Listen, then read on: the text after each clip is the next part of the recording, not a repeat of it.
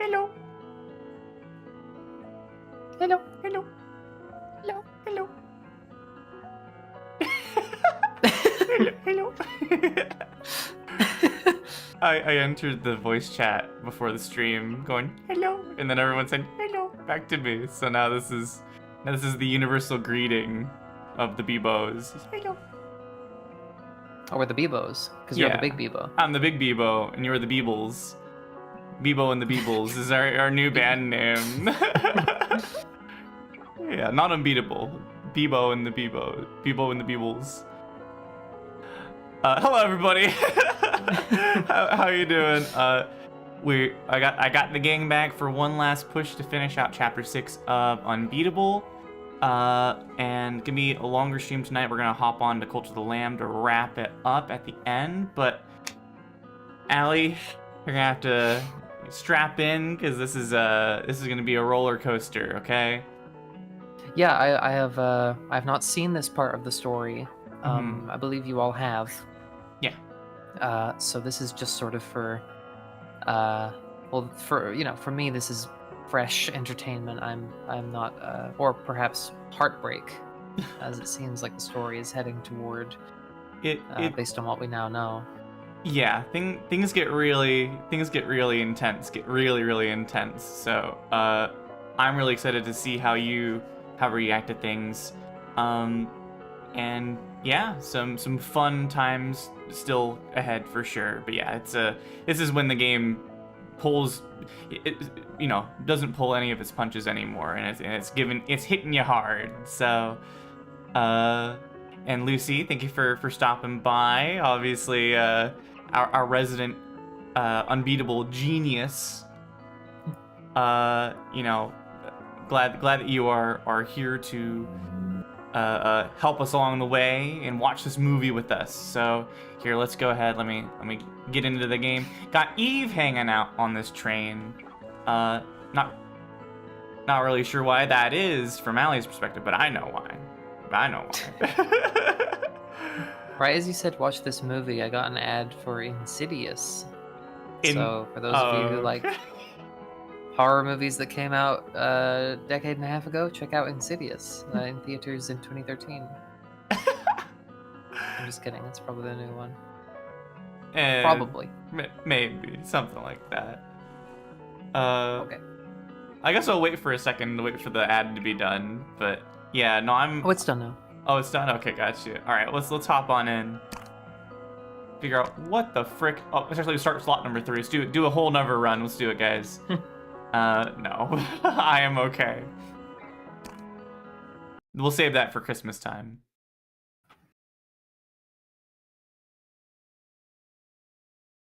A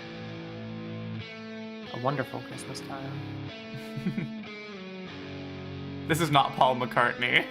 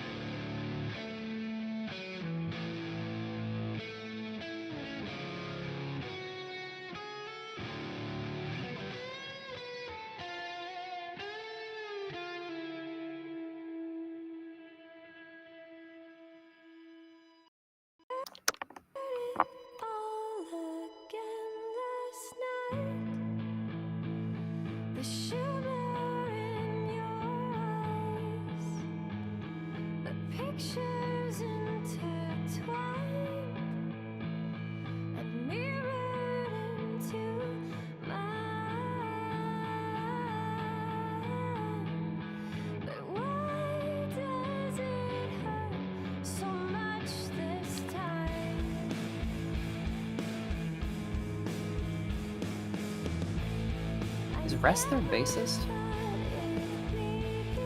Or their guitarist? Yes. Yeah. God. Yeah, Was that obvious from the beginning? No, of the game? no, Like... it's not explicitly spelled out, at least at this point. So yeah, I wasn't gonna say anything, but yeah, Resty is the guitarist.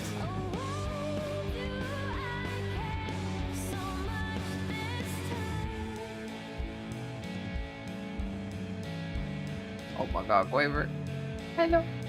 Hello.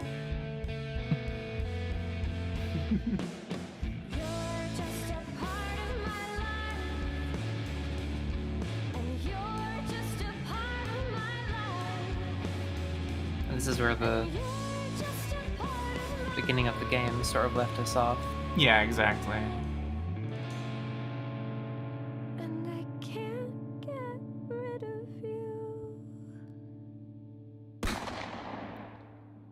What? Jesus. What? What? Oh. Oh, I got an achievement for that. That's weird. Did I not get it before? That is the achievement you get for the intro sequence version playing, and then it takes it from you so it can give it to you again. Oh, that's clever. I've never seen that before. Wow. Yeah, I've never seen a game take away your achievements. Ugh. Okay. It's like I swear that I've seen that before. What is this brown hair? A slightly different version of the lady we know. The trick to tolerating the desk is to only look at the laptop. Everything else might as well not exist. God, it's still beautiful despite everything. you look at it again? Even if it emphasizes how truly awful this room looks in comparison. Yeah, I think we've all been here. Hello, Lee. Hello. There is a world somewhere where I just don't leave today. Every decision has a pro and a con. If I go back to sleep, the pro is that I feel great. The con is that immediately afterwards I don't feel great. Because con 2 is that I also lose my job.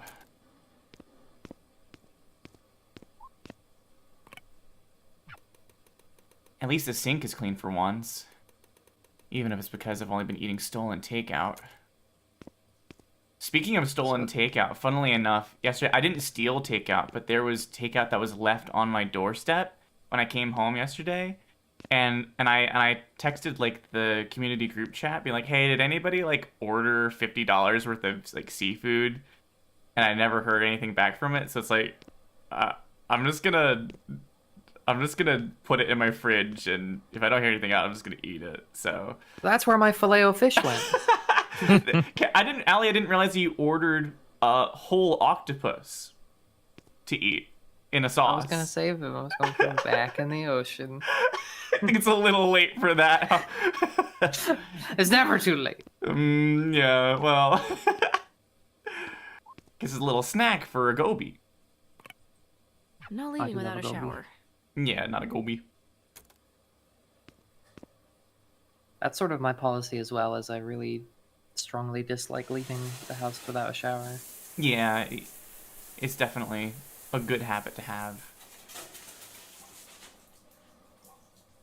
Although I've heard different ideas on like sometimes it's good to, like, especially for your hair, to leave it for a day or two between like shampoos and conditions. Wish I had clean clothes though. Yeah, I mean, constantly doing that all the time is gonna dry out your hair, I suppose. Yeah, it's like the natural oils are like beneficial to your hair. You just don't want it to build up too much. Something like that. I tend to shower every day, but like there are different opinions on that. Still got some time. Let's try to get something going. So even this version of Beat only has one pair of clothing.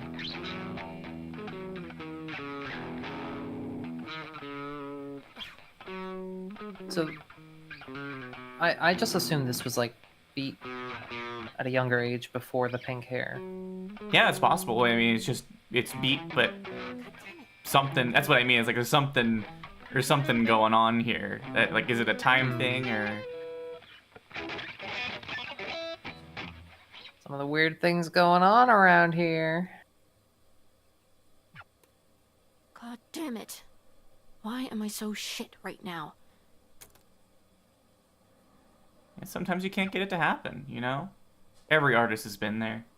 Now I'm late on top of it.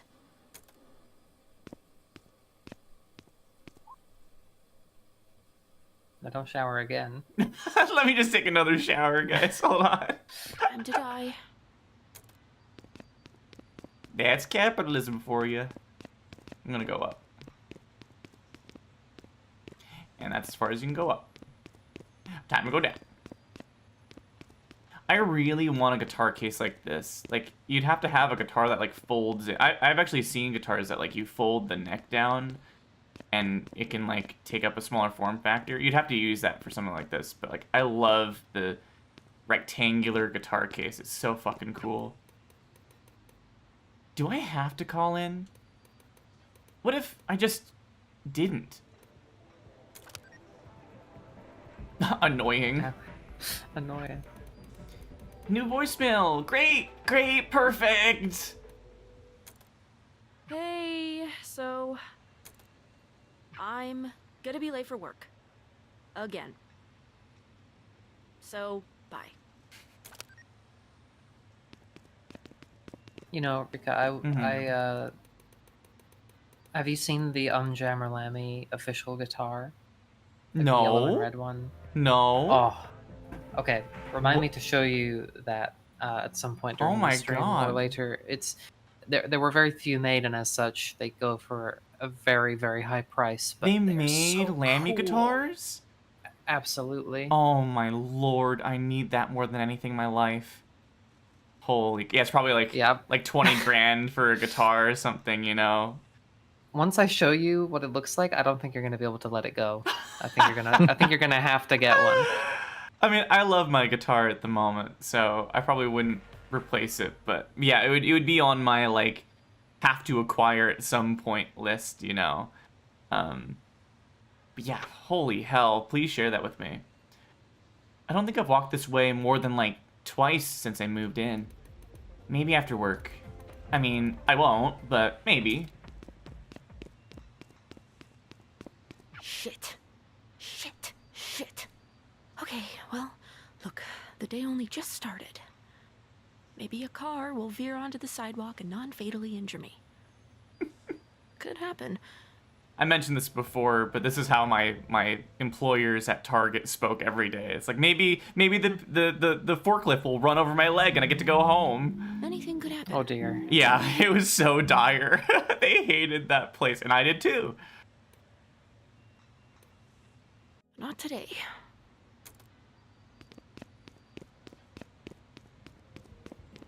Because Target is red. You should have chosen a more calming color scheme. Yeah, exactly.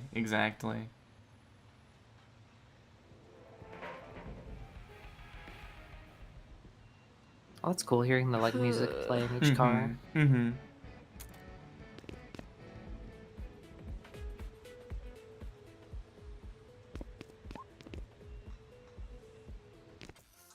You're late. Again. Sorry. I called ahead. You were already late when you called ahead. You need to be on the floor yesterday. I was here yesterday. You had me clopin'. You weren't on the schedule What? for yesterday, though. Greg called me and asked if I could fill Clopin in was since Ashley came had a from thing. here first. It's a term. I've never heard Clopin until Sans, and also right now. That shocked me as well. Yeah. I was flabbergasted. I heard that plenty when working in retail, but maybe yeah. I don't know. Well, he didn't tell me that. What thing? I didn't ask. Why not? Regardless, this is my shift, and what happens on other shifts should not affect mine. Oh, classic manager power trip. Nobody's even here. Which is why you need to be out there cleaning up your section before customers come in. Is there like an egg on the ground? Do you guys see that?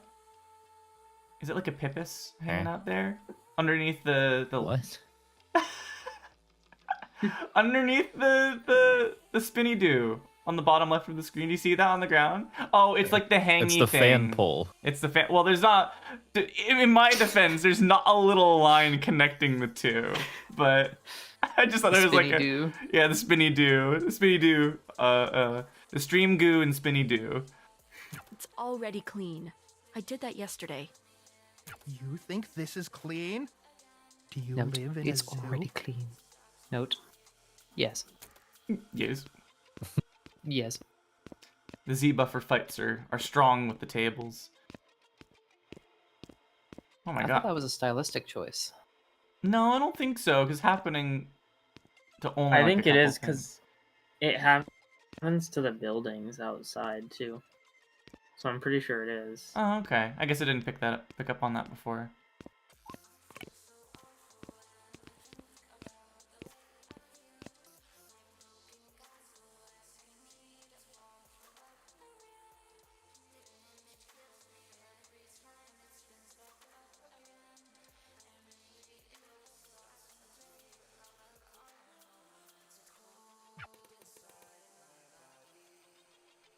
Coworker. Who wants to be a coworker?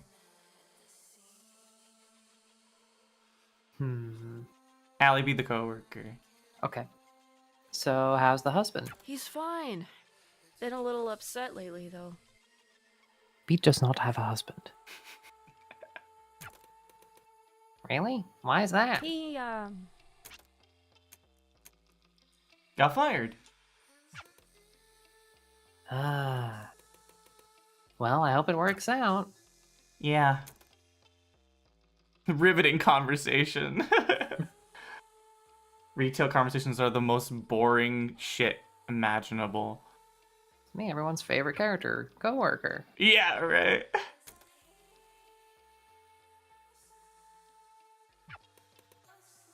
Finally. I'm clocking out. Oh, Oh. Bobby. Oh, Oh. Oh.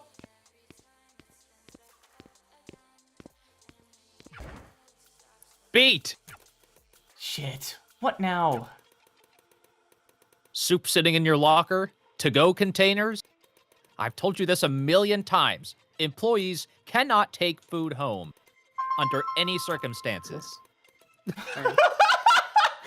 Hold on. Hold on. T-Mobile is giving me a call real fast. It's all getting tossed anyways. What do we even give? Why do we even give a shit? If I let you, everyone else Sorry, will. I have to take this. It really was T-Mobile. Yeah. Where the hell are you? Sorry, I'm getting held up at work. Ugh. Look, I know that's not really on you, but it'd be great if you could get down here hasta pronto. What the fuck? Hasta pronto.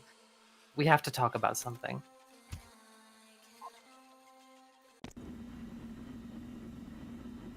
Quaver, honey, time for food. You're not my mom. I'm not. But I can cook better than she did. That's not funny. I miss her too, you know? A lot. You got to know her, though. Sorry, hold on. Give me a second, okay? Sure. Hmm? Just tell me what's going on. What does that mean? I'm gonna need you to be specific. You realize that's not my job anymore.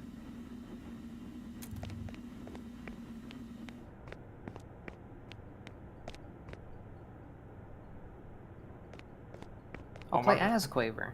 Yeah. I'm gonna have to go step away for just a few minutes. Okay. So I'm sorry to halt the progress, especially now that we are Quaver. But That's I will be okay. as quick Quaver as I can. Quaver is teleporting or floating right now, so that's okay. we'll just let's let her, you know, float on She's air. very talented. Yeah, very talented girl. Her brain allows a lot of awesome things to happen. You just be back and we'll just hang out until then. Okay, I will be as quick as I can. Okay, bye-bye. It's a very wide hitbox on this thing. Oh my gosh. Yeah. Tap dancing Quaver. There you go. Quaver BLJ. Yeah, right. Oh my gosh. Has a big teddy bear. Oh my god. I used to sleep with this giant. I had a like 4-foot tall emperor penguin plush as a kid because I love penguins. And I used to sleep next to him all night. And like at night, it would like static electricity like poke me, and it would like be really bright. You know, I always like throwing the cover over my head and like rubbing it and be like, oh, look at all the little sparks. You know. My PC building ass now shakes at the thought of all of that static electricity. I am so, because I built my PC from the ground up recently, or rebuilt it I should say, and I am so crazy about like discharging static electricity, even if I don't need to. Like every time I touch anything other than like the component I'm working on, I will grab something metal just to be sure. Like, there's no way I'm gonna cause a short. There's no way in hell. I think I got that. It's like a habit I picked up from some of my PC building friends, and I haven't been able to let go of it, even though it's probably way fucking overkill. It's like I don't know. I got a rug or like a carpet that I'm standing on, you know, and I'm wearing socks, you know. It could happen. You gotta be careful. Leviathan, have you built a PC up to this point? No, I have a laptop. You've got all that. Yeah, I know. I heard about that. I wasn't sure if you had ever dabbled in the PC building world. I imagine that as you get into game design, that'll be a more important thing for you to have access to. Although I mean, I think like things like Game Maker probably work relatively well on like laptops and things like that. Hopefully soon I can upgrade my PC. Yes. Which is one of the bigger things on my list for saving up. Yeah, absolutely. Unfortunately, this is the worst time in the world to be like in the market, but I also was in the market and I know what it's like. So, I definitely empathize with your situation. Do you know what you're going to build, or are you just trying to like generally save up and you'll get to that point once you have more money in your pocket? Yeah, pretty much. Yeah. I would for building games, you know, especially if you want to do like 3D stuff, I would imagine you need to have a pretty decent, maybe not like a absolute top benchmark spec sort of thing, but you probably need like a in this market probably like a $2,000 rig or something, all things considered. So yeah, definitely save up and get that cash, you know. And Hello, I'm back. Sorry about the delay. It's okay. We're just watching Quaver defy the laws of physics and talking about PCs. Ah. Oh. Sorry, I was not mocking Ali there. That's a Pilot Red Sun video. Whoa. All right, VHS.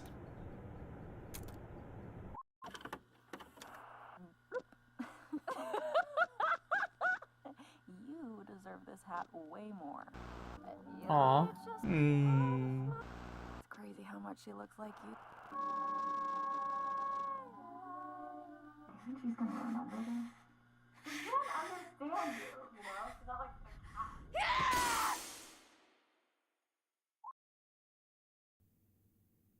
Oh, and that's the game. I told you it wasn't gonna last 6 hours, Ali. I told you it was gonna be a shorter stream. Yeah, that's the game.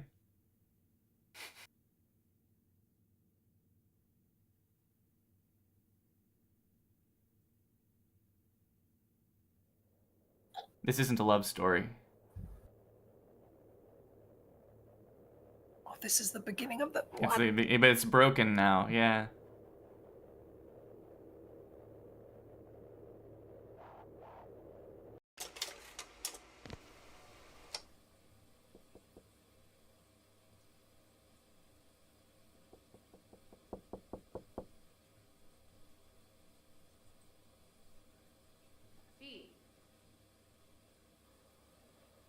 Can I come in?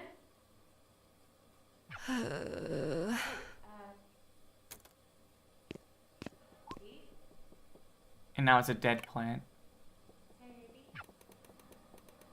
You deserved better, Frederick. Little Frederick.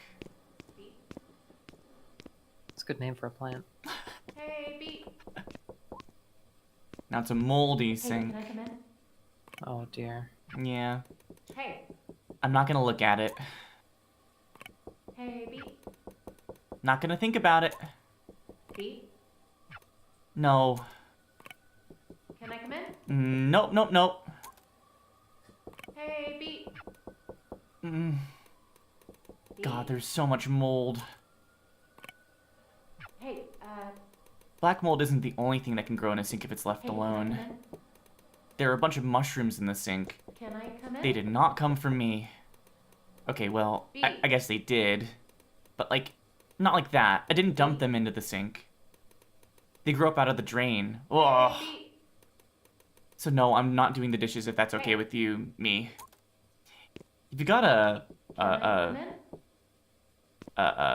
like the thing at the bottom of the sink that like crushes up like big chunks of stuff, you could do that with them, you know, just break up the thing, but Garbage disposal? Yeah, garbage disposal. If you have garbage disposal, that could help. But also, you've got some more systemic issues, unfortunately. Well, this is not a love story, but this is a mold story.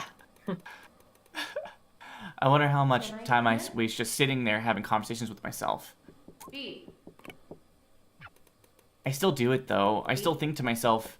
Sometimes I talk to myself. Maybe not when my sister is right outside, but sometimes. Can I come in? Maybe one day I'll get to the dishes. Hey,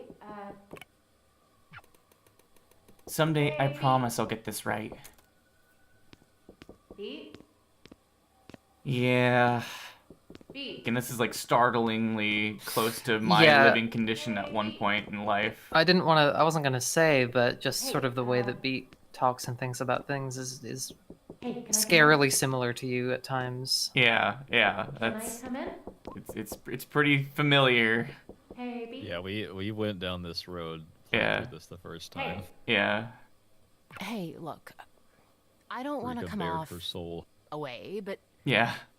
Beat, they're sending mail to the old place, and a lot of these look like collection notices. What's the question? There is none. If you want my help, Thanks. But I don't. have you found another job yet? I'm still looking. I've been looking. It's what I was doing before you walked in here. I don't mean this as an attack, but I feel like you have to be doing something wrong then. Like, She doesn't walk maybe in though. I could take a look at your resume or It's your none of cover those letter. things. What about the Guitar Center job I told you about? Did you do the interview? The guy just... Okay. His first question was... Do you actually play guitar? Play me a song. So I played Reptilia, and... Sorry, do you know any good songs? Elitism. Yeah. I have known people at Guitar Center that are this kind of person. Not ones in plastic instrument games, please. Bullshit. Guitar Hero. Me and Travis played Guitar Hero the other day. That shit is awesome, okay? Listen. Disturbed, you got Disturbed on there. You got the Beatles. The Beebles. You gotta Never love trust a man with a wrench unless he has the hard hat to accompany it. That's what I always say. Exactly. The engineer is who I'm referring to from TF2. Erecting the reference. disqualifying any song anyone actually knows from being a good song. And that's crazy, right? Tell me that's crazy. Sounds like that guy has his head up his ass. His ass wasn't big enough for that. Tiny butt. I might be able to help you get a job as a medical receptionist. We need night shift people.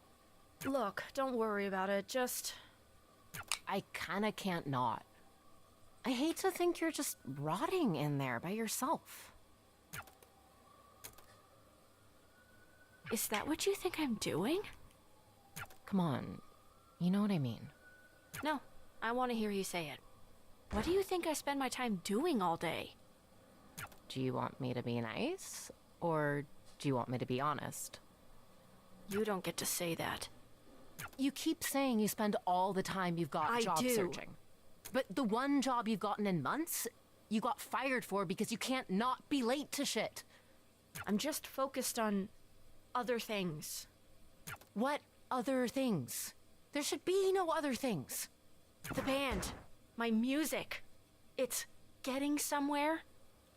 Is there any evidence of that? Have you made any money doing this? Beat, I just want what's best for you. You know that. Are you gonna let me in? Feels kinda childish to just... Never mind. I'll come back later, I guess. Yeah, you gotta want to be helped at the end of the day. You gotta want to improve yourself. Which is sad, but not much you can do.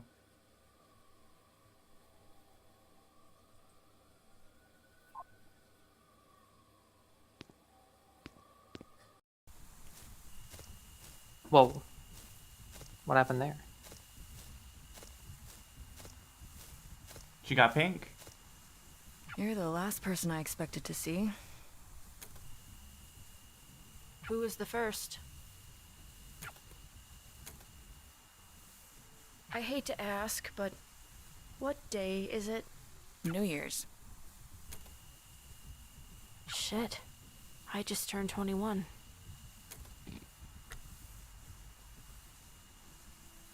Oh, it is a movie.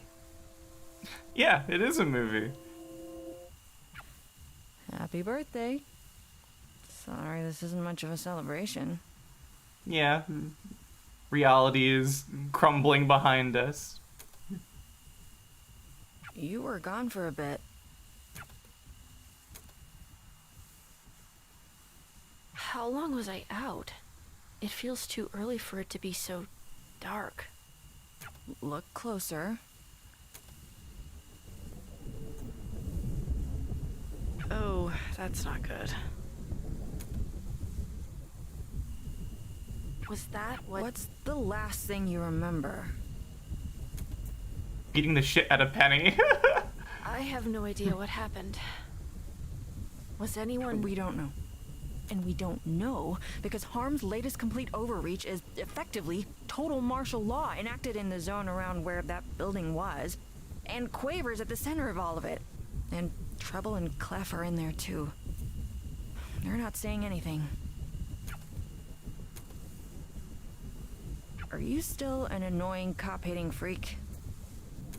You bet your ass. Good. You're coming with me. We're breaking curfew. Oh my god.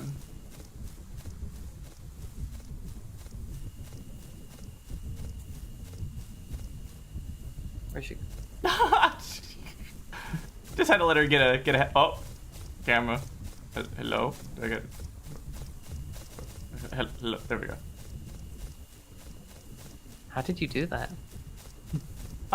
You know, being trans gives you a lot of abilities in this video game. It allows you to access the debug mode.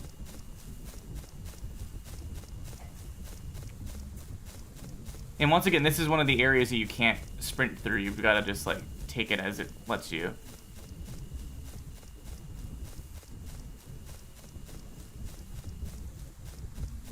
And by the way, you could do that in the beginning area at the beginning of the game too. That's just like an aspect of that scene.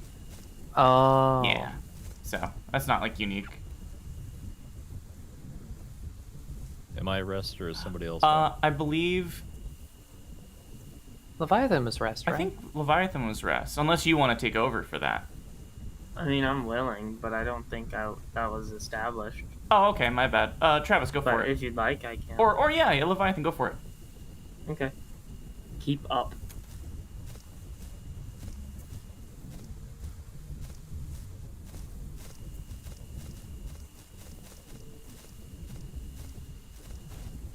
Because we had Lucy as rest. It was when Lucy. She was here. Yeah, right, And then, right. It makes way more I think sense last time knowing we this is talked your about me house. doing What rest, does that mean? Leviathan can have her. It's just the overall vibe of the place. Why do you still wear that uniform? I'm wearing it today. I don't really have anything else tactically sound. I need one thing and then we can go.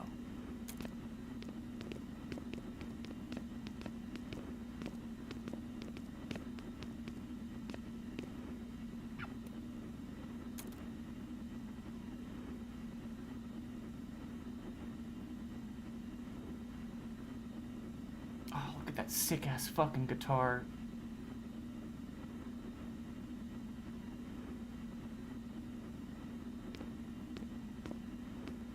See, yeah, you made a good observation, Allie. Like, this is, like, Rest is the guitarist from the band that E was in. And so, like, how did she get from... Hope Quaver's okay. How did you go from being part of that band to being, like, head of military, you know? And that's, like, you know, one of the things where it's a huge transition for that character and her arc. Because I thought there was some sort of lingering, like, you know, rest like Eve, but Eve like the drummer boy sort of situation. At least from the intro to the game. I don't know. I could be misreading that, but. Well, I mean, it's hard to know until we sort of get into their relationship a little bit more. So I would say hold that thought, Hold that Missy horse. Miss Pants. Yeah. That horse going back in the stable. Also, let's let Travis do Rest's voice, because Travis want to do more women. So Okay. let's give the man more opportunity to show his feminine side. I mean, if Leviathan think about wants if she rest, she isn't. can have rest. I mean, it's fine with me, but also there's not that many parts anymore of anyone that aren't spoken aloud. That is true. But I mean, there will be moments. So Yeah. Well, anyway, we'll come to it when we come to it. As long as I get Just have to Poco, that's keep- enough for me. Okay, fine. All right, just Poco then. Yeah. Eve used to have this stupid goddamn thing she said all the time. Only sausage. The no make thing. Did Quaver tell you? Yeah. It's kind of cool. I think it's a very endearing, like, thing. I'm a big fan of that, like, how, like, broken phrase, you know. It's horse shit. Quaver never even got the chance to see her mom screw up once. Ever. And because of that, her whole life has been spent aching for a mother so perfect she never existed. Yeah, again, like, she's given this kind of, like, Jesus Christ sort of, you know, like again, the whole world sort of centers around Eve in some way. And yeah, like, Quaver just simply doesn't know that woman really, and from the viewer's perspective, from the player's perspective, we also don't know a heck of a lot about her. So we're kind of in the same position as Quaver, as the player, first time through. I hate how mad I am about it.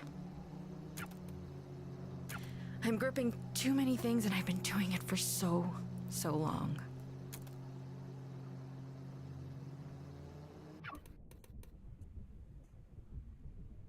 Leviathan, you can go ahead. Alright, this is us. Harm Tower? It's crazy how fast this got rebuilt. You'll see when you get inside. If you say so. Can you read this? Everyone has been taken to Taigoki Tower. Let me just do a little hip hopping before we go. You try and play some music at the beginning of the game, and this is illegal, you know. Yeah. It all wraps back to CDI in some way. Every game is a CDI reference. Well, you know, I've been going through the Deltarune VODs, and like, I swear, every chapter you go, gee, it's kind of dark. Like, at least once. I say it every time I have the opportunity to, because I think it's so funny. It's one of my favorite quotes from any game. Oh, what the hell? No. Yeah. Crest? Gee, he's kinda dark. Can you do anything? Well, we'll both find out. I'll keep watch.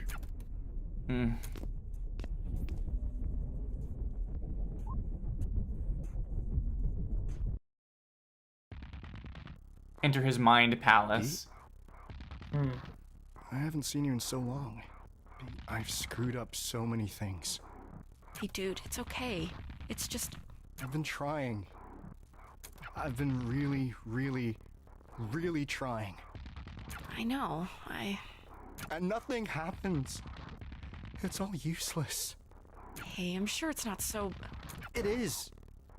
It's so easy for you to sit there and act like everything's fine. But it's not. It can't be. You know, I thought I could be a whistleblower. I got this huge packet of all the material evidence I could get together. It had everything I felt was off about what we were doing.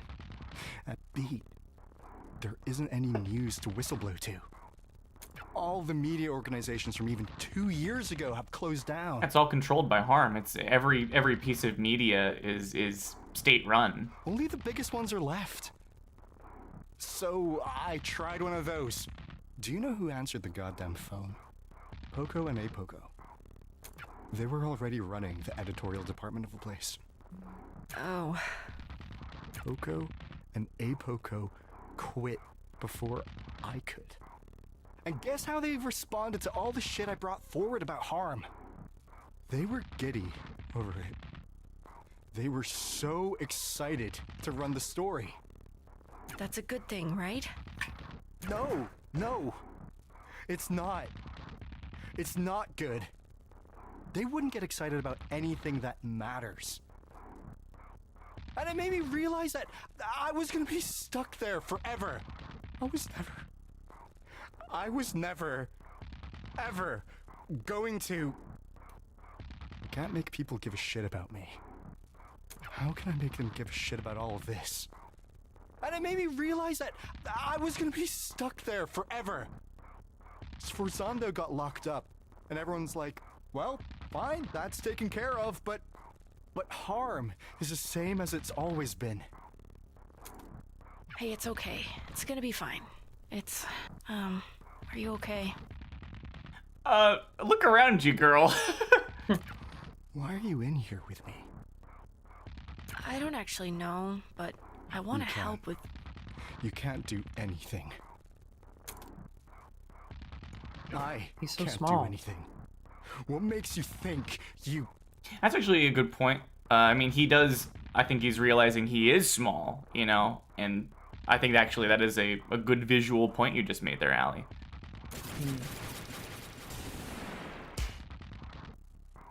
Oh.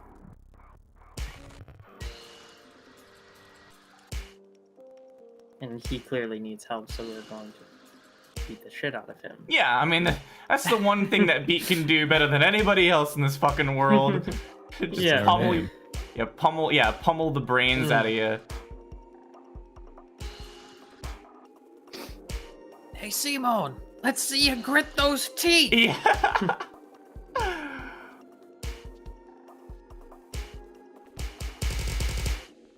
If Kamina were a woman and also hot as hell. I'm glad there's some kind of music going on in the background, because when this fight started and there was just nothing, it was like, oh no. Yeah, it was a little desolate. Although, I mean, what is playing is not exactly cheery. Yeah, the atonal nature of it is also pretty uncomfortable.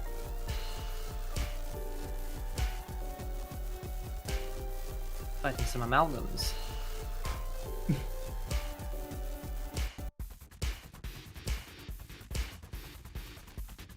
I feel bad for the guy. Like, this is like his internal like fight, and it's just such an easy. Again, like he is a very small part of this story. You know, I feel bad for him because he is trying. He did everything he could, the best way that he thought that he could within the structure that he had. But I mean, it's all. He's not even a portion of. All of it really was kind of for naught in some material sense. And he kind of is for naught, you know. The simplicity of this fight is something that I've been thinking about since the first time I played it. You know, he's an interesting character, and that, like, yeah. I don't know. I feel bad for the guy. He deserved to have more ability to enact things, because he is genuinely a good person. He is inside of a structure that is harmful. Haha, get it? But you know. Leave me alone. I just want to be alone. I can't let anyone else get dragged into this. The fight being easy could also represent that he's just not putting up much of a fight in the first place, because he's lost all of his sort of will to care. I suppose so. I mean, he's fighting us trying to interact with him to a degree, so you know, I might push back on that a little bit, but I get what you're saying. You're not dragging anyone Get out of here! I keep screwing up what the right thing is. I don't know what I should even do anymore. Yeah, I don't envy his position. All I do is just make it worse. I'm sure that's not... I'm stuck where I am! You don't know what this feels like. I don't need to know. I can see that it hurts. Stop treating me like I'm a baby. I'm not an idiot! I don't think you are, but you need to stop acting like one. Okay, I'm over this. Listen to me already. You're acting like a little bitch. Well, tell me what you really feel. Oh my goodness. Okay, Penny deserved what she got. I don't think that Beat deserves to get absolutely fucking pummeled. Isn't... You're a grown goddamn adult man. You're so upset with yourself that you were a what? A mega evil super cop for however many years? You really want to do the right thing? Of course I do. Then quit. It's not that simple. Why not? I'm not going to be able to... I can't do as much elsewhere. I could do more being part of the thing. There aren't good apples, Crest. There can't be. The tree is poison. You have to not be an apple. I mean, this metaphor's messy. This isn't a nature versus thing. Or you're not, like, inherently an apple, I guess. But, We're getting caught on the apple. Yeah, the whole apple thing of it. Getting stuck on the apple metaphor. There they are. You remember how I used to think you were a maid? Back when we met? You remember that? I always remembered you. The whole time. I haven't stopped thinking about you. Not like that. I was gonna say, this is not a love story. Yeah, right. I actually didn't think you meant it like that. Well, we could just... It's fine. I just, well, my point is, I remember being jealous of you. What, of the idea of being a maid? Well, just you wait, buddy. No, not like... How do I put this? I was jealous of someone getting to start from the beginning again. Did you know I'm the youngest harm officer ever promoted to be a division lead? My dude, I don't know anything about your career. Sure. I went from just some guy to being everywhere within 15 hours. The noodles. Yeah. Kind of explains why, like, even though he's head of things, he doesn't really have that much competency, because he was just kind of a typical cop, you know, and then suddenly he's, you know, thrust into this position. This guy who was my senior officer when I was a rookie cop once told me that the most important thing about the police was location, location, location. What? The real estate saying? What does that have to do with real estate? Or maybe it was about making movies. I have no idea. I can't remember. I think you're saying it wrong. It's meant to be a bit of a joke, I think. You didn't make it sound like a joke. Because you say it 3 times. It's like, what's the 3 most important things? And then it's just the one thing 3 times. Oh.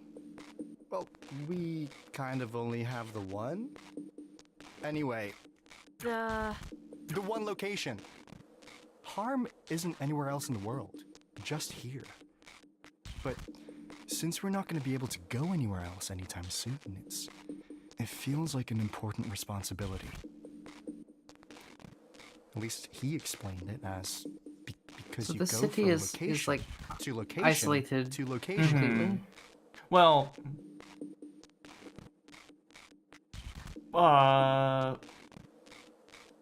If we find out, don't tell me now. But Oh. it is weird that like this doesn't seem to be a global thing. This is just this place where you can't have music. Yeah, I'll let the story do the talking. The whole thing of being a cop, basically, is you just have to be there, right? Have the places where things happen, so that you can make sure things don't happen. I've been so scared of being anywhere else. I felt stuck where I am, because I'm worried I can't do anything just being a normal guy. No, you can. Do anything else. Anything else is better.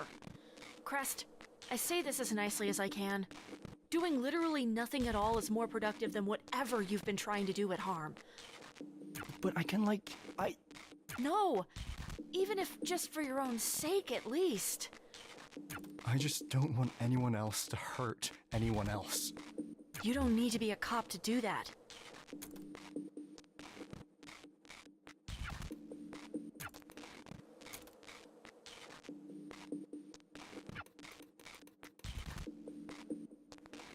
Thanks for pulling me out of there.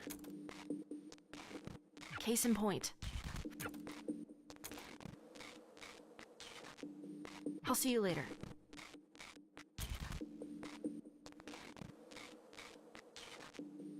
Yeah, again, I see his perspective. I don't think that it was necessarily the most conducive to getting that goal, but... Sorry. Oh! Yeah. I wasn't ready for that word. Yeah, right. Sorry, she's a goddamn spurg. She's the only woman who puts up with you. She doesn't put up with me. Hi, it's me, the spurg. Hey, B. Just call me a bitch next time. It'd be more honest. Bitch thinks she's a superhero. Christ. You're a ridiculous caricature of a human being. You're a ridiculous caricature of a human being. Whatever. What did you even want to talk about? Get out, Schifferbrain. We need someone in. Someone who's actually good. I'll be polite. Look, you gotta understand. You don't have that much going for you. And this band could. But you don't. You don't got it.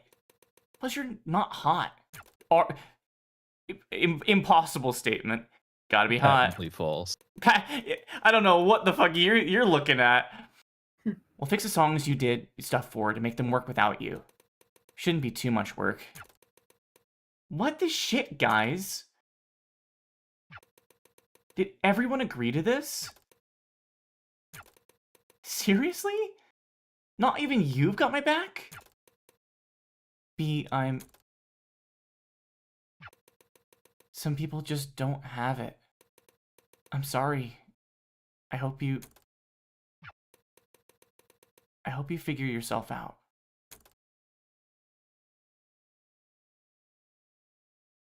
Man, so uncool. I hope he finds what he's looking for. I don't even know if he knows what that is.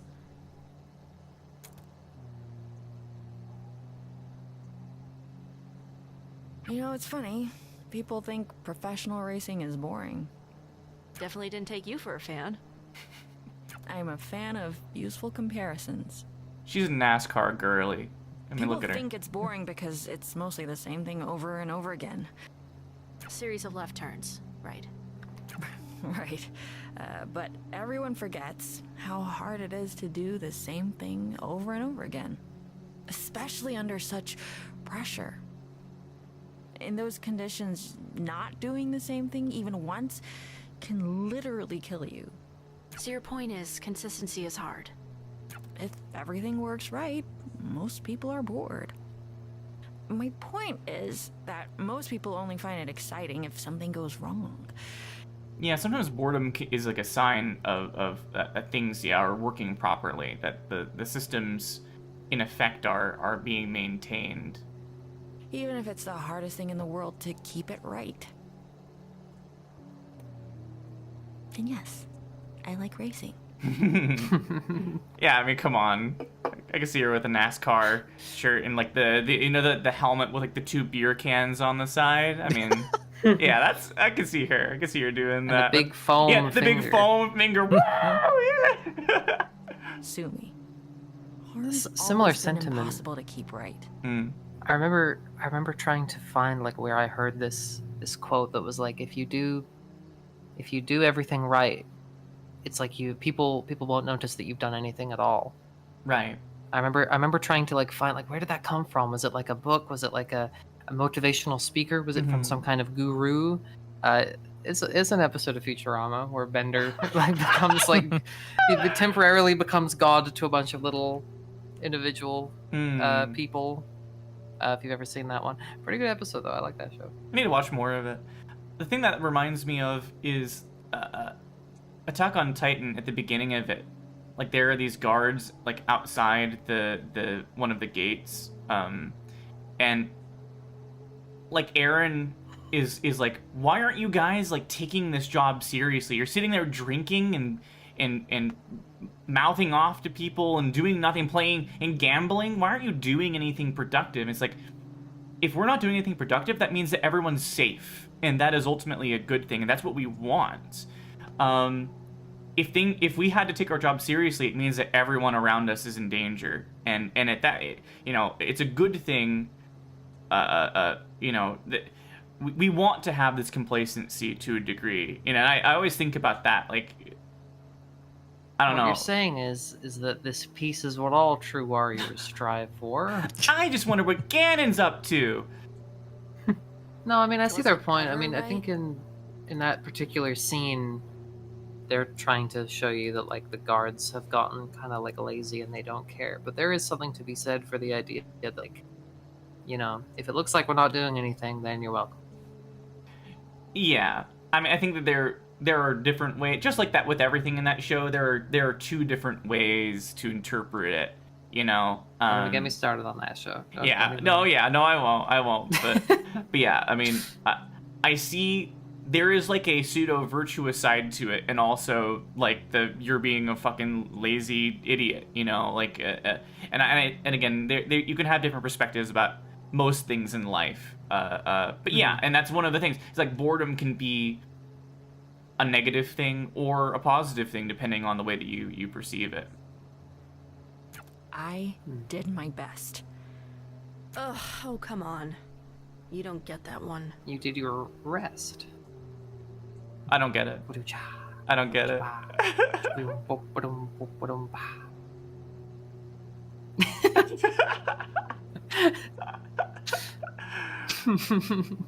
You facilitated a borderline fascist police state. I feel like that revokes any getting to say you did your best rights.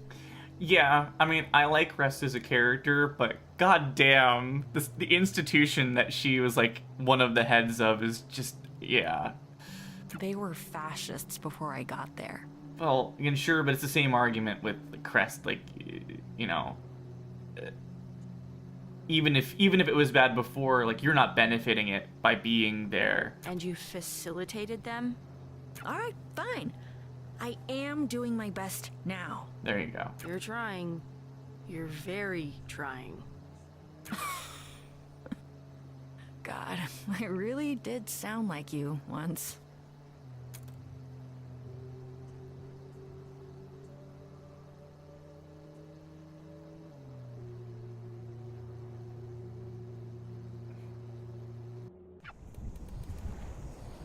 You're alive? And with her? Oh no, the Z fighters are Z Yeah, the fighters. Z fighter. Sort of a half yes to both of those. What's going on? Sorry. That's okay. Oh, that was kind of my quaver voice, not really my rest voice. You're all good. You're all good. It just came out of nowhere and just... When we looked up, they were stuck. Who? The twins. Shit. No. 5 minutes later, this place was swarming with these guys. Didn't get any better. Focus on the twins. We'll figure out a way to handle them here. You sure? You set a good example. The twins. Poco and No more Hippo. talking. Don't make me remind you, they are the enemy. I'm not the one harassing everyone in sight. No talking back! God, fuck you! Don't you ever talk to the cutie. Isn't there something over? Oh, cops. There we go. A citywide curfew has been instated. No travel in or out, even for you, former commander. Stay where we can see you, or else. What a bunch of cool guys. Whoa, get stuck behind the thing. Well, shit, it's you. I'm glad you're okay with all these cops on edge. They're harassing everyone. It's bad out here. How's the bar? Dead. Unlike you, thank God. And unlike us, too. No thanks to, well, them. They're all just on a power trip. You got fired, by the way. You didn't show up for work in years. You never hired me. God, I wish I could have. Stay not dead, please. For us, at least. We won't give up here. You'd better not either. I don't recognize Has this it been cop. years? Nor do I. I think that cop, I forget where you can find him, but I think he's like a chill cop. Oh, okay. Apparently you can only talk to him while jumping. So, Yeah. I'm gonna call him Jumper. I only talk to people in the Oh. air. Oh, great, it's you. You're the worst thing that happened to this job. After your stunt, I got drafted into Harm proper. And it sucks. It keeps sucking worse each day. So why stay? I'm not stupid. This is still my best chance of dying old. Or it was. The sky's goddamn upside down now. Rest of my buddies are all snapped to attention around these sites. Last thing I need. Okay, dude. He's not a chill cop. I guess No. I don't know. Maybe he was once, but now, like, you have slated his lifestyle and you must pay. You weren't jumping high enough. Yeah. Come on, Jumper. Oh, here they are. Holy shit, she's alive. Pete? Oh my god. I thought So she must have been... the other twins. Very sweet you thought of us first. You managed to get some people away from it, but... It's off, Pete. It's just off. It's wrong. And Harm's just making it worse. They're digging into it like maggots on a corpse. Ugh. We're gonna fix it. Somehow. We're chasing Sforzando down. Did she do this? Who else could?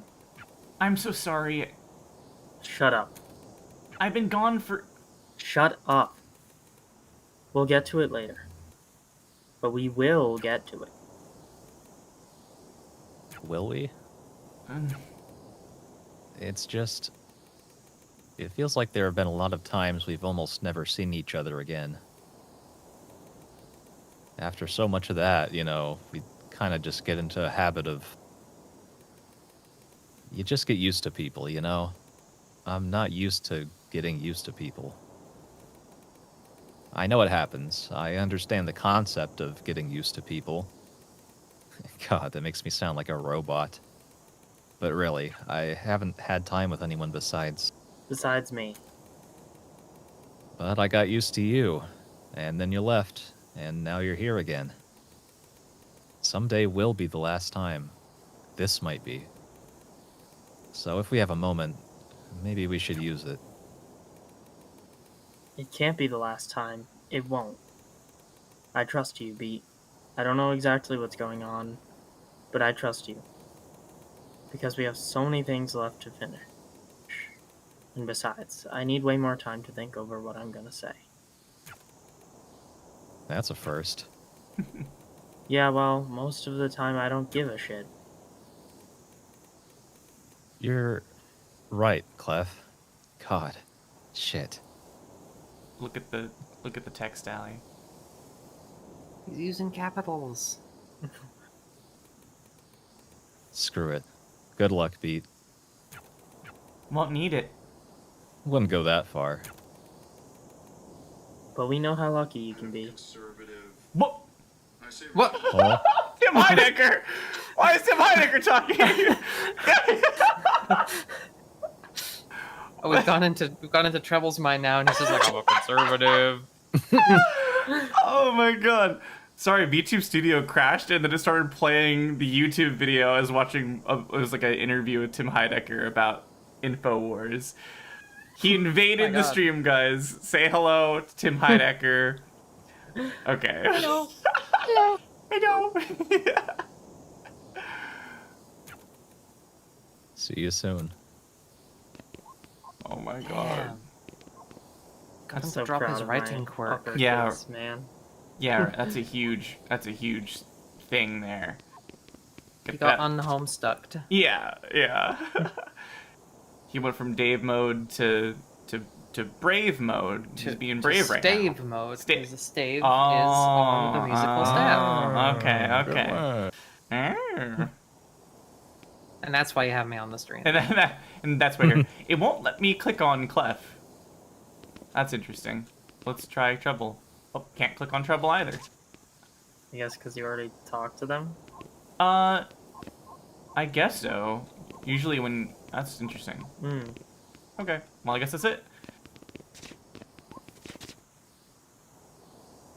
How come when Rest runs, her footsteps are like electrically zapping everything? Are they?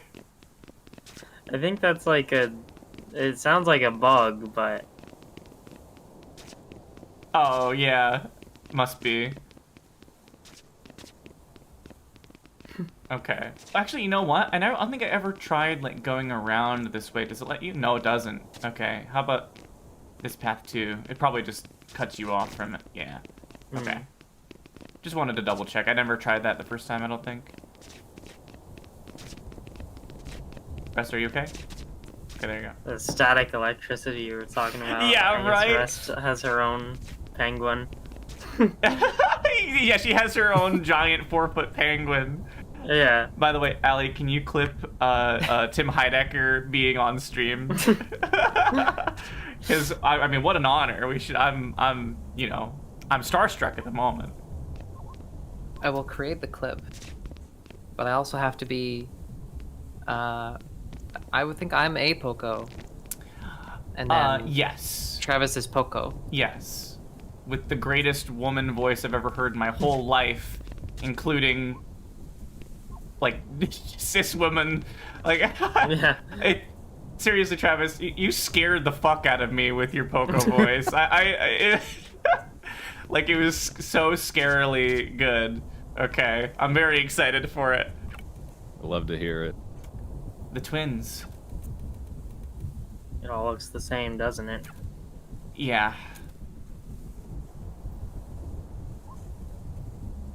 Boyd. Boyd. Boyd. Boyd. Boyd. Noid. Yo Noid. Noid? Yeah, we're gonna play Yo Noid after this, actually, guys. Play Yo Noid 2. Yeah, fuck Cult of the Lamb. We're doing Yo Noid 2.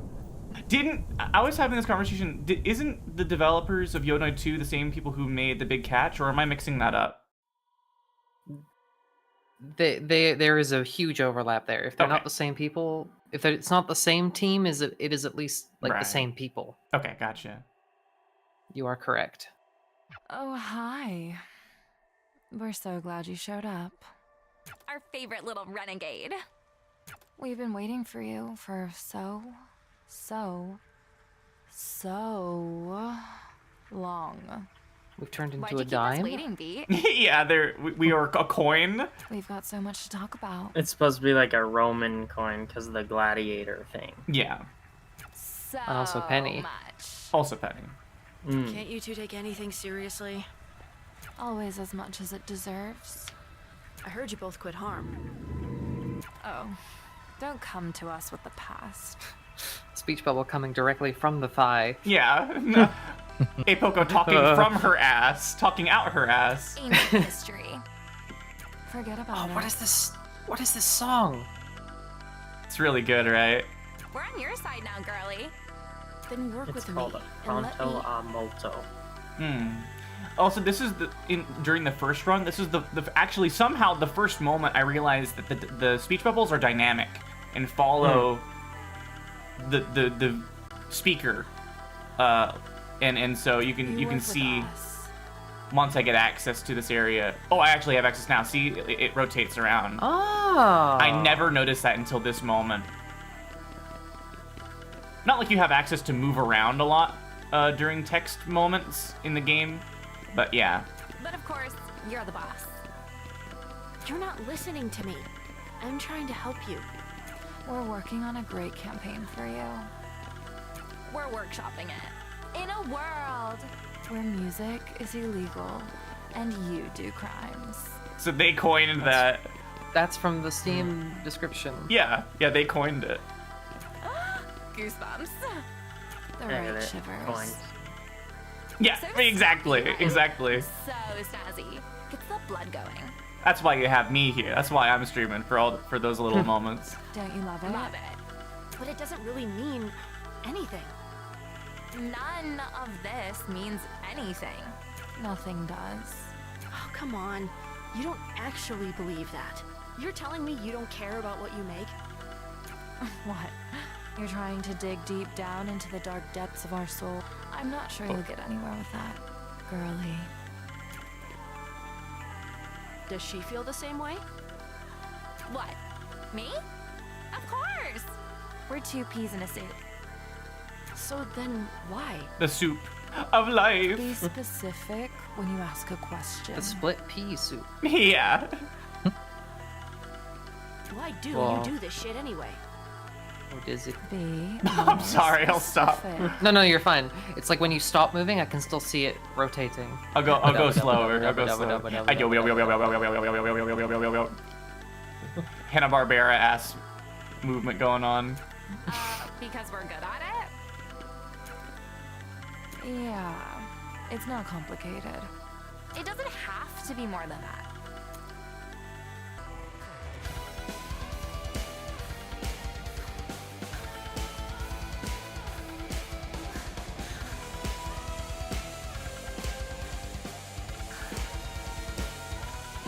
This moment was one of the most impactful ones for me in this chapter. This interaction has... I've been thinking about this a lot.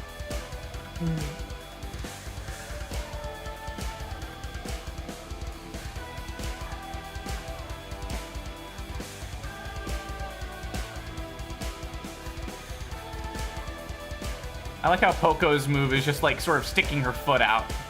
Come on, are you guys really that simple? Nothing else going on? What's wrong with that? I expected more from you guys. You have it the other way around. We're good enough, we can do this on autopilot. Why give it more than it's worth? Ooh.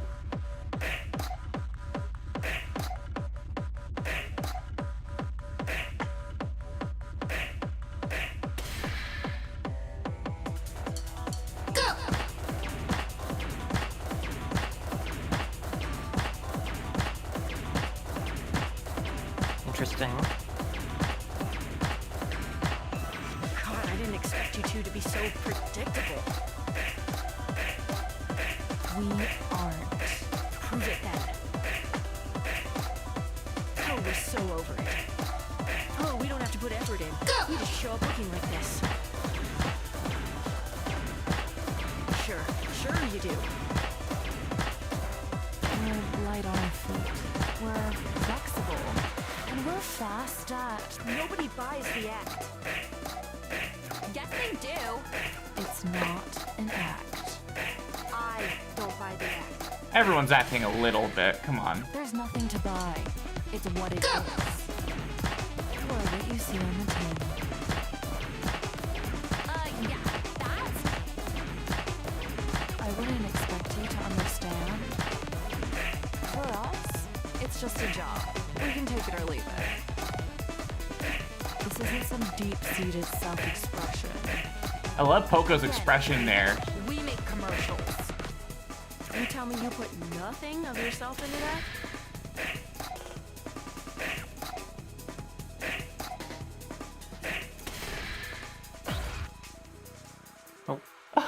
Wasn't expecting that one at the end. It doesn't feel great when you get it right. Well, I mean, yeah, I like doing a good job. It doesn't hurt at all when you mess it up. Like you did with me. Never forget I beat you too. Come on! Do you really think we thought about that at all? Of course it hurts! It's fine. It's a bump. Right. We don't let it get to us. Why does it hurt at all, though? If you're so above it all. If you didn't care about the thing you did. Just admit you give a shit. What are you embarrassed about? Yeah. Above it all. It's not that. It's... What? Like you? Yes, of course I am. The shit I do is the shit I am. And yeah, maybe it's not healthy just how much self-worth I attach to what I make. But I'm a mature enough goddamn human being to admit I care when someone hates what I've made. And that I love it when they love it. Maybe she's... You can't listen to this, Poco. She's just... I think that maturity is really important as a creative person. I think everyone, I mean, to be able to understand that, you know, you have that, it matters when people like the thing you do. You know, of course, you always have to have some reservation about, like, you know, other people are going to have opinions and you can't let it sway you. But it feels good when people like what you do. She's what? What's she trying to do? She's too messy to be anything else than what she is. What if she's right? We don't do this for ourselves. That's not the point of the job. We make something else shinier and move on. The shine is a part of us. If that's true, then why has it gotten so hard lately? Because this work has been fun. I know I'm not pretending that. I like working with you on this. Of course I like working with you.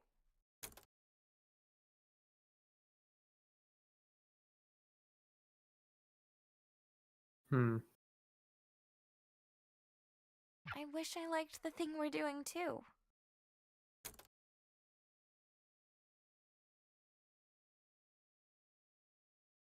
Finally, like, the fissure of them being able Are to you okay?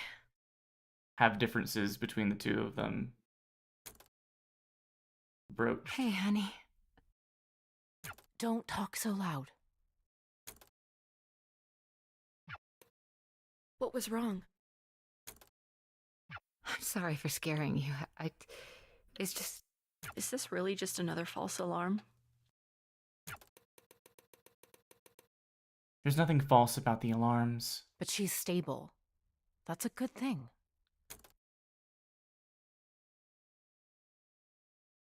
Tell me how you're doing. How's the music going, honey? You were so excited about that band, and you haven't talked... What? Well, are you ever going to release that song I like? The one that... You know how it's going? The band kicked me out. They kicked me out because they hate working with me. They hate working with me because I can't make practice on time. And I can't make practice on time because I have no time. Because most of the time I'm stuck either being here or waiting to get called back here. And that song you like, which you don't even care enough to know the name of, is probably never getting finished. I can't even listen to it now because of all this. I'm getting abandoned left and right, and not even my mom can be there for me. That's not her fault. At least you won't have to deal with that much longer. I'm sorry you feel that way.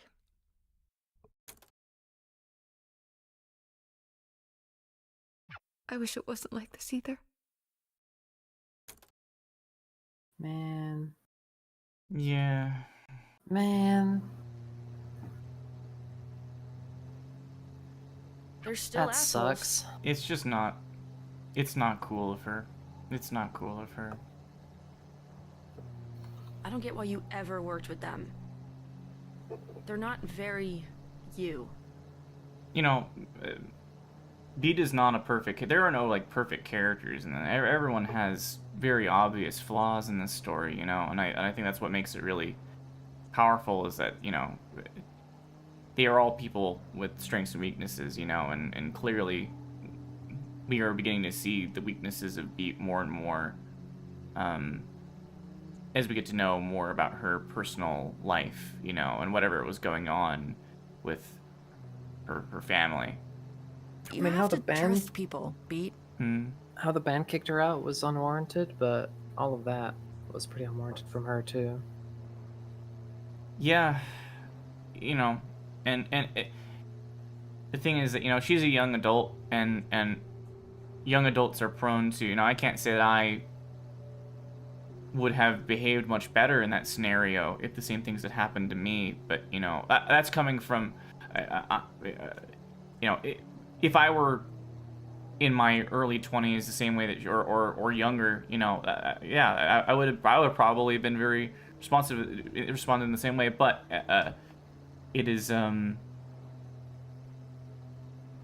it's something that I've learned to do, that you don't ever want to leave a conversation unless that's the, like, I try and treat every conversation as if it's the last time I'll ever be able to speak to them, you know, because there have been times where I have had a conversation with somebody and then, like, that was it, and I was never able to, you know, whether they moved on with their lives or they died or things like that, you know. I don't ever want to leave a conversation where I feel like I haven't gotten everything off my chest and everything, and treated them with respect, you know, and Yeah. you know, it's something that's really important to me, because I've had situations just like that before where I was immature and was you know, a douchebag for no particular reason, and then that's the last thing they ever knew of me, and you know, it's something you got to live and learn with.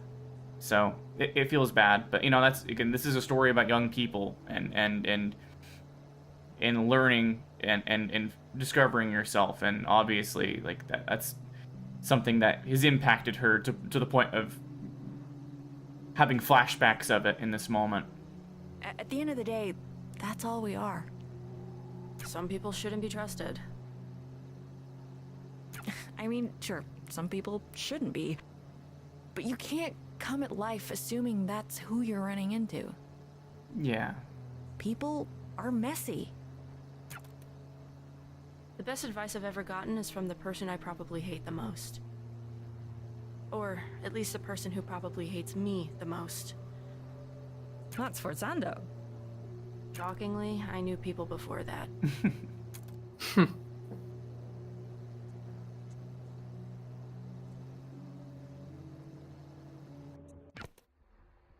Jesus.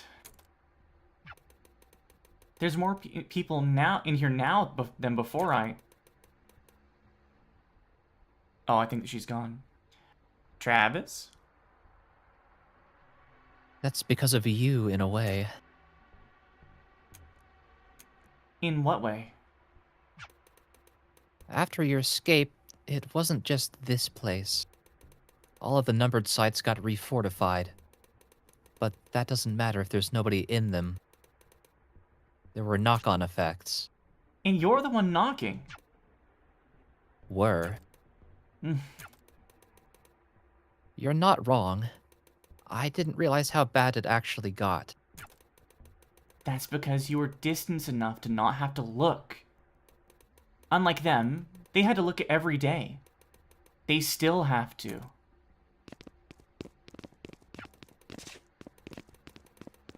I feel weak. Weak in a way that scares me. I'm afraid of what'll happen if I go to sleep. And it's becoming so hard to stay awake. If I could just wait a little bit longer. Just a little bit. Sorry. I'll do the next one. We can alternate. Oh, yeah.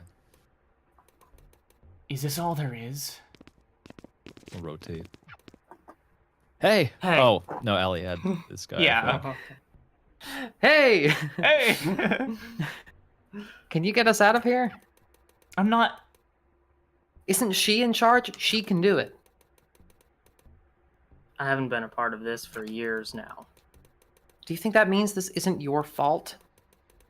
I wouldn't be in here if it wasn't for you.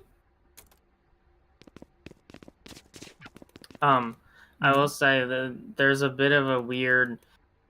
She says years now, and there's a part earlier where I think they said something about it being years. Yeah. But also, Beat is supposed to be 20 before episode 6, and then at the beginning, 21. the whole it's New Year's. Oh shit, I'm 21. Yeah. So I'm not sure if that's like a writing change that they didn't like fully fix up or not, but it is a bit confusing. It could also be like an unreliable narrator thing where Beat isn't aware that there have been multiple years past, and so she thinks that she's 23 or 24 now, but like she thinks that she is, you know, the last thing she remembers is, oh, I was awake yesterday and it was the 30th and now it's New Year's, you know, something like that. That's a good point. Either way, I think either of those are valid ways of looking at it, you know. Let me talk to this guy. What's up? I would also like to mention Pronto a Molto, the Poco and a Poco song. It has a leitmotif from Dial Tone, which is the song, the whole heist thing at the end of episode 3, because that's kind of their episode. But I also want to just bring it up again because Dial Tone is a very foreshadowing heavy song, even with just the title. So that is a plot element that is coming up more in this episode. Yeah, keep that on the tip of your nose, Allie. Don't let it tickle you, or else you might sneeze. Asking out that dial tone again, eh, Scout? The spy from TF2. I get it. You get it. Oh, whoops. It's on my nose. It's on your nose. Allie, you've been forgotten. We've been forgotten. Left to rot with whatever that is. I wish I could. Something. Anything. I don't know how we can help. Then get someone who can. He was always a thing. Just now he actually looks like it. Spooky.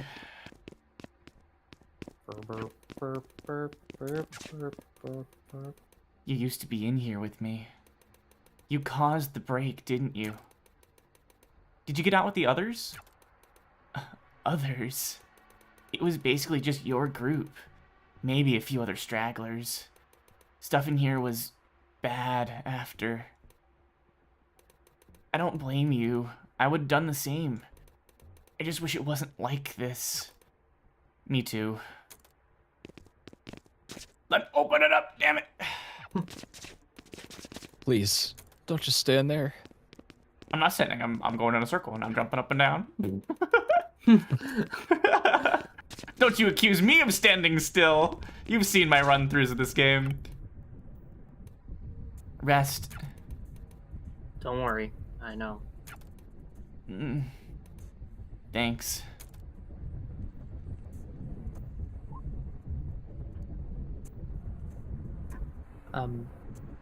Before we get into the DC proper, I just have to take a quick trip to the bathroom, then I will be back. Okay. I'm gonna do that as well. Yeah. I guess we'll all do that.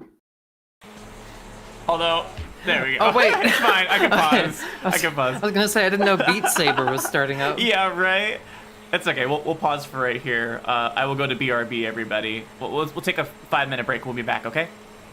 Goodbye!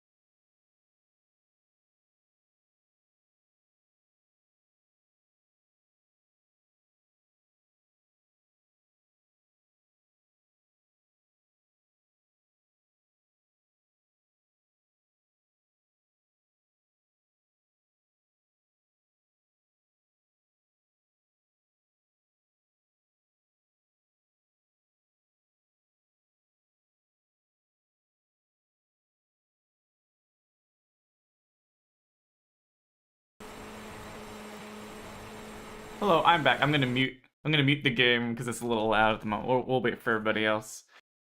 Yeah, I've been thinking a lot about, since everyone's gone, I'm just gonna sort of go on a little tangent about like the Poco and Apoco sort of thing.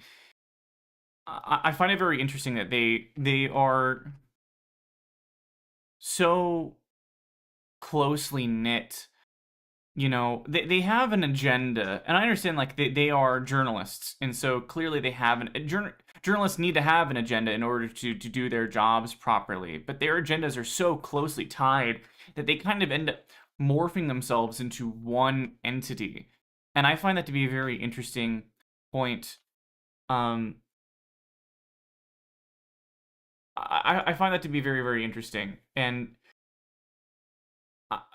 I have known people that sort of, maybe me and Allie really are people who have known each other for so long that we have a lot of the same ideas about things. We express I'm a little more outgoing than Allie is a lot of the time, but like we have a lot of the same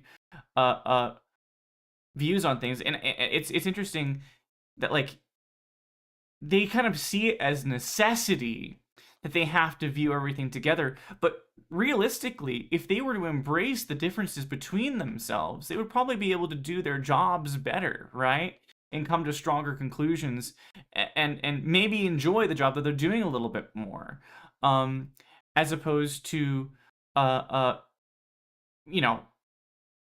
having to admit, I don't love the thing that we're doing. I love you, but not the thing that we do. And maybe the fact that they feel the need to align themselves so closely to one another means that there's no room for error. There's no room for margin on that. And so there is this unwavering line that both of them need to be balancing upon. Whereas if they were to give themselves more of room to breathe and more room to disagree and voice opinions, that was the thing that like Poco was beginning to sort of stray after that, and Apoco was like, no, it's fine. This is fine. Like clearly that is the correctional behavior of this dynamic that the two of them have, and I that is a glimpse into the more toxic nature of their interactions, and even great relationships can be toxic at moments, and I think that is a great moment in the writing where you get to see it's not so explicit or anything, but you get to have a just a small bit of context into how they resolve those sorts of moments between each other, and it's Apoco being like, no, this is how it's going to be. Like clearly she's the one who sets the rules for the relationship, and the way that they're going to perceive the world and themselves and the work that they do. Yeah, not always the most conducive for being a person, that rigid existence where there's no room for error. I really dislike people like that demand that you exist in exactly a certain way, and that's a clearly something that this story has a lot to say about, is about the variance between people. And I think the fact that they are so tightly knit and interwoven, even to the point where I actually didn't notice this the first time, but there was a moment during that fight where they were sort of like weaving in and out of one another. During the baseball moment, there was an animation where they were kind of like doing like a figure eight kind of thing. Like they are the same person. They try to exist as one unit. And yeah, this game has a lot to say about individuality. And yeah, I think that is this is a great example of the other side of that spectrum of unerring exactitude between multiple people, and how that can be not so great at times, even though they do genuinely care about each other. You know, I'm not saying that it's always they are terrible, and you know, everything about it is terrible. Clearly, they do have affection for one another, but it could be deepened. The world around them causes them to exist in a way that is not always beneficial for their relationship. Same thing that like a Crest, you know, he would have done, if not for the world around him, he would have done a lot of things very differently with his life. But he felt the need to, like, I have to enact some kind of good into the world. I have to go into the machine and change it from the ground up. I have to do that. It is my duty as a citizen to do something about this. Yeah. I'm back, by the way. I'm also back. Hello. I'm also back, but I'm eating. Hello. Hello. Hello. Hello. This is my new vocal stem. Hello. I didn't get to do my Poco voice. I'm so I sad. know. Oh gosh. You might have to save it for the next run later on, but but next time we do it, you are fucking doing it, okay? There's no other voice actor for that character than you now. You have. Where's that guy supposed to get some Poco around here? Instantly, yeah. You've got to do it. Okay, I'm turning on the. Teach us how you do this. Yeah. When you come over We have to know. Yeah, when you come over to help me with my piano, you're gonna give me a voice acting class as well, okay? Maybe after Unbeatable, I can give a brief little sidebar on vocal training. Yeah, right. Yes. Yeah. Yeah, I'm a big fan of my voice, but also it'd be nice to have the ability to, you know, go around it as well. Okay, let's get the hell out of this noisy bit here. There we go. I can still jump in this. There you go. So what is this, like the Sonic 2 special stage? Yeah, right? Oh no, this is Sonic Adventure 2, where you're chasing Shadow. Or, wait, I'm thinking of Sonic Generations. Is that in Sonic Adventure 2? It doesn't matter. Generations and... but both of them have a part where you're racing after Shadow. I found you, Pete. See?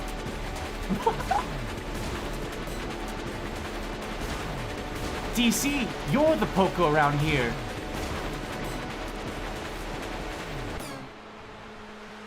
Meow. Meow. Oh gosh. Like, oh boy.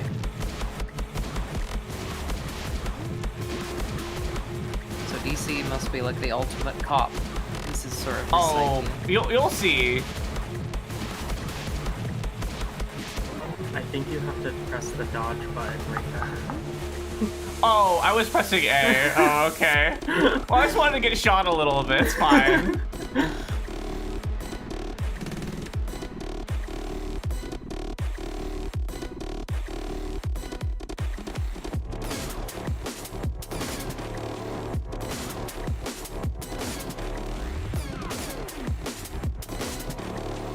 There we go. Oh gosh.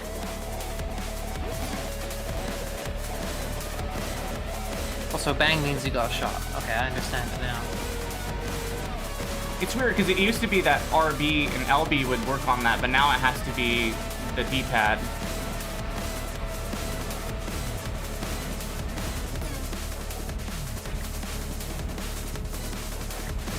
Oh gosh.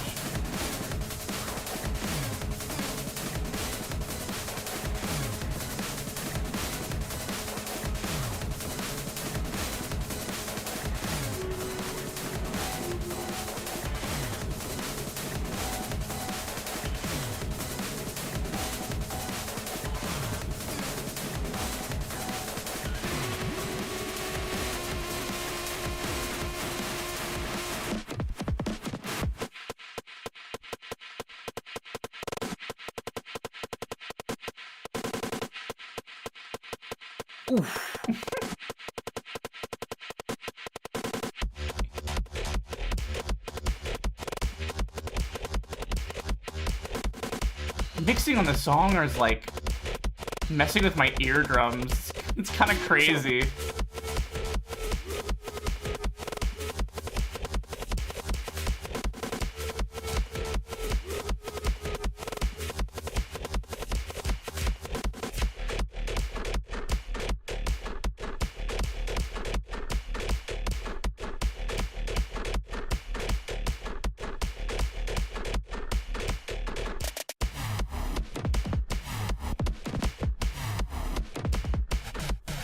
Interesting that we had no words with DC.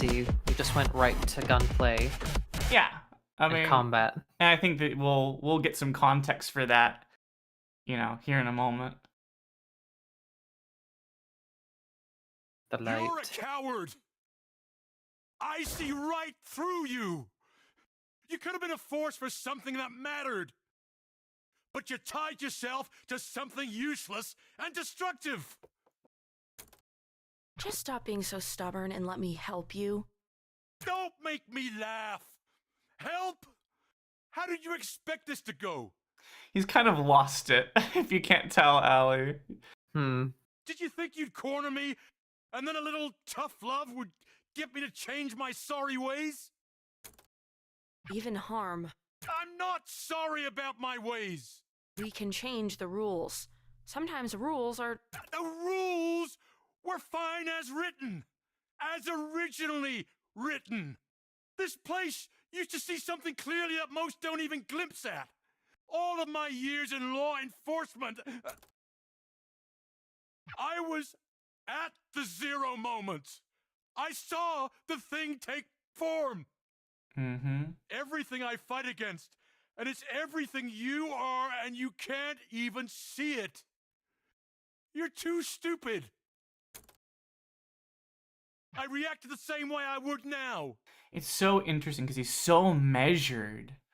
He's so measured up until this point, and then right here in this moment, he just, there's no restraint anymore. Harm hasn't. They shifted.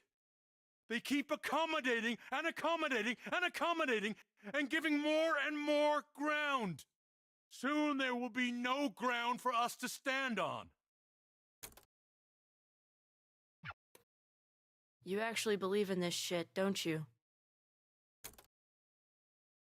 Acta non verba. Acta non... Actions, not words.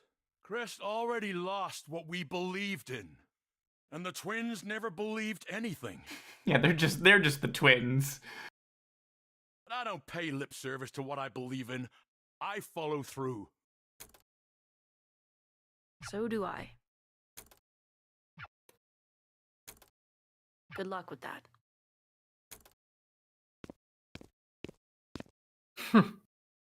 Yeah, I mean, There's just nothing left to say to this guy. He just... What do you mean you dropped out?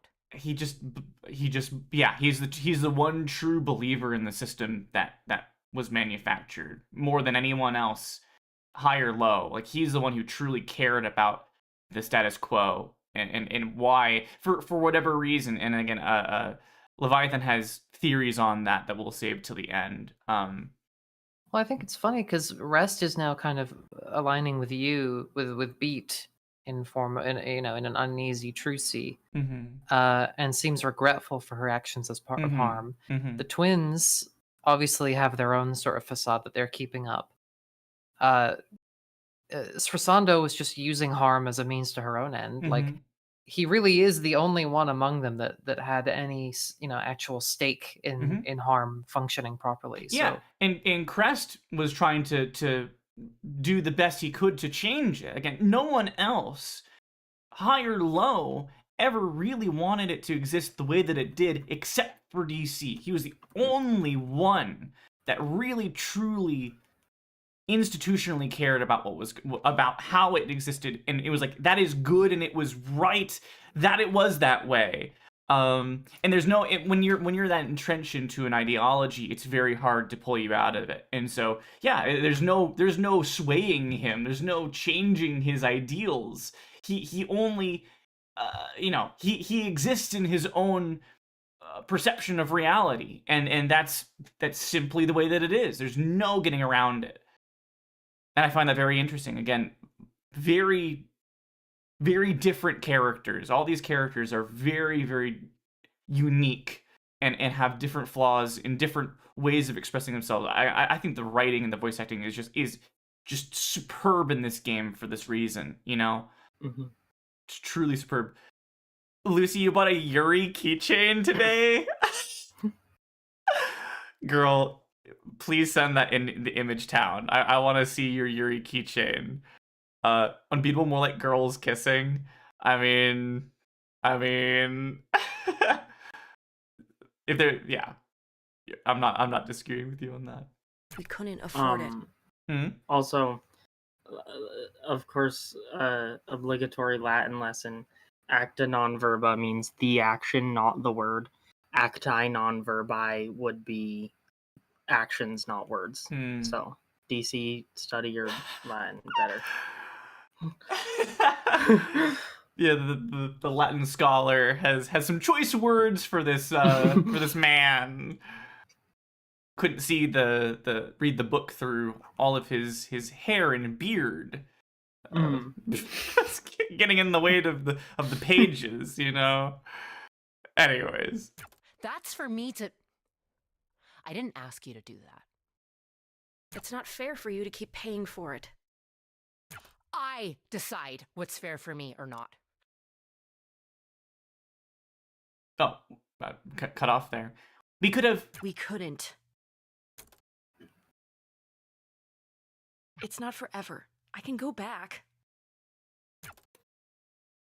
As long as it's in a few years, I'll still have the credits. Anyway, without enough money coming in, I wouldn't be able to keep going regardless. We could have taken out loans. First of all, no, we couldn't have. And second of all, no, we really couldn't have because we weren't eligible. I asked them. There's always... You could have told me. You should have told me. We could have figured it out. That's why I didn't. Yeah, like I've been saying, you know, you gotta want these sorts of things. It's obvious now, but it's interesting how B is sort of bearing witness to these memories rather than remembering it from her perspective. Exactly, yeah, like a third party sort of. She's detaching herself from it, you know? Yeah. It exists separate from her in her own mind, you know? And yep. Again, that's very similar to, again, a lot of people with trauma and how they ruminate upon it to the point where it becomes like an abstraction inside of themselves. You know, that again, I know for a fact that that's how it worked for me at the very least. You've been quiet for a while. I wish he could be more than that. How the hell did it get like this? The situation with Harm was always going to go bad. You're probably right. I wish I made different choices. Just about Harm, or? I keep thinking about the things I never said to her. The lost nights. The sleeping in a bed together because the room had just the one, but it was only ever sleeping. That's all it ever was. Allie. Sharing a bed with who? With Eve. I was right. You called it. This is the I was right. This is the problem with Allie, is that she does this every time. She always calls it. Every time. I can't believe it. Yes, this bitch is gay. Well, look, if you show me a band where you have like, oh, the singer and the drummer are in love, and it's like, of course she would be like pining for Eve, unrequited style. Yeah. Yeah. Yeah, and that solo Well, at the beginning of the song, you know, becomes all that more gut-wrenching when it's like, that's like her, like, voice reaching out for Eve, you know. I'll take half the credit, but the other half of the credit goes to the story for being well written, because I feel like it was there in the story. But I am also a genius for noticing it. Yeah, I mean, they don't say it explicitly. They don't ever say anything, but you know, it is definitely, it's something that I thought from the very beginning too, but I didn't know. I kind of figured that was me just kind of seeing a lesbian thing where it wasn't necessarily. So I don't think I mentioned it, but like when I first saw that, I was like, I obviously the first thing you know about the game is like, oh, this blue-haired bitch and this drummer guy are like in a relationship. But like, I had the conception there was something going on there, but until this point, I didn't want to embrace that idea. But yeah, like this bitch is mega fucking gay, and I think that's why she feels the need to be like sort of parent figure for Quaver, as we saw moments ago in this chapter or in this episode. Yeah, she feels the need to do that because of her love for, even though it was unrequited. I mean, it doesn't go away, you know. So. Hey, are you really you and Quaver's mom? No, because nothing ever happened. I try not to let the pain get wasted. We're here. Not to let the pain get wasted. Bam. At ease. I'm not in charge anymore. Yes, ma'am. Never mind. What's going on? She's just standing there, menacingly. We think it's too dangerous to approach, so we're just doing nothing. No, I mean, we, yes. Uh-huh. Real professional. Oh, you sent a picture of the keychain in the photos channel? Let me check that. Also, Lee said, "Rats off to ya." Thank you for the rat. We need some kind of rat JPEG that can fly across the screen. I know. We need something. I I'll draw like a rat entering the scene, sniffing around, and then promptly leaving. There you go. Oh my god, that's so fucking gay. Lucy, that is an amazing... I love that. Look at the... that's Vocaloid bitches, right? Gumi and Teto. Yeah, I know it's Teto for sure. Yeah, okay. That's amazing. Also, hold on, I need to reset something inside of OBS. Accidentally closed something. I never really thought about it before, but now I'm realizing all of the other characters, as you do this throughout the episode, you're kind of revisiting the location they were most important in. Sforzando, though, this is a location we've literally never seen before. Yes. Yeah, I guess it isn't. I was thinking maybe this is the place where we had that interaction with the cop in the thing. No, but it is different. It's kind of close. Yeah, no, different. So I don't know what the deal is with that. I feel like, at least on a more simple level, it's more just like how disconnected Sforzando is from everything. Yeah. Yeah, it doesn't even say her name here. It just says her. Yeah. I mean, yeah, because her... yeah. She existed kind of in a separate, you know...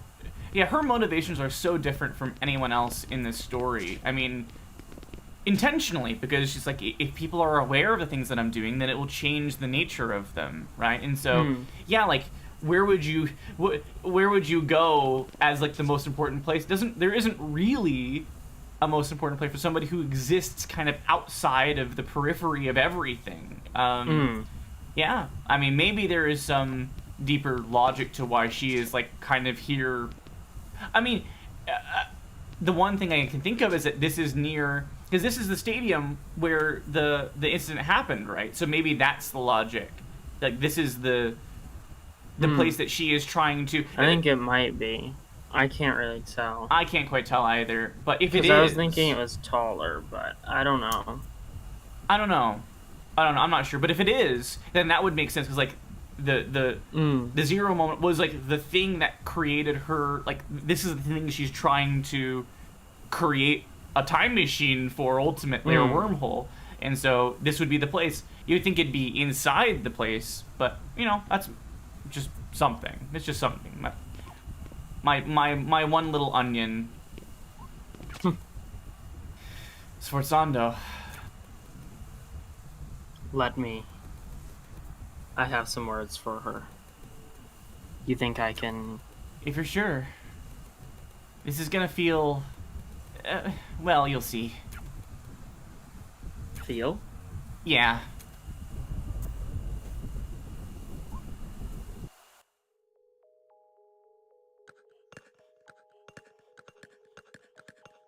On the ice. Mm-hmm. With the... But nothing is nice. This is nothing like Knack. Again, and yeah, with the portal into the Zero moment. Again, like, that's... For her, this is the thing that matters more than anything ever will, you know? She exists as a part of the thing that she created more than anything. Hi. Hello, Sforzando. You would think you would give your co-founder a warmer greeting. Though, I guess neither of us work there anymore. You made sure of that? You made your own mistakes. What do you have to do with what's... With what's going on? Once again, cutting people off. Fucking Sforzando. Wait, do you think I did this? You're not that... She's so smart, and she knows the next word coming out of someone's face. Oh, so clever. I would... Admittedly, this wicked version of her is hotter to me. So I'm okay with it. Are you actually that stupid? Really? Oh, yeah. Whatever, I give up. You got me. Oh, wow. Go you, geniuses. Yeah, all of this? That's not me. Oh, you seem confused. No, I can see the hamster wheels that rolled you here. I thought about it. I actually designed a failsafe to do the thing you're probably thinking. But I never implemented it because that would be stupid. It would kill everyone. Everyone includes me. You think this is going to kill everyone? It basically already has. So then... Okay, so look. The world has always been shaped by our perception. And interestingly enough, you get to see a different moment here, which we have not. It was only ever, like, the initial incident we saw, but now it's more. Imagine if there weren't any years. If we just noted the passage of time by saying it's day 1,000,000,001, we would go crazy. You've sort of explained this before. Right, and I explained the thing you are. I need to tell you that again so I can get to this. Normally, silents are basically a shape that feels like what you feel they should be shaped like. Again, they're holes in the world. The space is filled by you, and it's filled with whatever you're feeling. So they can be whatever you want. Whatever you feel. It's not about want, really. Want all you, well, want. It'll do nothing. You can want them to be a breakfast buffet. They ain't gonna be pancakes, buddy. But if you're really, really hungry, maybe there'll be a burger. Ooh, burger. Burger time. It's feeling, which you can't control the same way.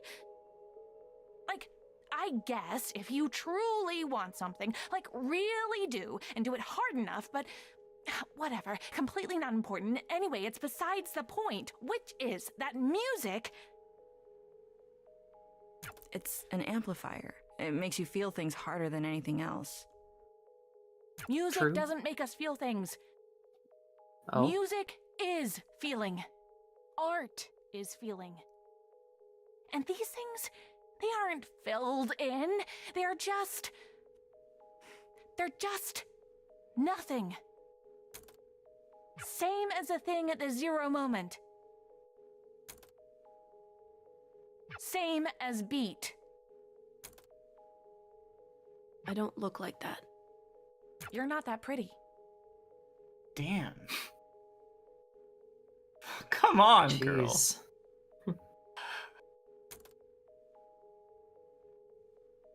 Anyway, whatever caused this isn't me. I feel lots of things. Honestly, even if I didn't, that wouldn't happen. There's something else. Something really strong. If I had to make a guess, it would be you. Beat, but you seem... No, there's definitely something else. This literally shouldn't be a thing that could happen. No feeling to latch onto means nothing to represent. You're not that pretty. Now let me go back to watching this giant orb that has you in it. Yeah. Very well put, Lucy. Which means that the nothing itself shouldn't be able to just be nothing. Oh, this is just a montage of all the times that you were like excited and enthusiastic about life, and you know, it means nothing. Yeah, it's have actually this here in the void. Yeah, actually, it was just a just. It should be, well, Yeah, nothing. it's nothing. Yeah. But the nothing has become something, and that something is nothing. Does that... Look, I mean, you see the logic problem here. So I'll answer your first question with, you can't. You can't stop it. There's not enough shit in the world to put in the space you need to fill. I dedicated my life to trying to squeeze as much energy out of it as possible, and I don't think I could come up with a way to fix the problem. Can't pave over a black hole.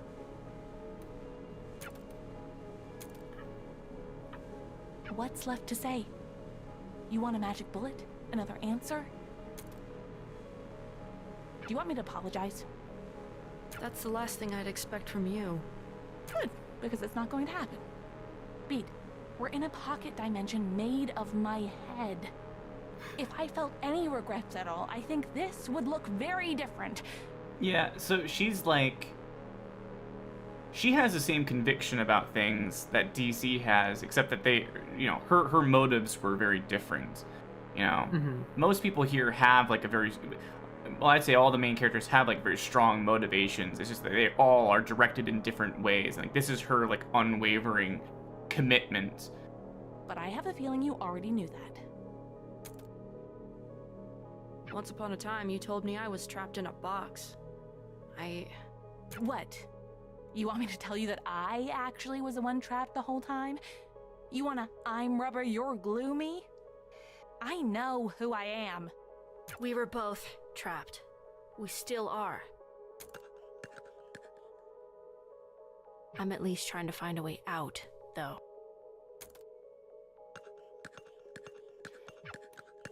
Hey, if you do fix the end of days, tell him I helped.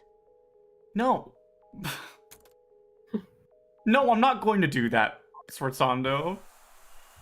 I mean, in a way, she sort of did help. It's the cool thing about Sforzando is that, because last time I kind of ranted about why I like DC, because he's totally wrong. Like, all the stuff he says is, like, entirely false. There's nothing about him that is correct, really. Sforzando is kind of the opposite, where as it's not the way she thinks that is wrong. All of the things she says, other than "you're not that pretty," are correct. It's just that her response to it is not. She doesn't know how to respond. She doesn't think you can. So that's her flaw. But she understands what the problem is, really. And she's entirely correct in everything she says about it. She just doesn't know the solution. Yeah, she's resigned to the idea that there isn't a solution. And, you know, and like she was just in it. You know, if there was a solution, she would have given it to us, I suppose. But she's not able to find a way out, and so she's just resigned to that fact. Yeah, I mean, I definitely see what you're saying.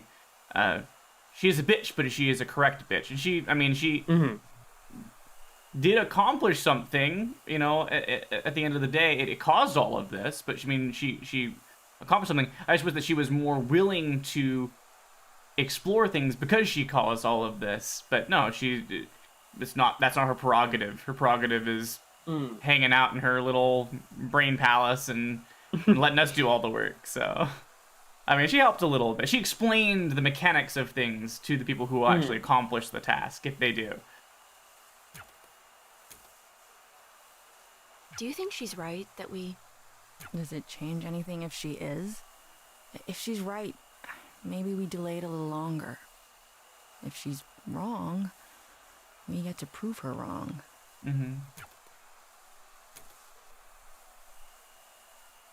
Have you tried dating anyone 337. new? Yeah, I said that the first time through. Rest has the elite car, and I think that's very, very cool. What? How is she single with that license plate? I would, yeah. I mean, I'd jump into the back of that pickup and I wouldn't get out, you know. So that'd be me. No, I hope you aren't asking because of her. I'd rather. No. Oh my God, no. You better not be. It's the way you were talking before. I just asked because you seem a little bit hung up on... Of course I am. The last crush I had died in front of my eyes after never reciprocating my feelings. I'm trying to be focused on other things now. And that kind of caused her to become like the rigid, you know, officer that she is now, even though she's never really been able to move on from it. Take it from someone who is right now basically only focused on other things. One day, you will be dead. Right now, you are not dead. Great so, pep talk. You're funnier than I thought. She once told me she thinks we look alike. I don't see it. Me neither. But she sure does. Yeah, and that's something I noticed this time around too, when Quaver was watching the VHS of like the moments that they had as a band. I think she was talking about, I think that what Rest is talking about is a different thing. I think that during the VHS, Eve was looking at Quaver and referring to her husband and being like, you two really do look alike. Like, but it's funny because everyone throughout the game is constantly saying how much that Quaver looks like her mom. But apparently, Eve sees other people looking alike, or like she sees the relation between other people a lot more. That's just that's something I can't still quite pin down as the reason. Oh, Rest was the one recording. Oh, okay, got you. So maybe she was referring to them. Yeah, I don't know. It's just something that it's been... They don't ever really explicitly say, like, explain that. But it's something that, yeah, Eve seems to have a different perception of other people for whatever reason. Again, it makes me really interested in, like, again, who she is and, like, why she looks at the world the way that she does. I really, really want to know more. Said, we could have been sisters in another universe.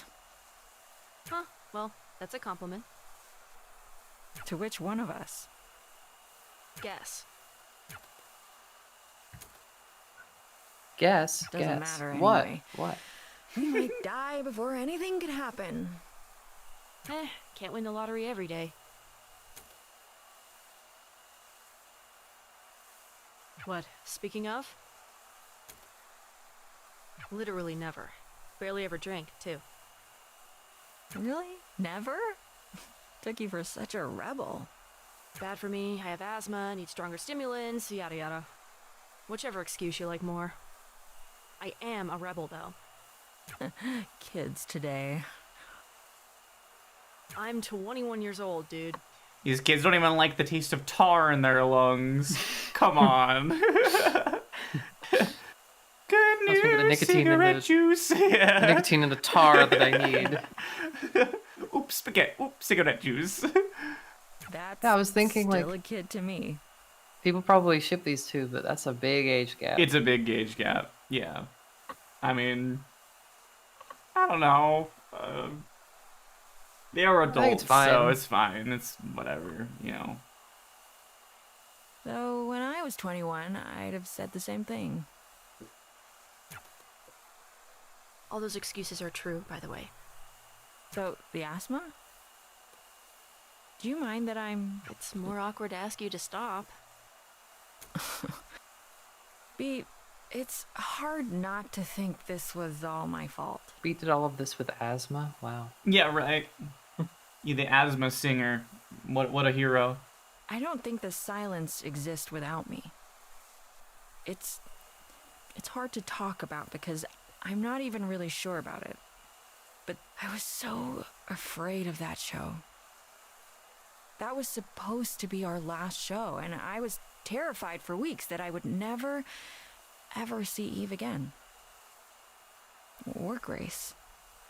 It's stupid. We were friends for years, but I thought, I saw and I knew deeply in my core that the things I was seeing were somehow the stuff I felt. Yeah, you know, Allie, this reminds me a lot of, like, the concept of reality testing that we have had in our personal relationship about, like, the things that we feel are not always substantiated by the things around us, and it's good to probe the outside world and see, like, are the things that I tell myself about me actually true, or things about the world, are they actually true, you know? You can feel that way, but is it true in an outside, you know, somewhere beyond you? Is that substantiated? I couldn't explain this in words if I tried. Did she say Grace? Who's Grace? The drummer. Yeah. Yeah, that's Quaver's Grace is the dad. drummer. Yeah. Okay. Thank you. The husbando. Yeah, Rika, I think the first time I heard reality testing was in the that talk that doctor gave about, like, how to recover from depression. Yeah. Just this idea that depression will have you fooled and thinking so many kind of things that aren't true about the people around you and about your situation in life, and so it helps to have people around you that you can bounce those thoughts off of, and they can tell you, like, I see where you're coming from, but no, that's not how things are currently. And I think that is a very important thing to have. Because without it, you do end up sort of just believing your own perception of reality, even if it's not always 100% accurate to what's going on. It seems like Rest is kind of held on to this, to that. I like the things that I feel are the things that are true. Again, that was gripping her in a certain way on the night that Eve died. Doesn't help that you can't really ask someone when they're gone. You know, anymore. So it's always a question of what could have been exactly between her and Eve. Right. Yeah, it's true. I think you know what I'll probably say to all that. What? That it's not my fault? Maybe.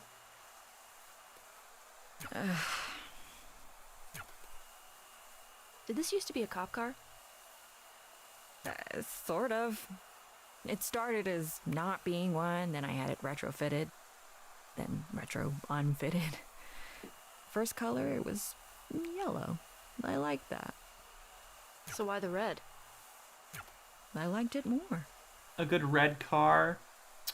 That's it right there. Let's roll? Yeah. She's a bit of a torque dork, like Kim Kitsuragi. Yeah.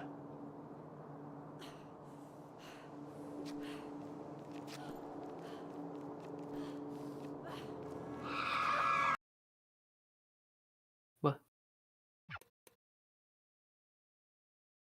Shh. It's a little finicky, but I think I can... Alright. Here's a song I've written just for you to remember when you are alone, because I love you and I always will. Oh man. Now and well after you've grown, I know things can't stay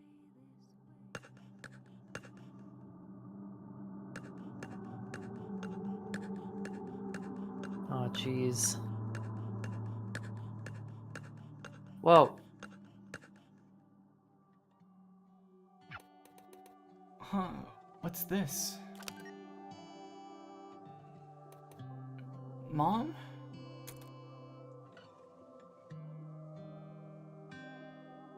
You say I can beat this. You feel like shit, here we but go. screw it. You felt like shit. This isn't anything new. This is baby stuff. You can push yourself for the sudden bursts, the jumps up, the small sprints. Shadowbox the air to prove it to yourself. You do everything big and loud and awesome because you're better than this. Because you can beat this. But it's, the diagnosis isn't good. But you can beat this, and everything is great. And you're ordering Chinese food and saying, screw it, this is nothing. Telling your friend she's silly to worry, and that this will be nothing in a month or less, nothing in a year. But the chemo hurts. But you're stronger than the chemo. But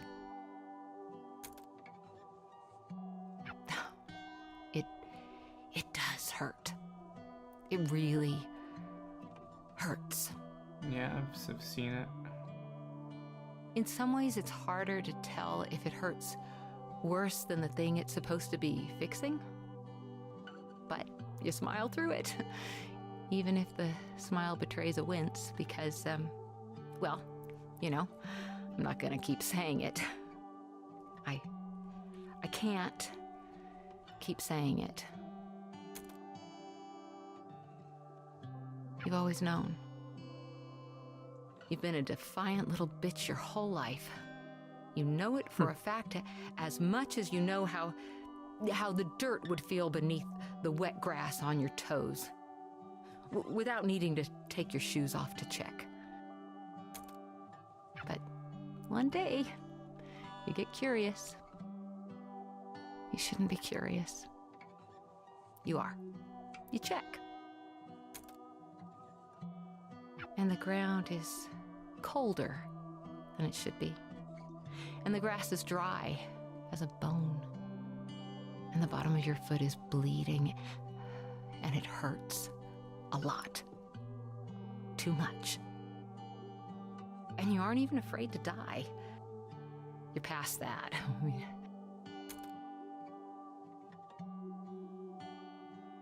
you got over being afraid to die when you were told the diagnosis. Death doesn't scare you. Suffering does, though. Suffering scares you a lot. Suffering the way you keep feeling on the edges, the way you're getting a sense of it. It's the scariest thing you can imagine. And it only gets worse. There's so much pain in this world, and beating this means becoming a machine designed to feel that forever and ever, for even just a chance at more. And the more might just be more of this. You need to do that every single day. And you've always known it was going to be like this. And you got fight in you. But maybe not that much fight. The thing about cancer is that if it goes on long enough, at some point the rallying just stops. Once you realize you can't actually win, your only two choices are to lose slowly or to lose now. The you in this is me, of course. I'm not sure how else to talk about this. It's even harder to talk about it than it is to feel it. I just wish I had a few more years left. I wish you had them with me. I'm sick of losing slowly. To beat. Are you scared? You can talk, you know. Sorry, I'm thinking. I don't think I am. What's the worst that can happen?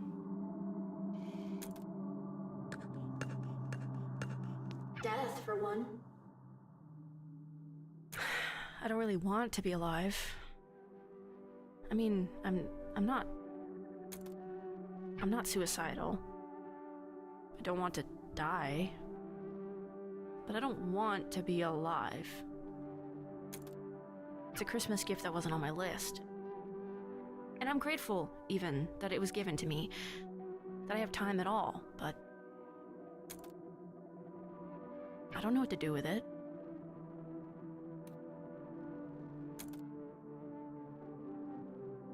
This might be the quietest my head has ever been in my entire life. Closest you can remember, at least.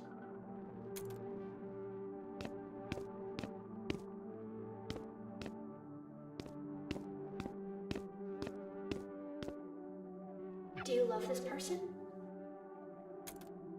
The only time I've ever liked myself is when I'm on stage. That's not what the question was. I don't know who this person is.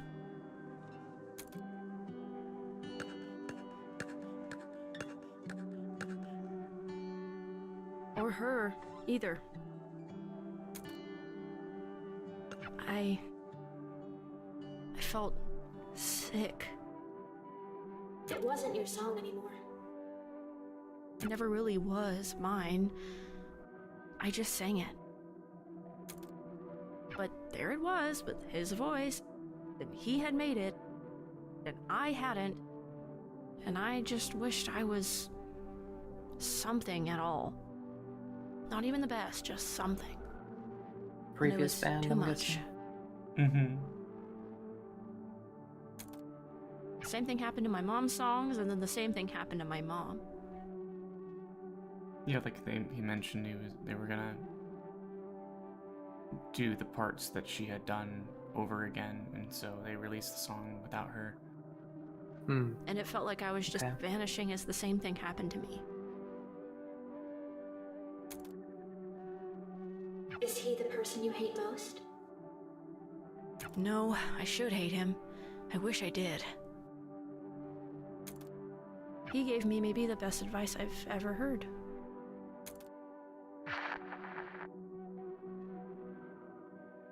Be sad and speak plainly.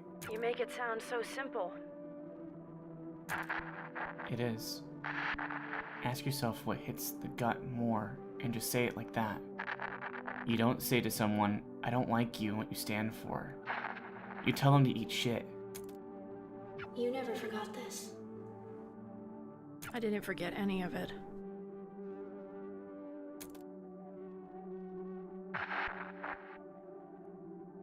Sorry, she's a goddamn spurg. She's the only woman who puts up with you. She doesn't put up with me. Hi, it's me, the Spurg. Hey, B. Just call me a bitch next time. It'd be more honest. Bitch thinks she's a superhero. Christ, you're a ridiculous caricature of a human being. You're a ridiculous caricature of a human being. Whatever. What did you even want to talk about? You're out, Shifter Brain. I need someone in. Someone who's actually good. I'll be polite. Look, you gotta understand. You don't have that much going for you. And this band could. But you don't got it. Plus, you're not hot. Gotta be hot. We'll fix the songs you did stuff for to make them work without you. Shouldn't be too much work. What the shit, guys? Did everyone agree to this? Seriously, not even you've got my back? B, some people just don't have it. I'm sorry. I hope you figure yourself out. You keep dwelling on them. They drive you out of spite, maybe. Not maybe. I want to be on stage and in front of them, and I want to spit in their hair from a microphone. I still want to make them sweat with the kind of jealousy that you get from not understanding why everyone else understands something. Is that what pushes you? It would be easy to say yes, but it's not why I think about these things. My dreams are unrealistic. I want to change reality. God, I hope you don't think that's profound. And my dreams are unrealistic. I want to change reality. I keep thinking about every time I could have made one fewer mistake or looked slightly cooler. I wake up in a cold sweat thinking about those moments. Thinking they don't think about me at all except to think about those moments. Does it hurt to think about your old friends like that? I don't know if they ever were friends. They were co-workers. If that. They weren't friends.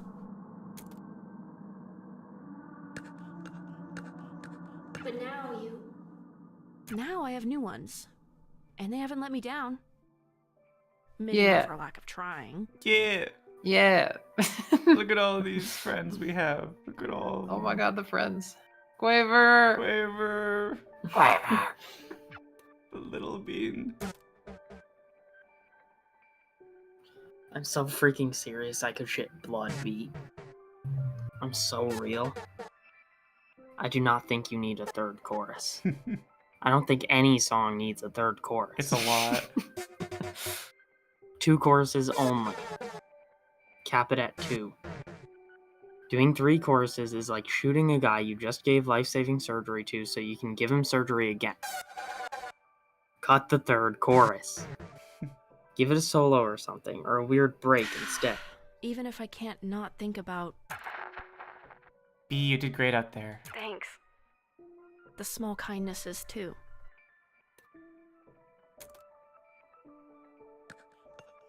But why do you do this? What pushes you? I can't talk about it. That doesn't sound like B. It sounds more like Quaver.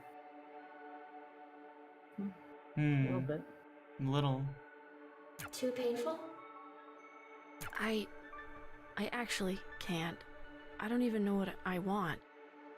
Not because I haven't thought about it. I don't even really understand what it is. I only understand the space around it. I can kind of see the shape the space around it forms, maybe. I can almost tell you what it almost feels like. It's like there's this sudden small burning between my eyes, like I'm going to cry, but it's dry, then it's gone.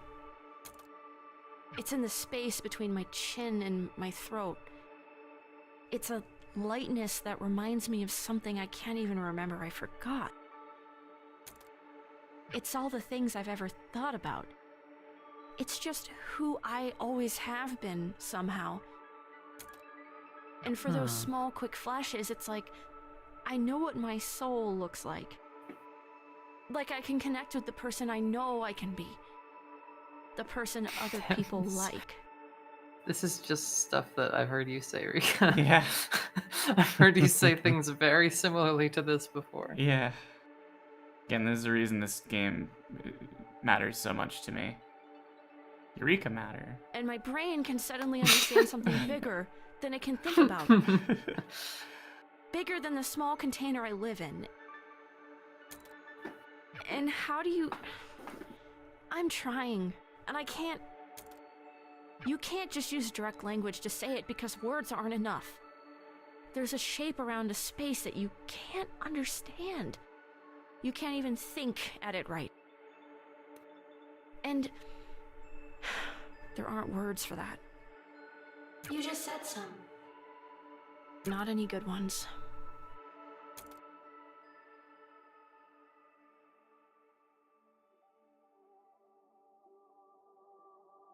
What did you think, Mom? That was pretty good, sweetie. Pretty good?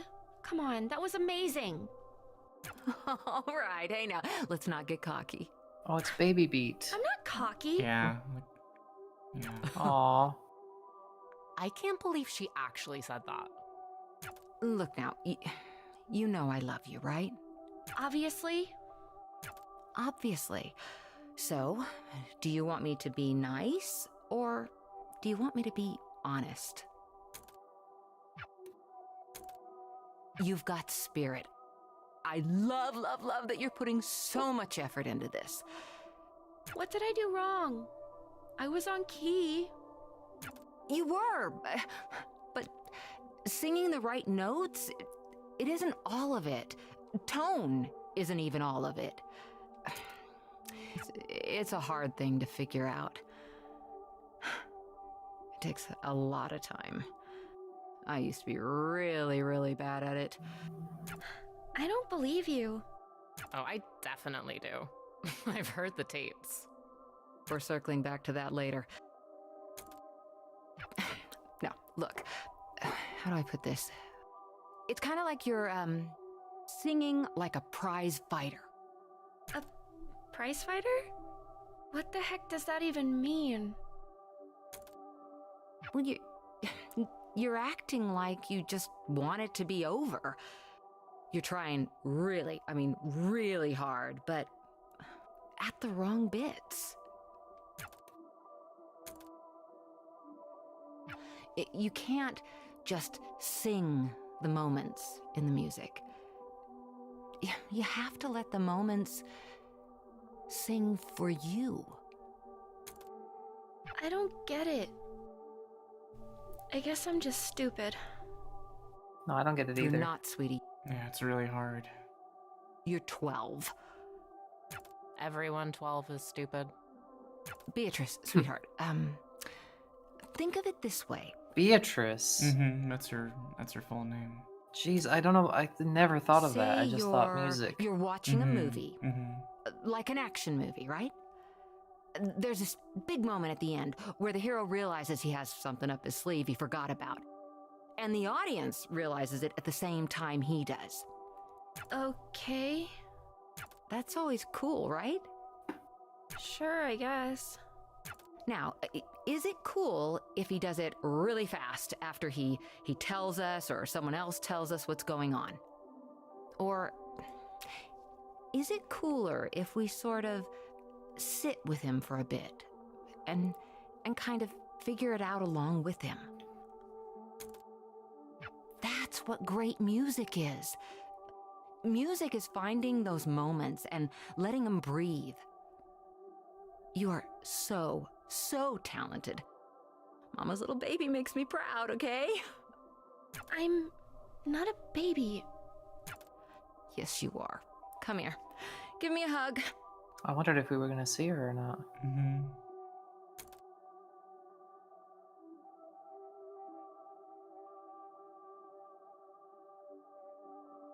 Aw, little baby.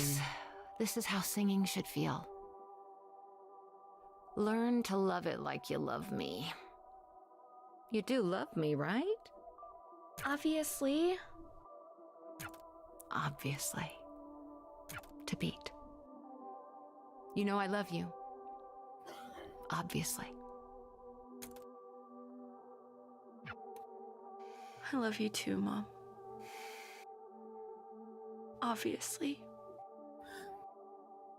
Jeez.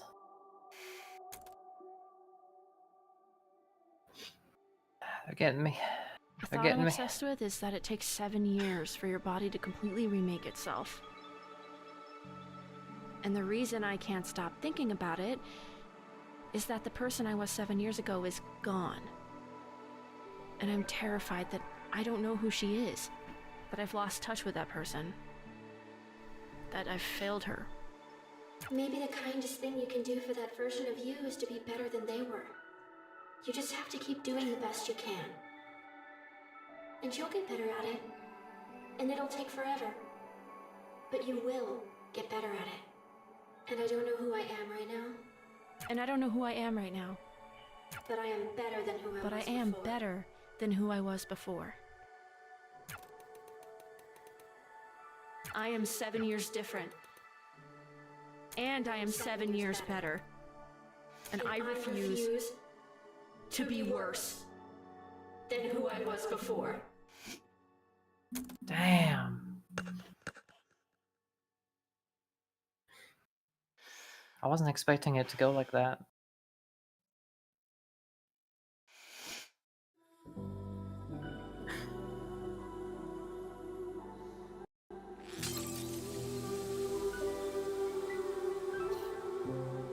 That's what I'm talking about. Yeah. That's what I'm fucking talking about.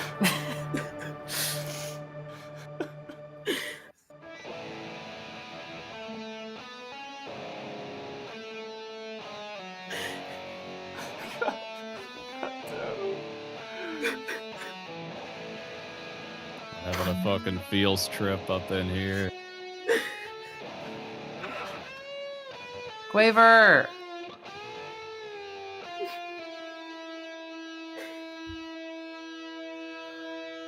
She's the only one that we haven't sorted out. We haven't helped yet. I heard it all again. The shimmer in your eyes. The pictures intertwine and mirror into mine. I never thought it'd be this soon. I lie awake inside my room. I close my eyes. It's not that I forgot about Quaver. I guess I just like we were so busy with other stuff. I was like, where is Quaver? You know, Yeah. I guess there's so much going on.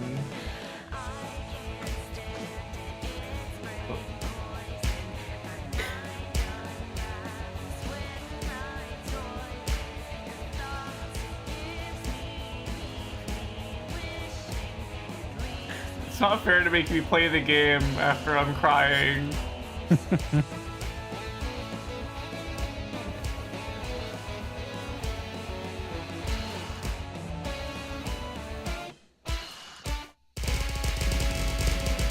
that's probably why they want you to play the game on New Year's. Yeah. Because that's when it officially ticks over to 7 years.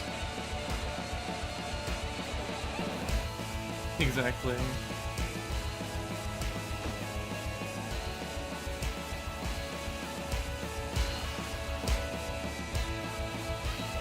Jeez.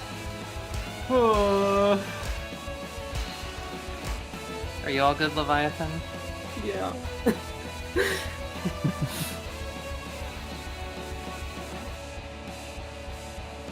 Quaver. Quaver. Quaver.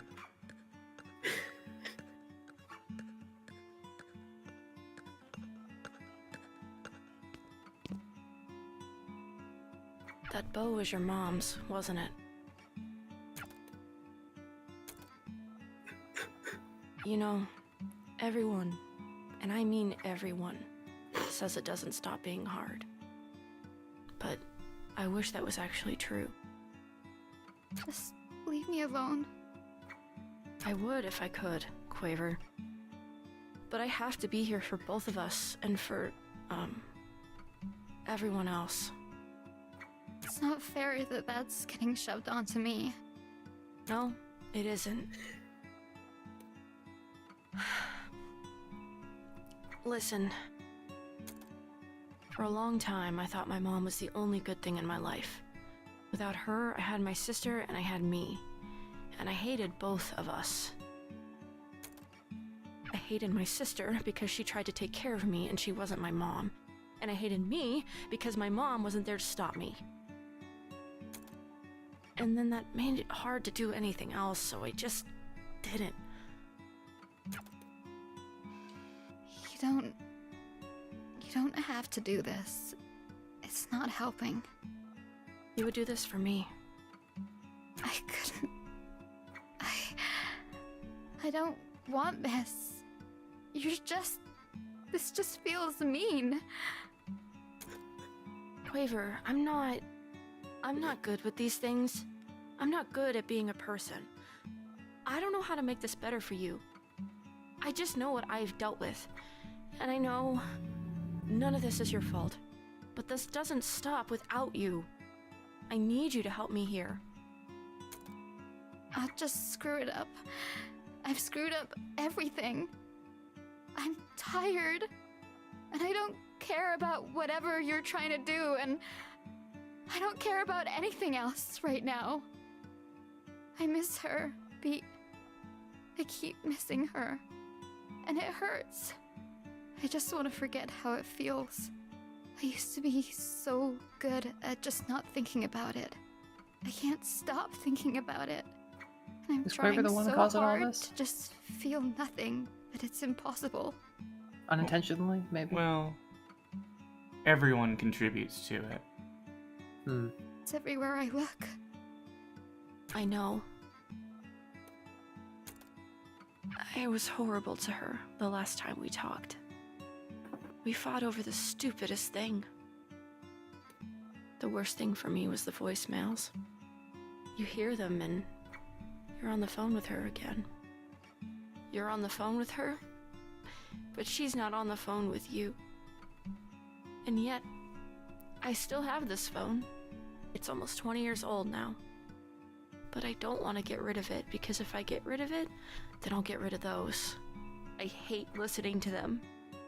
But I don't want to live in a world where I don't have them anymore. Some people just take up more space. I always wanted to be one of those people. I try really hard to be. I carry a goddamn chip on my shoulder and I try to make that shoulder wider than it is. But I don't think I fit in that box. Or maybe I do and I'm just worried I don't. Sometimes I'm worried I fit in there too easily. Whatever. None of this matters. My mom took up all the space in the world without even trying. And maybe that's not good. Maybe it's just neutral. I don't know. I'm not equipped to think about that. But it felt good to be around her. And when she died, all of that space was suddenly filled with nothing. And that's a lot of nothing. It's heavy, and I can't grab it all. I have too much trouble carrying my own life. Yeah, this is... yeah. I have no space to carry death, too. It's a mom story. Yeah, well, yeah. There's stuff to talk about with that. So, I don't even think about her anymore. I loved her more than I think I've been able to love anything or anyone since. And I don't even think about her anymore. And I don't want that to happen to you. That's what I'm trying to say. That's all I mean. I think sometimes feeling hurt is better than feeling nothing. It means things were real. Are real. It hurts to remember, but the remembering is the thing you've got. Yeah, shouldn't let go of that.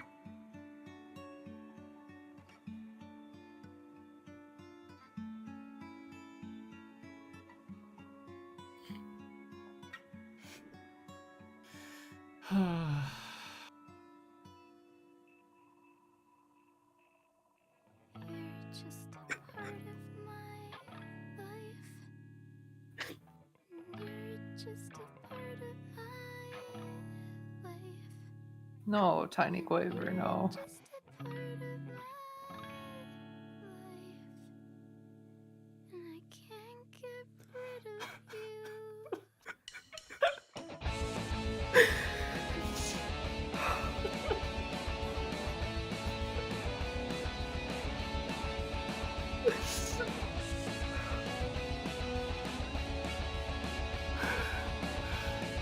Oh man.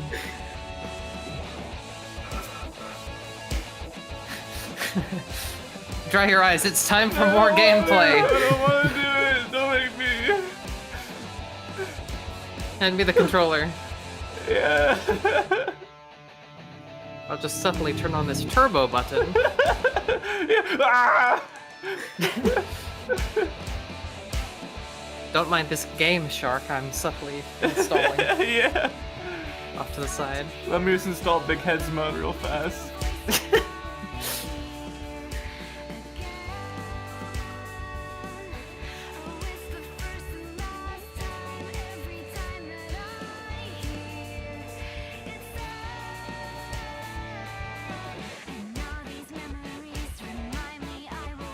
Whoa.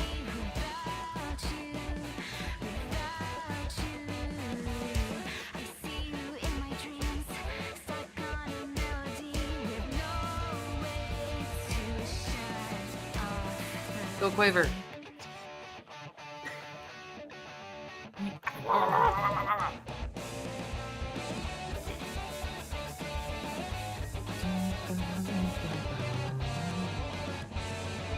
Oh, thank you, Lucy.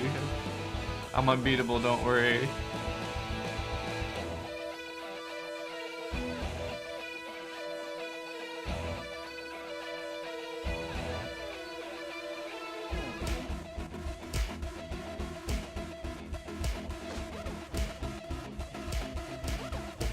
As soon as I started crying, if a moose came up, is just rubbing up against my legs, so you could tell.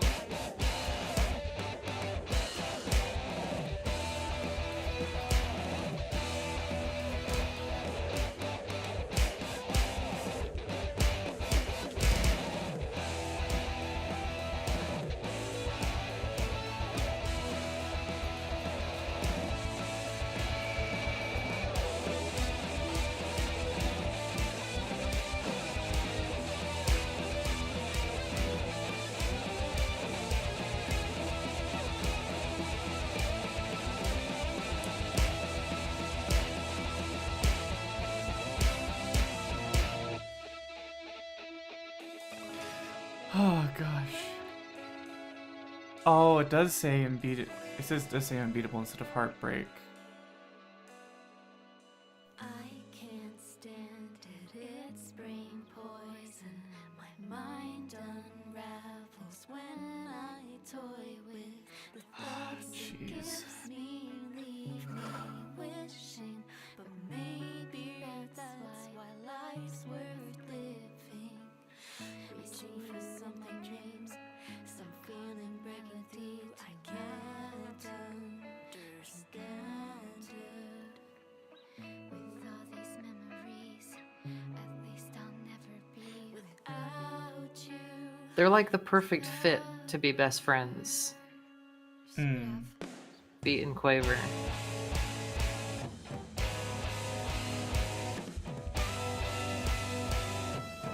Again, there's more to say about that once we're wrapped up. I thought where the story was going was that Eve was Beat's mother the whole time. That's what I thought it was going to be, but then they showed her with brown hair instead of blue, and I thought, okay, well... You know, color theory being as it is, it would probably be blue. That is... Yeah, that is a good point. But again, there's a lot to unpack.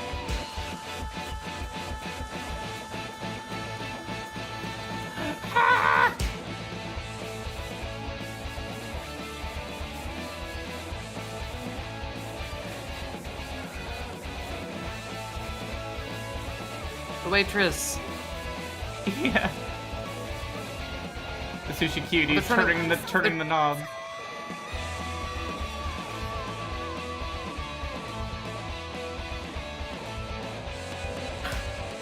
All the way to the Milky Way?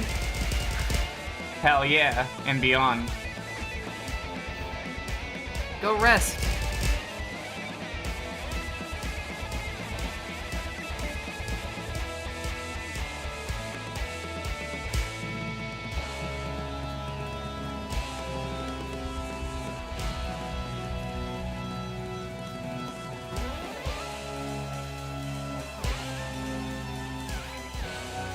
Jeez, what an incredible track as well. Yeah, oh, what a great song to end the game, right?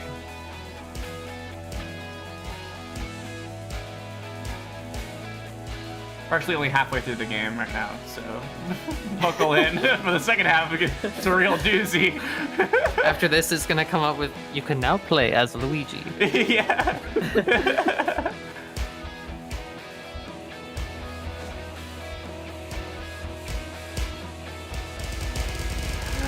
Die! Ah!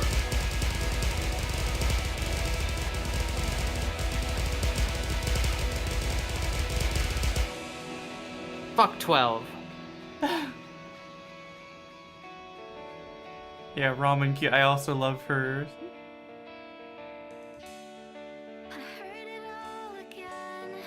The echoes in my mind, with nothing left behind besides the pain between my eyes.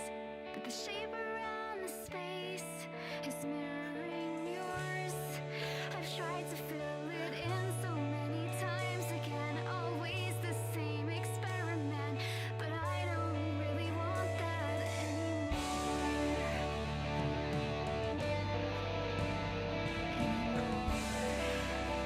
I get some sleep trouble.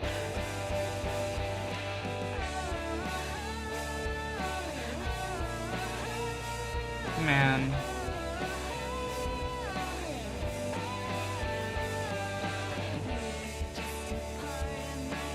Ah, the goblins.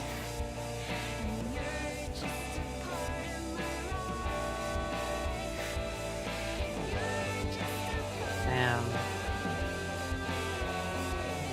What an amazing song. What an amazing game. and I won't get rid of you.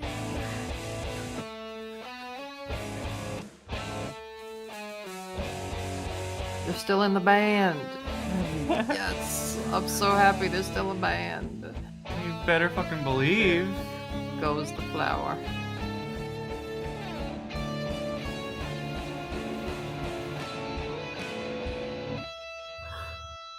What? Where's Beat?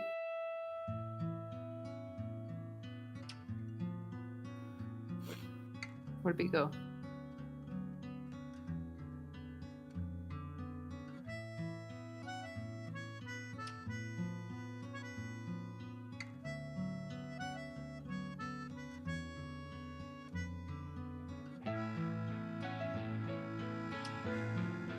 What?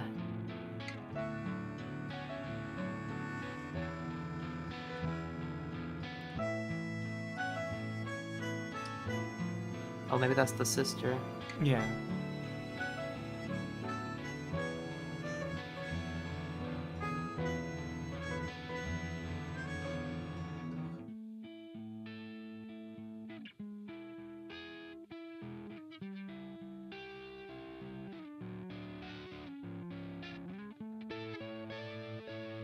Is this the third chorus I've heard so much about? Yeah.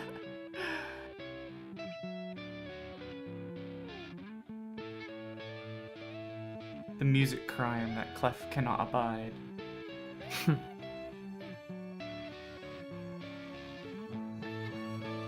Oh, she's not got the bow anymore. I guess she doesn't need it.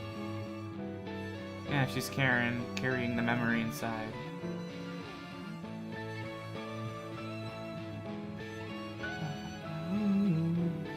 I do like the bow.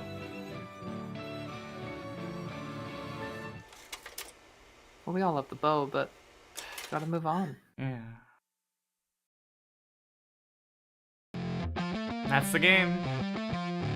Damn. Let's do it.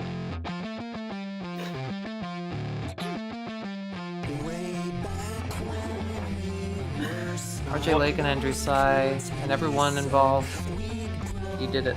Yeah. That was an awesome game. It's and a really powerful story. Yeah, it really moved me, and it moved me this time as well. I didn't cry as much, but I don't think that I would be able to play this game without being moved by it. You know.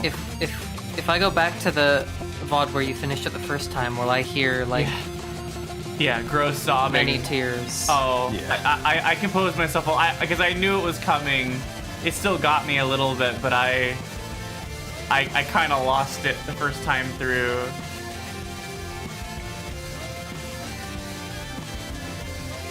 So, Leviathan, are you doing all right? Yeah, are you okay? Yeah. It's a really impactful story. And I'm glad that it resonates so much with you. So I was mentioning moms, and you were saying that there's more to unpack. Should I wait for like an after credits sort of situation? Also, that's a very funny beat right there. Yeah, that beat's very funny. Well, I'm happy to talk about it now. I mean, and I don't fully understand it myself, really. I mean, it made more sense this time through, but there is some,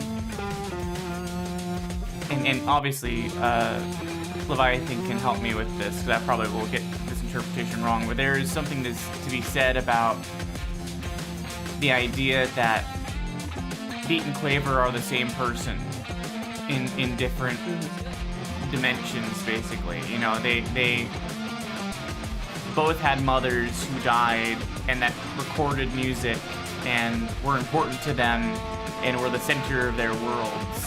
Or in the case of the world of Unbeatable, the entirety of the world, you know?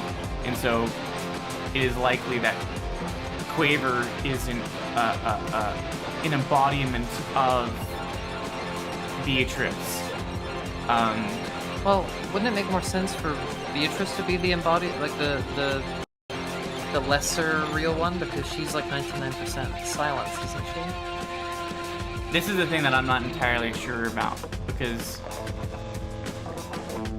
my understanding of what happens is that Beat in the real world is in a coma because of getting hit by that car, and the story of Unbeatable occurs inside of the coma, and so she is the ultimate real one. Even the Beat that we play is an abstraction of herself.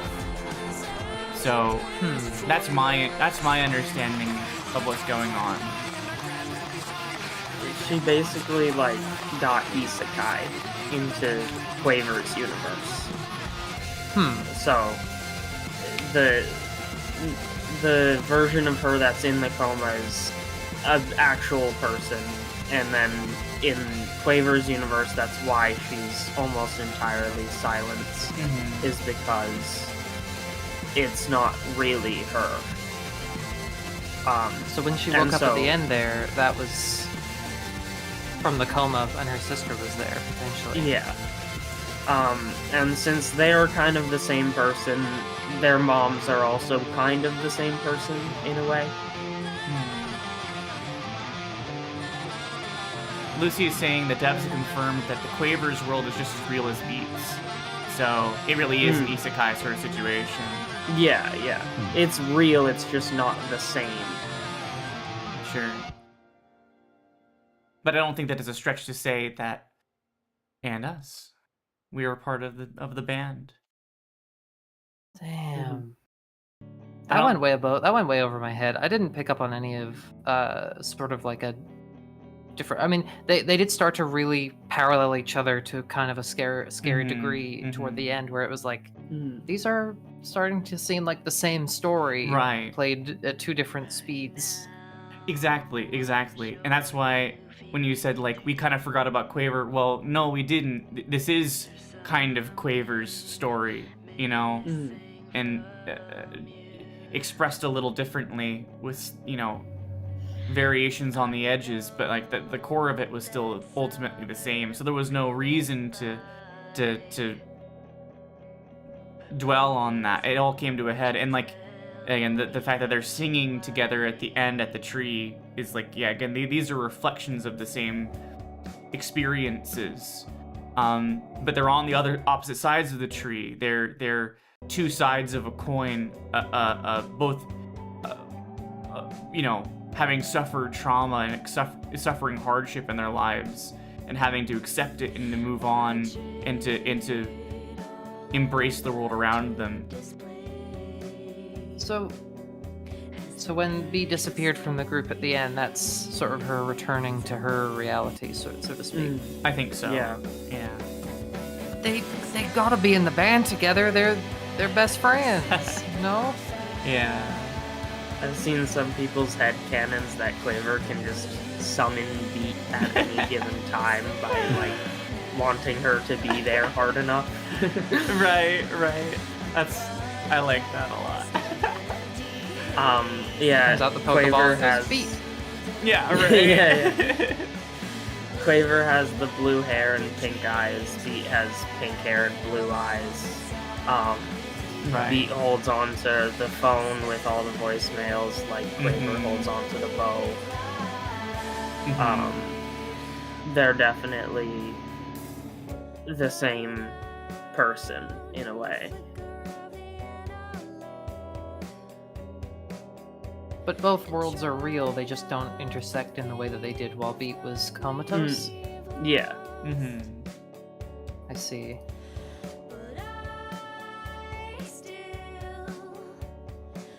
Jeez.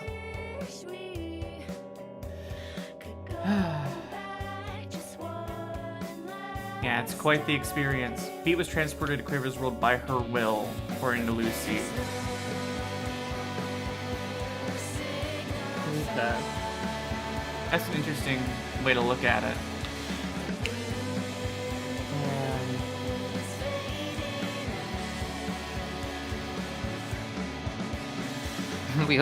I hope you loved or hated it. I guess that's more, that is always, a strong reaction is better than no reaction to a game like this. Yeah. To a story like this. And it seems like a lot of people are very polarized by this game, and either they love it or they can't stand it. From the discourse that I have, because after I played the game, I went online and like tried to watch videos about it, and there are some people that cannot stand this game at all. Really? Oh yeah.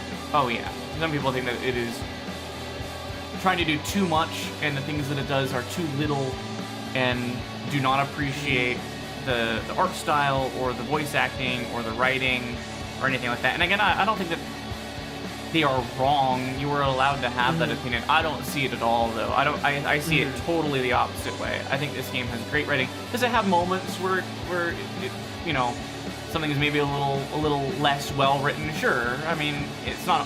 You can't bat 1,000 unless you're playing the batting mini game, in which case you've got to bat 1,000.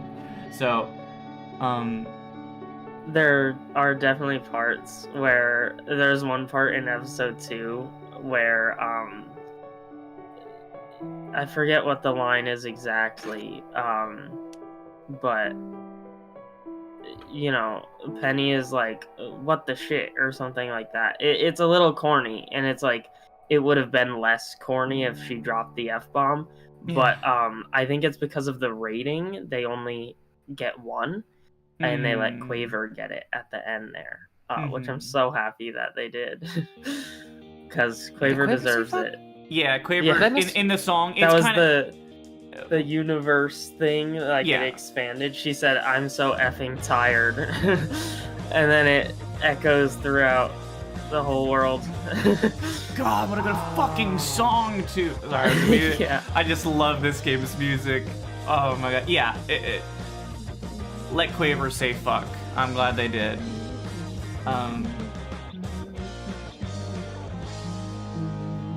I wish it's. What's up? Oh, sorry, go on. No, you say it. This game is not. It's not squeaky clean. The story's not squeaky clean either. And the pacing, like the music and the gameplay, I could see critiques for all of these things, but it's jagged. It is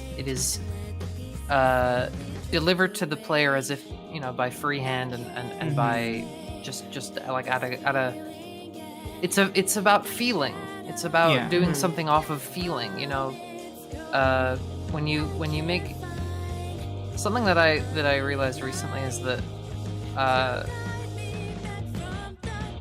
something I was thinking about recently was I had forgotten that between writing music and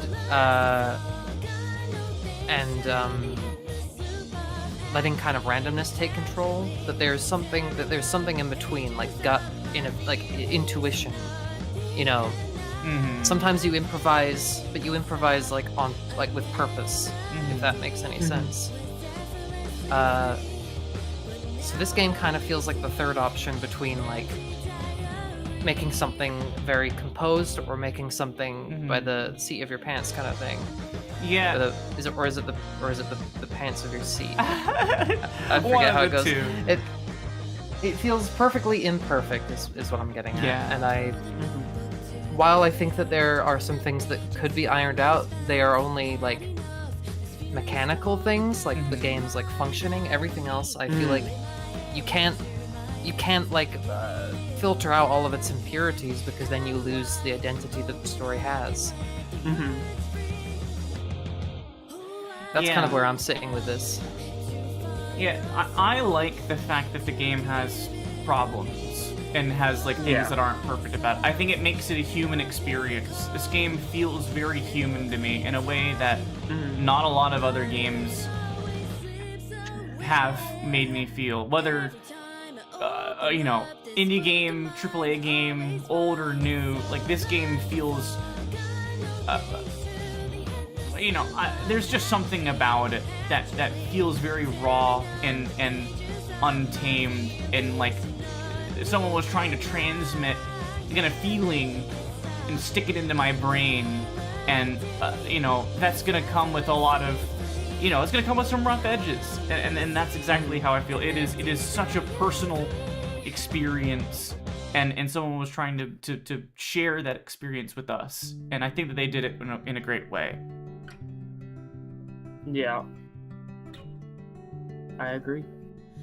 Lucy says, in the words of Jimmy Page and Bird Brain, no, Tedo, can't say this. This is a video game. The ESRB will have our heads.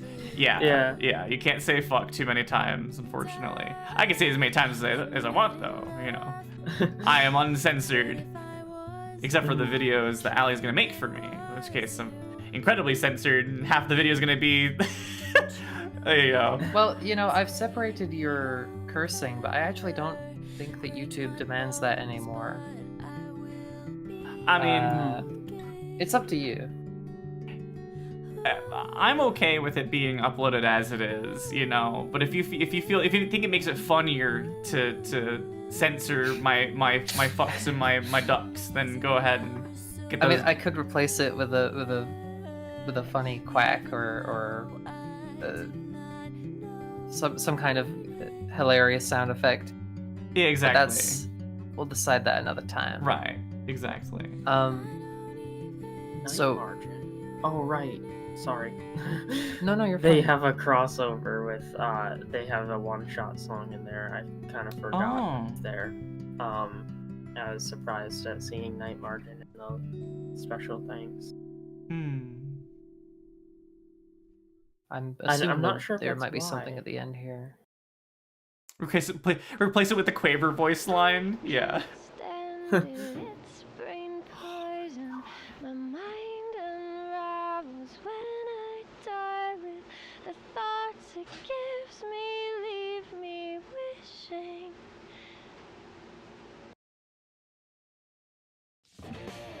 What an amazing fucking game.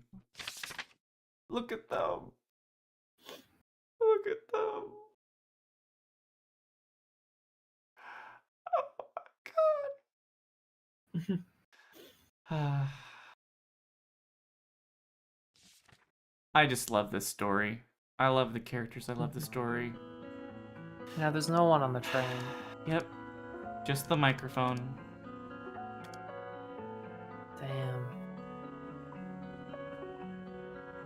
Damn. I was gonna ask, Travis, you were there for when Rika finished the game the first time, and I'm assuming that you two talked about it quite lengthily.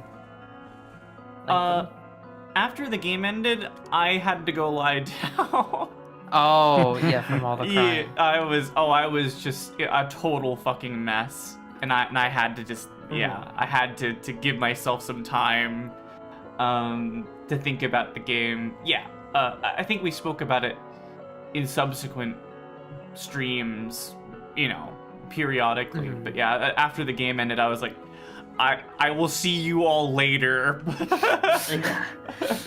So, luckily, well, on I that am. note, I'm curious what you think of the story, Travis, especially if this second playthrough has left you with any feelings that differed from your first time through, because you kind of came into at least Rika's stream of the game a little late, so I was wondering if this time through kind of changed anything for you about your opinion on Unbeatable. Well, the second playthrough definitely made me aware of the deeper connection between Quaver and Beat. Yeah. But other than that, I mean, I think Rika and I talked about this, but like I was pretty much there for most of the major plot points, except for like the intro of the game, just like establishing context. Yeah. Yeah. He got the vast majority of the story the first time around, so but I think it was great to have you and have everyone else, on the voice acting team as well, from beginning to end. I'm glad, even if you have certain reservations about the game, I'm glad that you were able to be here and to take part from in a holistic sense, as opposed to kind of picking it up and following us after a lot of the, I think the flow of the game matters quite a bit, because you're intended to play it from beginning to end all in one sitting. That is the intended approach. So all in one sitting. I mean, that for me that would be like emotionally exhausting. I'd be like, well, so burnt out. It's sort of like it is the intended way, but like they kind of understand that's not realistic. So it's more of like it's the best way to do it, but like you absolutely don't have to. Like the best way to play the game is very hard to do, because it's also like on New Year's and everything. So they kind of understand like you're probably not gonna get it exactly, and that's okay. But if you can, then it hits even harder.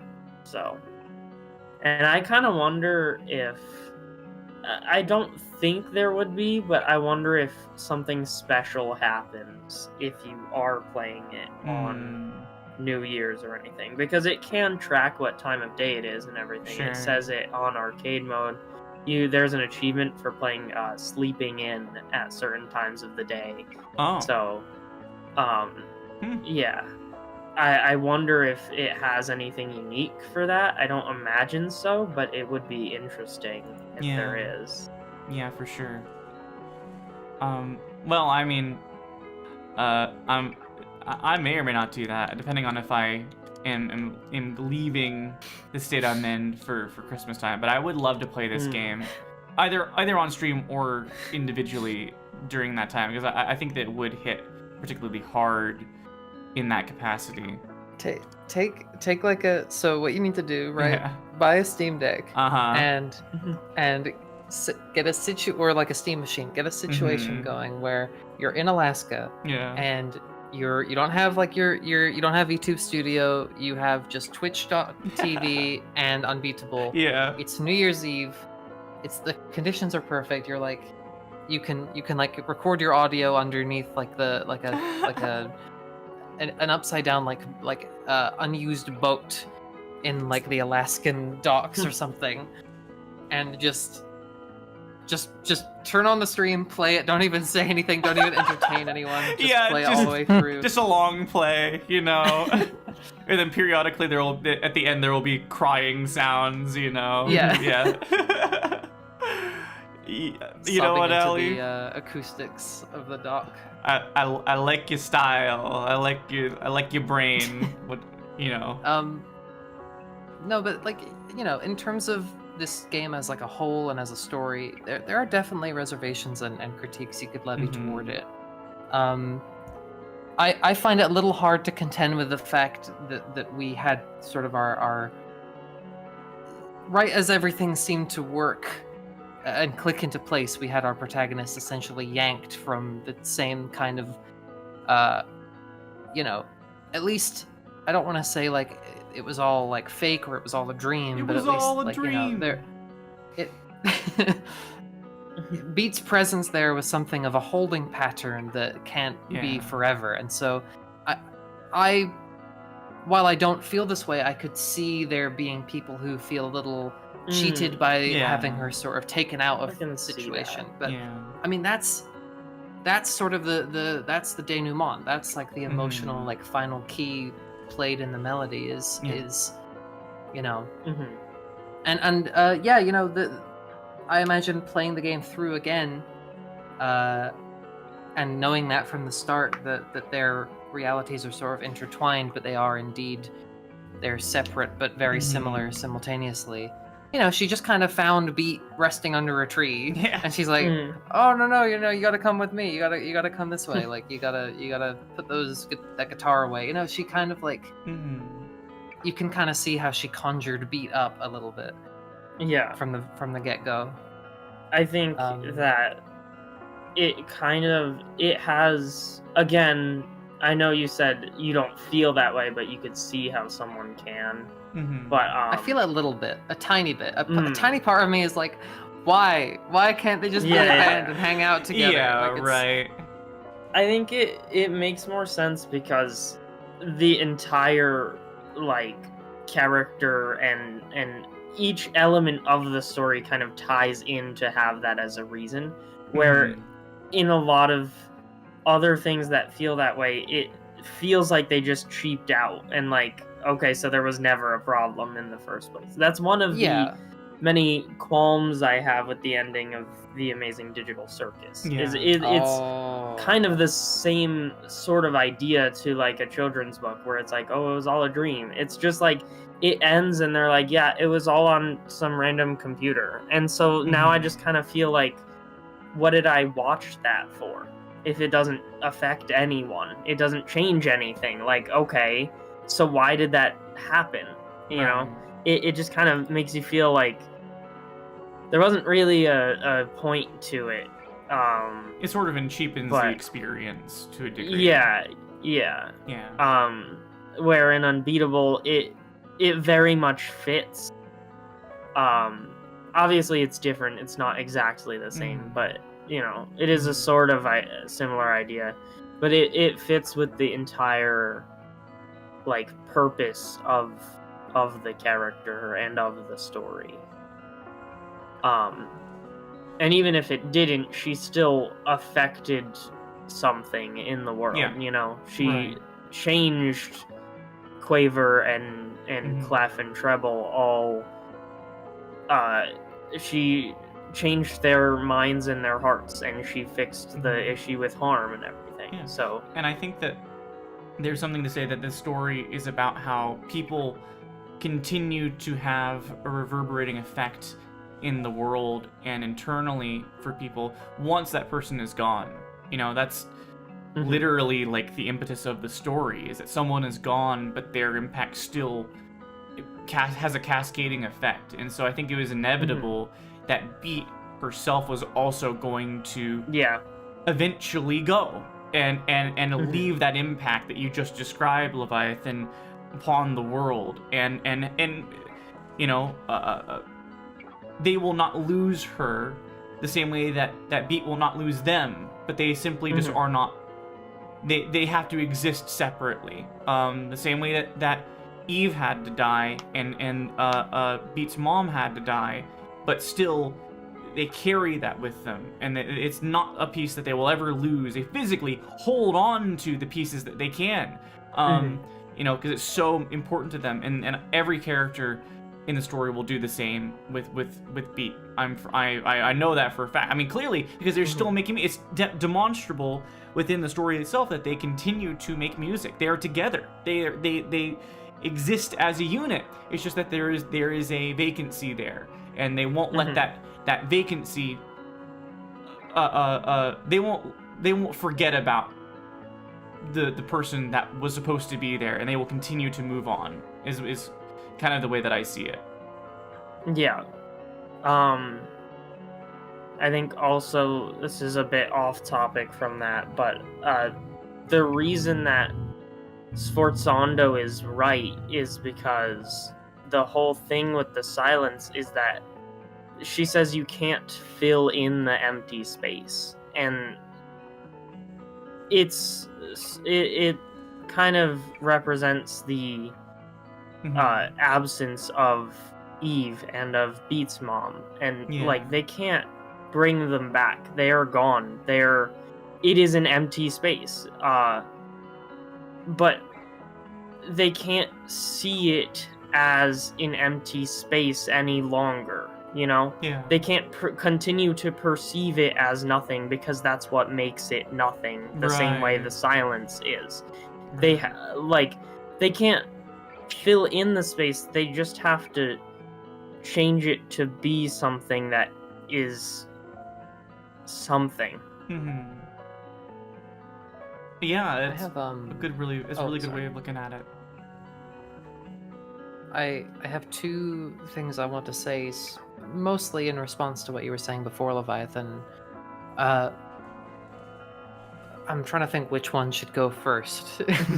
Because you mentioned The Amazing Digital Circus, and spoilers for The Amazing Digital Circus, I should say, but I think we've all seen it through to its end in this room. Yeah. Travis? Yes. Okay. I just couldn't remember. So I have my own thoughts on that story and how it ended, and sort of the kind of the twist of how they exist in the circus and all of that. Thoughts that are only relevant to my opinion of that story, insofar as like how well I think it's written and how relevant I think it is as a story to like a human experience.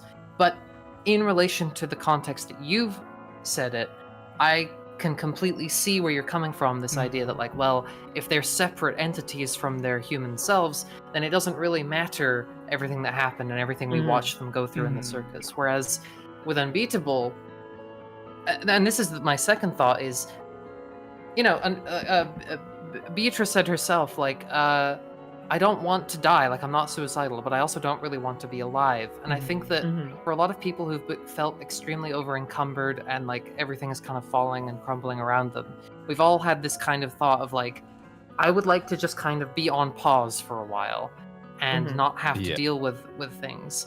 Now, in reality, in the real physical world that we live in, going into a coma and coming out of it is not the way that it appears in fiction, because you don't get a lot of thinking done, and also it has like a bunch of psychological effects, and you know, the sort of lengthy coma that exists as like a narrative device is just that. It is just a narrative device. But how cool would it be if we lived in the kind of world that Beat lives in, where, okay, ultimately she went through some like a lot of hardship throughout the story, but you know, the sort of like the conclusion she's coming to about being 7 years better, about being stronger, about not being worse, you know, how great would it be if, although we got there via hardship and via injury, if we could have such an internal conversation with ourselves, on pause, away from our own version of reality as we understand it, and come away from it a stronger person, you know, and not just stronger for the things that she figured out for herself, but for the things she helped other people with too. And in that respect, I think that it is unrealistic in the best way, because it almost supersedes reality. You know, we don't have access to we don't have the ability to do something like this, nor I guess it wouldn't come from a good place to be put into a coma in the first place. It wouldn't be a positive thing. But even if we did, we wouldn't have the opportunity to do what Beat did. But I think that it speaks to me as sort of like it's almost like a power fantasy. Even though it is so kind of rife with heartache, it is just to kind of like be in one's own head for a long enough time to make a substantial change, to finally tidy up around here and get rid of like the mold in the sink, as it were. I think that is something that people who've dealt with depression, people who've dealt with trauma, with grief, I think we can all relate to wishing for that kind of thing to happen for us, even if it is unrealistic. Now, my review of the Digital Circus's mechanics will have to come later, because that is a whole different topic that I have many thoughts on. But even though I have a slightly different takeaway from the Digital Circus, I completely see where you're coming from, and I think that if I were to be in the exact same headspace as you, I would also vastly prefer something like Unbeatable. So and all of this is to say, even though I do feel a little heartbroken at Beat's sort of removal from the story at the end there, I think that, like Rika, like you said, the mark they've left on each other's worlds is indelible. Yeah, exactly. And, and of course, as the Gurren Lagann fangirl that I am, of course I see the same thing in Nia's departure at the end of that story, and and how it was think about that. It was a necessity, like Simone says as much as like she couldn't exist, when the anti-spiral are defeated, she was going to go no matter what, and I have to be okay with that. But the impact of her exists within the universe to continue on in the way that it does. Simone wouldn't have been the person he ended up being, the Spiral Warrior he ended up being, if not for that character and that impact and that direction that she gave his life. Just because she's gone doesn't mean that any of that goes away, just means that she goes away, and that's a different thing. She still exists within the universe forever. I have thought about the same exact comparison before too. That's because you're the best. Yeah, because Nia has to not be there. She's an anti-spiral, the same way that Beat is a silence. There's no way to exist in that way any longer, so they have to go. And I did feel that, kind of thinking about it more now, Allison, I did kind of feel the same way that you're describing with Beat about Nia, because I thought when I first saw Gurren Lagann, I thought that was the flaw with the story. Like, that was the thing I didn't like about it, until I kind of thought about it more and understood why it kind of made more sense. That was the one thing I kept telling myself, like, this is the only problem I have with it. Well, not the only, but it has its flaws. It has the Yoko moments. Yeah, of course, that are a little unnecessary, but Rika showed me Gurren Lagann so long ago that now I can't really even recall how I felt about that moment. Now I see it, and I see Simone's sort of knowing and understanding smile as she passes, and I just think, like, what a cool moment. But I'm sure that when I first watched it, I was like, no, you can't do this to me. Yeah, I mean, like, that sort of thing. Yeah, I mean, Gimme himself says, like, can't Simone use the power of the spiral to bring her back? It's like, he's not God, and even if he was, you wouldn't want that. It wouldn't be the right thing, It was in her destiny to go, in the same way that it was in Beat's destiny to impact the world and then go back to her own. And in some way impart the lessons that her friends gave her, and then vice versa, And I would be really interested. We were discussing at some point that there is a possibility of a DLC coming at some point, and there are a couple different angles that I would like to see explored personally. Unbeatable DLC. Yes. Yeah. No, not for I thought you- DLC for Gurren Lagann. I'm sorry. I should have been Yeah. clear. That would be awesome too. Hey guys. Kamina gets a cool hat. Yeah, Buta gets an episode where he gets to sort of scramble around and look for honey. No, for Unbeatable, there is potentially DLC imminent in the future. I think once there is a certain amount of downloads, and I would like either a backstory of Eve or the other side of Beat's journey past this point and what happens to her world beyond this, because it is effectively a different woman who steps out of the coma and then back into the world. The same way that, like, again, after 7 years, it clearly wasn't 7 years she was in the coma. I don't think that's what's implied, but like, take that example of like, over time, the person that we were before ceases to exist, and the person that we know now we might not even recognize, but it is us, and the things that we have learned between then and now are the things that shape us going into the future. What is Beat's future? Will she make the same mistakes? Will she be unrecognizable? Will she change herself? Will she go? What will happen to her? Those are some things that I would love to get answered, although there also is something to be said about it doesn't really matter what happens to her beyond this point. Wait, sorry, not to interrupt, but how old was Quaver when Eve died? Well, it's implied to be 7 years before, and Quaver's 12, so she would be 5 years old. Yeah. So when Beat is saying I'm 7 years better, it's like it's been, you know, for Quaver, it's 7 years of grieving. Right? Am I understanding that correctly? I don't know. Yeah. Okay, I got it. Thank you. Sorry, not to interrupt.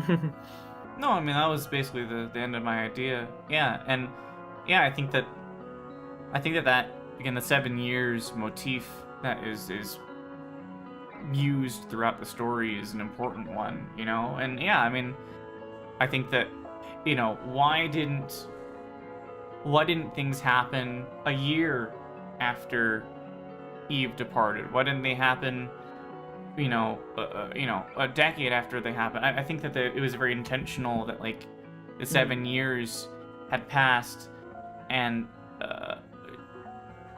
it was the right, again, the girl that witnessed her mother's death is not the same girl that finally moves in and embraces the life that she has, and the things that come with it, good and bad. You know, they are different people at the end of the day, and I really like that. And it applies to multiple characters. It applies to Beat, and it applies to Quaver. Again, obviously, we have already explored the idea that they are parallel in some way, but it affects that 7-year transformation affects them in different ways. Yeah, I think that that's one of the things that I didn't really take. I took for granted the first time through, but on a second playthrough, that thinking about it more from the perspective of someone who has seen the whole story, that seems to be a more important aspect than I thought initially, and after my like takeaways from the first time through.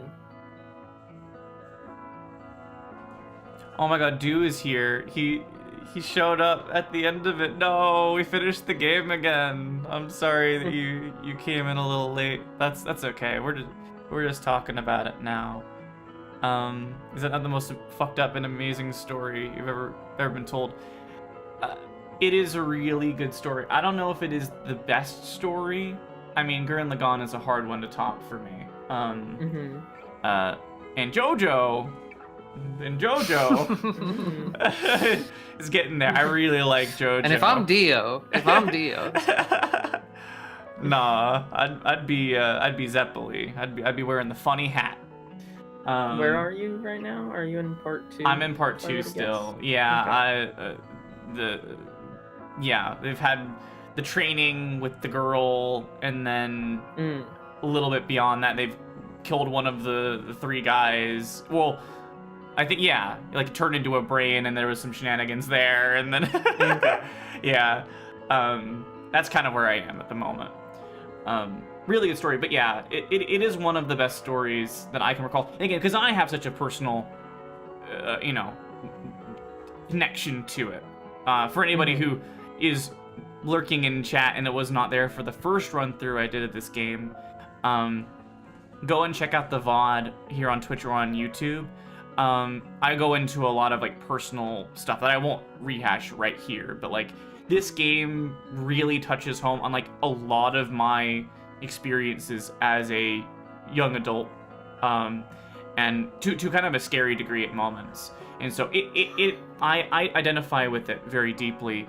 But even again, even if I were to take myself out of this scenario, it is a very emotional story for me, because I am again, any creative person I think can find a lot from this narrative. Again, once I finished this game, I went and like immediately started working on a new song. Like it just motivated me to try and get my voice out there, and I don't know, it really sent like energy to my body in a way that it animated me in a way that something hasn't animated me in a very long time.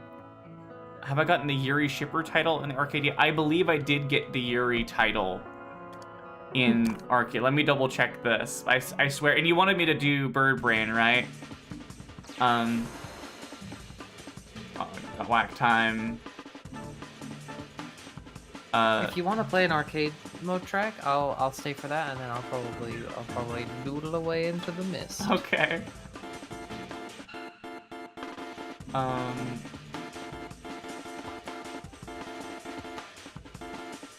Let's see.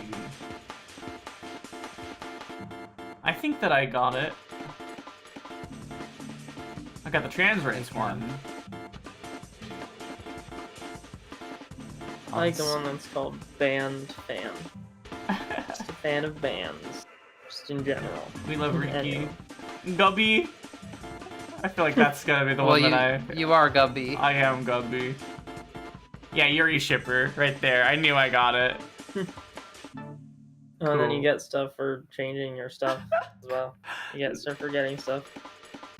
Hell yeah. I always love rewards that you get for getting rewards in games. It is very nice, yeah.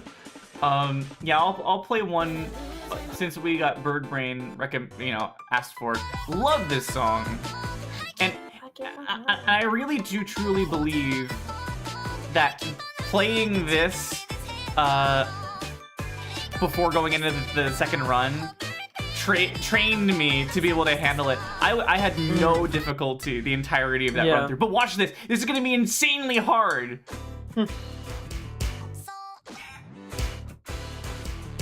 Oh, they censor that swear too. That makes sense. What?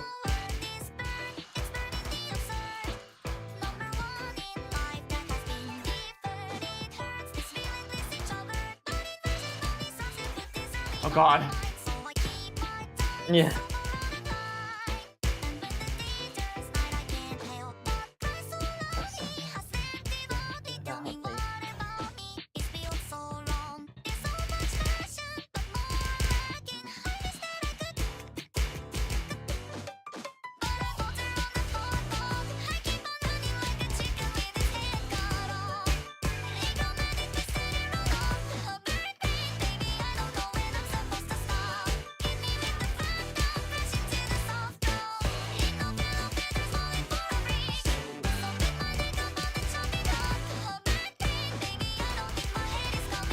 Gosh. You get to choose who you play as in arcade? Yes. Yep. Oh, cool. This is where I had it from last time.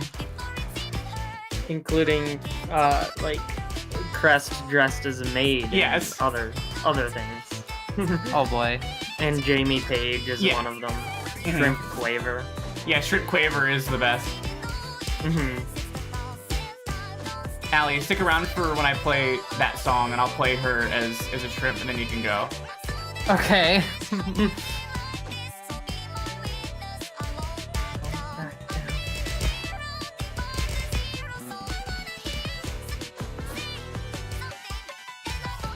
That line always makes me think of Guilty Gear because there's a Guilty Gear song also called Play the Hero. Oh. Yeah. And it always makes me think of that.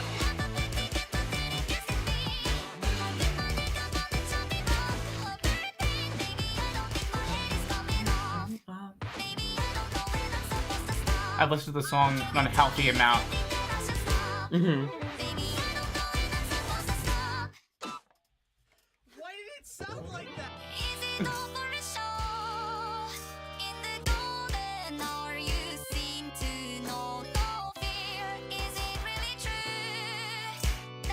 I was listening to Jamie Page a long time ago. I didn't actually realize big time with Tato. Yeah, right. I can't believe that I missed out on so many years of cool music. You know, there's just so much music out there, and I was like, I've got enough to listen to, and I missed out, man. Have you, because you've been listening to more Jamie Page, have you been listening to Flavor Foley as well? Flavor Foley, have I? I think so, yeah. It's a band with Jamie Page and a couple other pretty popular Vocaloid artists. I think that I was recommended one song. That's why it took me a minute to recognize it. I think I listened to one track. I couldn't tell you the name of the song, though. Okay. Because they have a song that I really, really, really like. It's one of my favorites. It's called Weather Girl. It is essentially, it is an inside joke with me and my friends that it is a song about me. Yeah. It's basically just my theme song. Oh. So, yeah. Well, it's great. I love that song. Yeah.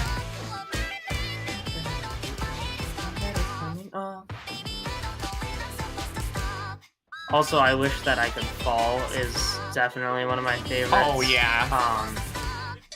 And the cover of it in this game is so unbelievably good. I'm a huge fan. Yeah, Cadmium Colors is one from Constant Companions. That's also one of my favorites. I love that. Let's see. But also, I know I've mentioned before, I have like 500,000 favorite things. So there's nothing wrong with that.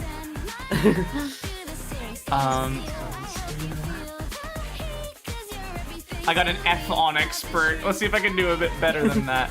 Oh, I forgot to change my guys. Hold on. Wait, you can't quits the game, right? No, it does not. Okay. Here quits the song. Okay. I just have to be very careful about this. So you click the song, and then you press RT for custom. Right. Yeah. I'm so bad at the menus. Oh, cool. Rest, cool. I know, rest is so cool. Rest, or Quaver. Quaver, shrimp. Look at her. Look at her little. Oh my god, she's okay. I got a request. Yeah. Who would go with Shrimp Quaver? Eve. Oh, you can have Eve? Yeah, exactly. I mean, I'll show you everybody.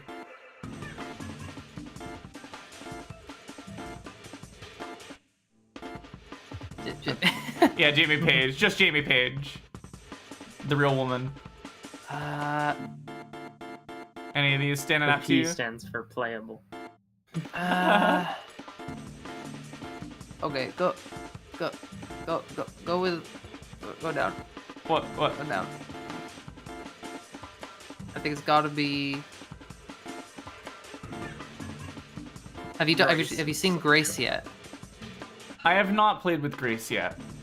Go for Grace. Okay. He looks so freaking cool there. Yeah. He's like Knuckles on like Sonic. He does not chuckle. He does not chuckle. Okay, let's do it. Okay, I got an F. At least I finished it last time. This is a certified shrimp. Was that Travis? No. This is a certified shrimp. I think he did it better than even the real voice. Exactly. He's been a talented boy.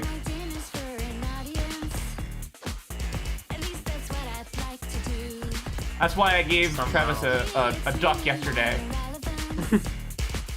Travis is somehow more accurate to the song than the song is to itself. Yeah. Well, isn't it based on the clip that's like, this is a certified hood classic? Yeah. Shadow Wizard Money Gang. You wanna know that one? I do know that one.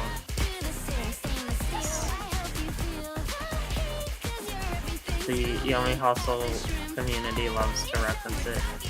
Ah, that makes sense. Because they love casting spells. Mm-hmm.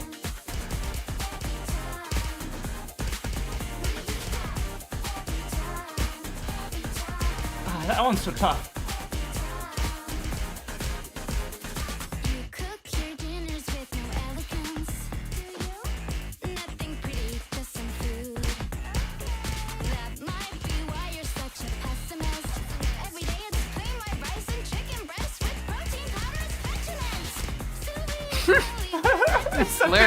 It's such a good song. Once again, been on my rotating list for so long.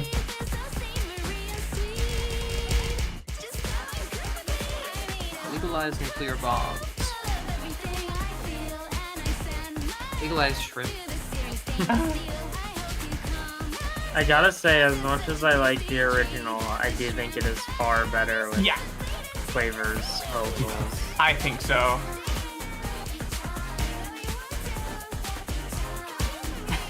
I think her voice actress is so good. She nails it.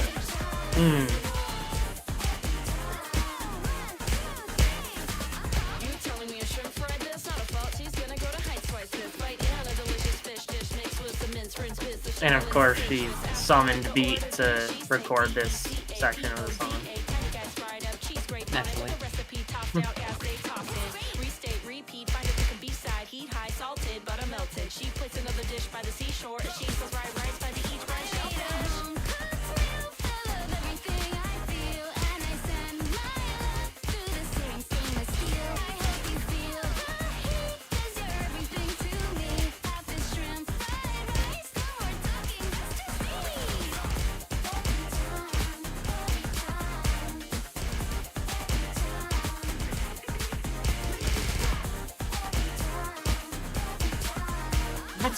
I keep fucking that up.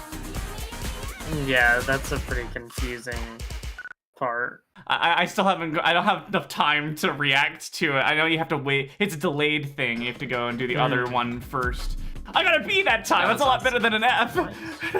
Nice. I'm getting Betty. For the shrimp. The butter shrimp, yeah. Shrimp with the butter. That was awesome. Thank you.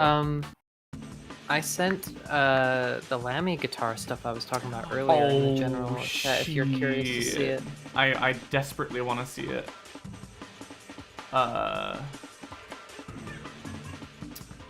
Oh, yeah, Lucy mentioned this. The giraffe in Cult of the Lamb is based on this character from Adventure Pals, which is something I've never heard of. Oh but my... Look at that giraffe. Yeah, he's a very funny giraffe. But oh my fucking god. I think it's developed by the same people. Oh, is it? Oh, very cool. I believe. I haven't seen anything about that game for a very, very, very long time, but I did see a video on it. I forget by who. By some very popular YouTuber. Maybe the Diamond Minecart. I don't know. Probably him, though. Yeah. But it was a long time ago. And I wanted that game really bad. Never ended up getting it, and I still don't have it, so I gotta play that event. You gotta do it. You gotta do it. I am in love with this freaking guitar. The Fernandez Jammer Lammy guitar, yeah. I need You should watch that video of the person playing it. Yeah. Holy crap, playing Millennium Girl with it? What a goddamn legend he is. What a goddamn fucking legend. I would commission somebody to make me an exact replica of this guitar. Like, that's how much I like that. Well, you just gotta get your chainsaw on. Yeah! Power off, power on. Yeah, exactly. Holy crap, that's so freaking cool. Oh, and someone said something in general art as well. You don't think you're able to do it? That's okay. That's okay, Lucy. I appreciate the effort, though. Oh, you said a little Teto, too. Very cute. Very cute. I love all your art. Thank you for sharing any of it. Very, very appreciated. Well, Allie, hold on. Oh, Quaver, hold on. Unless there's any other songs you would like me to play for you, you could head off, and we will hop over to another game. Encore. You want me? Yeah, to, I think. Want me to play through, show you some of the songs? I think. Well, I was gonna say I think I'll retire here. Okay.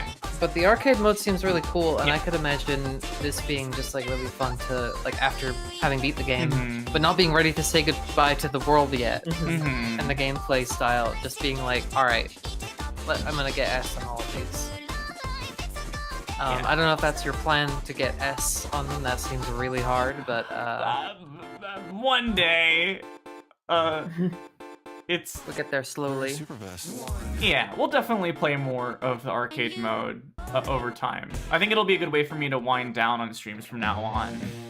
The covers are so cool too. Oh. I know, it's so sick.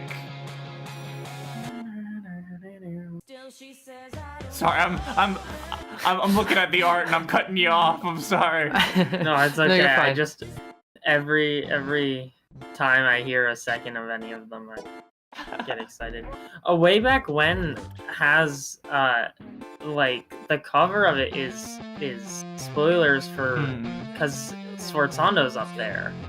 But they give the song to you, and this is the credits theme, so I don't know why they give the song to you without needing to unlock it.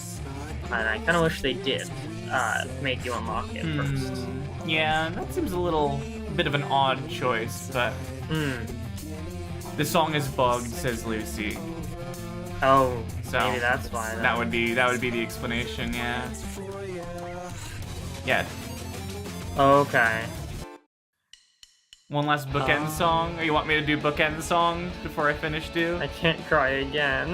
Yeah, I don't know if I can take that right now. Well, I will head out just now, but thank you for going through the game again. I know you were going to anyway because of how much you love this game, but thank you for keeping me spoiler-free so I could experience everything through and through. It's been a blast, and I'm sure that this story will be rotating it around in my mind for quite some time now, and there'll definitely be future discussions to be had about the characters and everything. And yeah, I mean, it's great to see a game where my best friend is the main character. So they put you in the game is the thing. Exactly. I can't believe on the first playthrough, like I kept saying, like, Rika, this game was made for you. Yeah, exactly. So it can't not be my favorite game as a consequence, Yeah. And thank you again to our little Quaver Leviathan for bringing this game to our attention and bringing us all together. Absolutely. I knew that it would be for Rika because it felt like it was for me, and I'm Quaver and Rika's Speed, so and so since we're the same person from another universe, which one of us do you think is in a coma right now? It's definitely me. I definitely hit my head too hard in high school, and now this is all just like hallucination of mine for sure. Yeah. But either way, yeah, thank you so much, Leviathan. I don't know if I ever would have gotten around to playing the game if not for you. So, I cannot thank you enough. Of course. Well, I'm gonna take a few minute break while we get the next game up, and any of you guys that want to stick around for some Cult of the Lamb, Travis or Leviathan, you're welcome to. Or if you wanna head out and enjoy your Sunday nights, that is totally cool, as awesome as well. So yeah, but whoever wants to stick around, we're gonna have a good time. Finally, we figured out how to revive people, so we're gonna get some familiar faces back into the fold on that game. So, but yeah, let's go ahead and take a little bit of a break, okay, everybody? All right, I will. I think that I may also depart. I might go call some of my friends. Probably Silly Man. Okay, that's totally I think fine. he's been lurking. I don't think he was in the chat, but I think he has been walking. So. Hey, all good? Yeah. Yeah, well, hope you have a good rest of the night. Travis, are you gonna head off as well? Yeah, I'm gonna grab some dinner, but I'll probably hang out after the fact and kind of just maybe work on my Deltarune Chapter 5 VOD simultaneously. Okay, gotcha. Yes, Cult of the Lamb time now, Lucy, if you'd like to join us for that. Exactly. Yeah, that's totally good. Do you want me to keep your avatar up on stream, Travis? Or Yeah. Okay, gotcha. Okie dokie, I'll get that all sorted up. Give me a few minutes, guys, and anybody who's taken off, hope you have a good rest of your night. All right, give me a couple minutes. Everybody. Bye, everybody. Bye.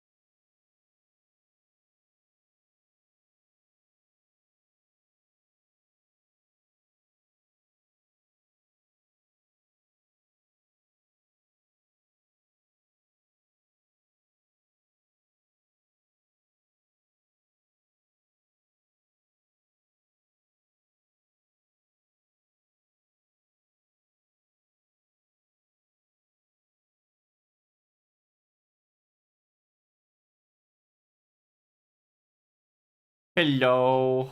Okay, hold on. I gotta move things around. I gotta get things ready. I'm unprepared. I'm unprepared. But yeah, man, what a freaking good game, dude. What an amazing game. I keep thinking about it. Let's get the audio in there too. Ah, gosh.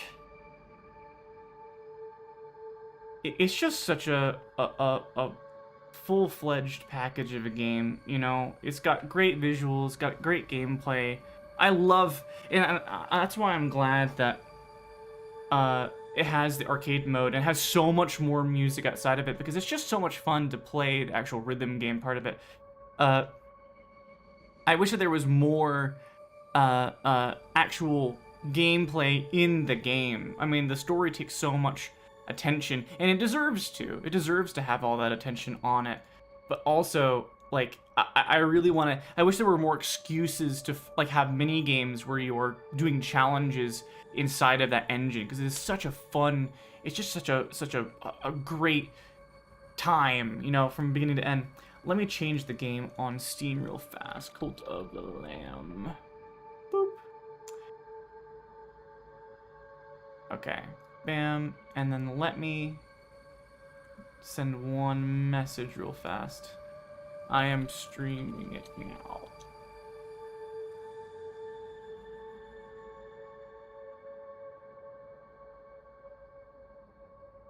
Sorry, I had myself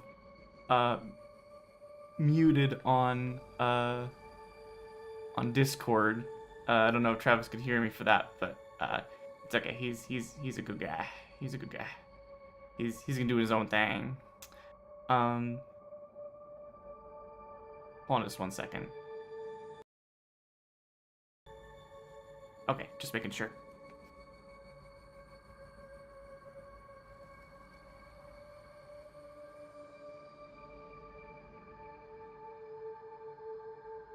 Okay, let's go ahead and get this going.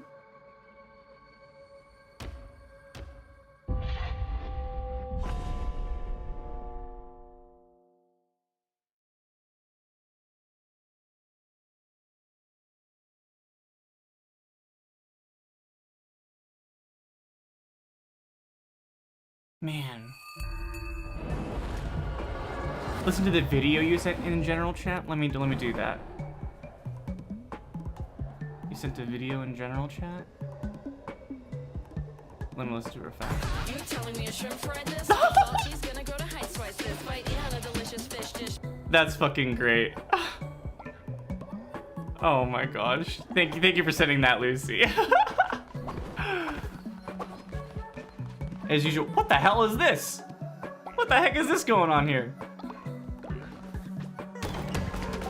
Oh, it's because of the anniversary. Right. Oh wow, look at all this stuff. Huh.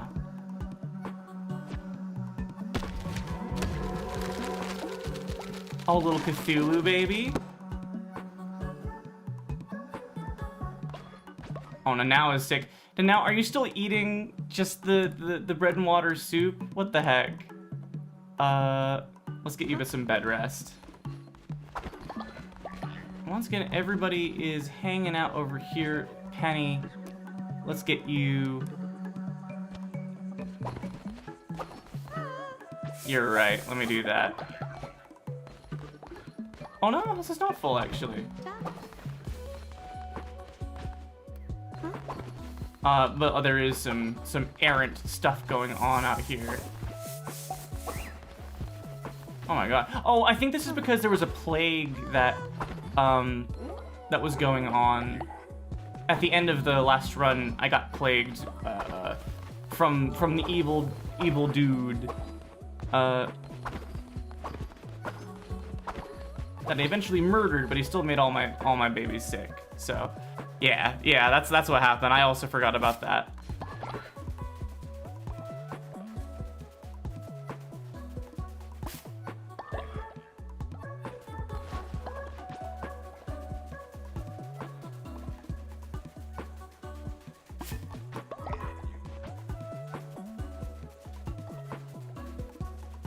Okay. Let's get all this food.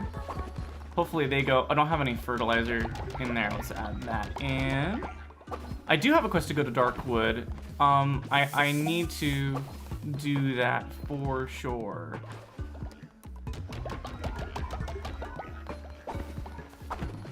I need to get everyone who's sick out of here, though. Oh my gosh. Is there anybody else who's not sick? Anybody working in here? That wouldn't be working if they were sick. I don't think that's how that works.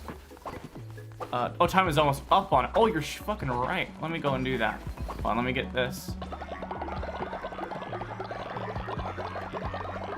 Bam. Cool. Finner at Darkwood. Darkwood is one of these areas, right? Yeah, Darkwood. Okay, so find Finoder at Darkwood.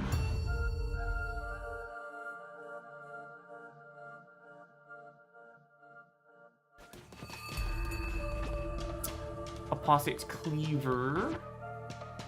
And the Invincibility. Gotcha. Okay. And I didn't realize that you actually can hit these and get stuff. I thought they were just dummies and you couldn't ruin them, but like you get free wood for it. So I'm gonna knock them up. There we go.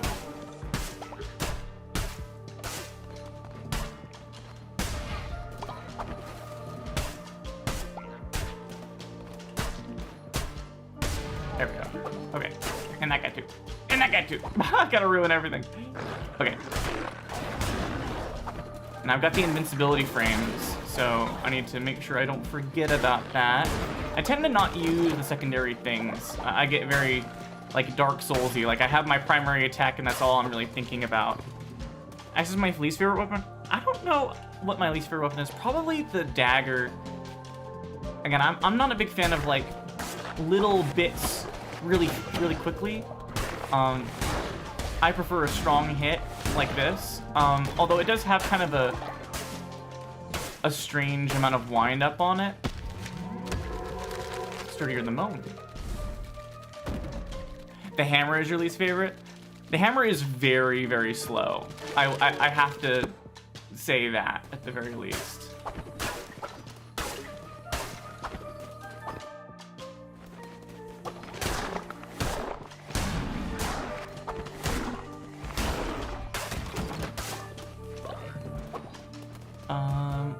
I'm gonna go left.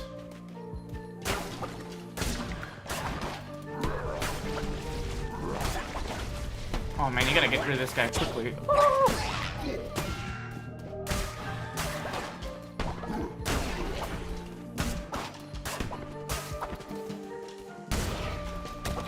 Okay. So probably this is the way to go. Is this where the cards are? Oh, this is where this dude is. Freezes time for a short duration. Okay. And he gets upset every time you hit this shit.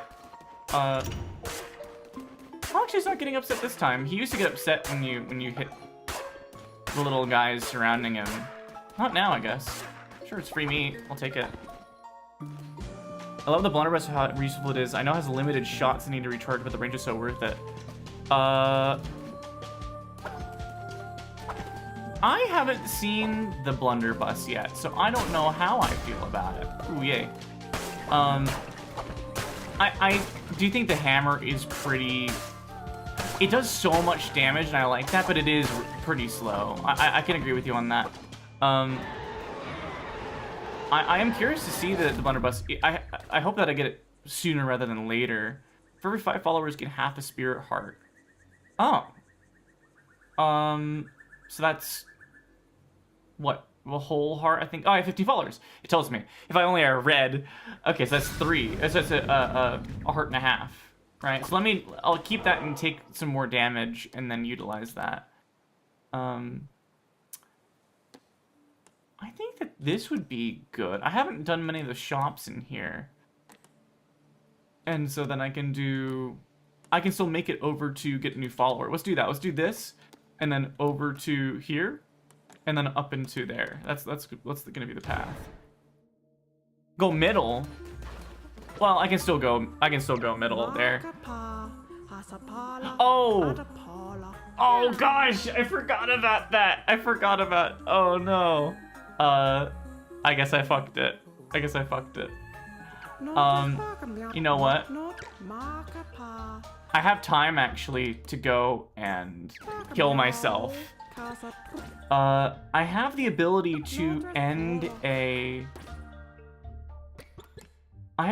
to end one of my runs, although I don't know how to equip that. No, don't die. Okay, I won't kill myself. It was I forget what the mechanic was, but you can end, I think maybe it was one of the robes you can wear. But what the fuck? What the fuck? Oh, I got a relic. Okay, wasn't expecting that. Yeah, I got some mechanic that lets you end your run without like a penalty. But okay, if you're saying I don't need to. Let's see here. Ambrosia. Increase curse attack damage by 1.25. Blueprint. 14 gold is not worth it. That seems okay. Let's go with the blueprint, see what that gives us. Oh. Interesting, like a little Stonehenge thing. Oh yeah, right, I forgot the timer is still going. Okay, so it is...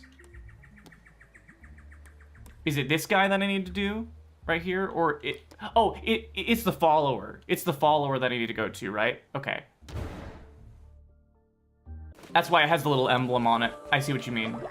Okay, let's get to it.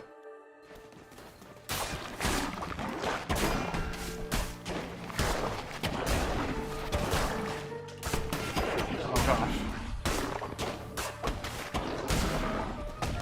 Come on, give it to me. Okay, cool. Whatever. Okay. Cool. I got a sign. Okay, cool. Thank you. Come on. We gotta go. Time's running out. It's like I've got a big fuck you axe. We can get through it quickly. There we go. Come on. Thank you. Whoa.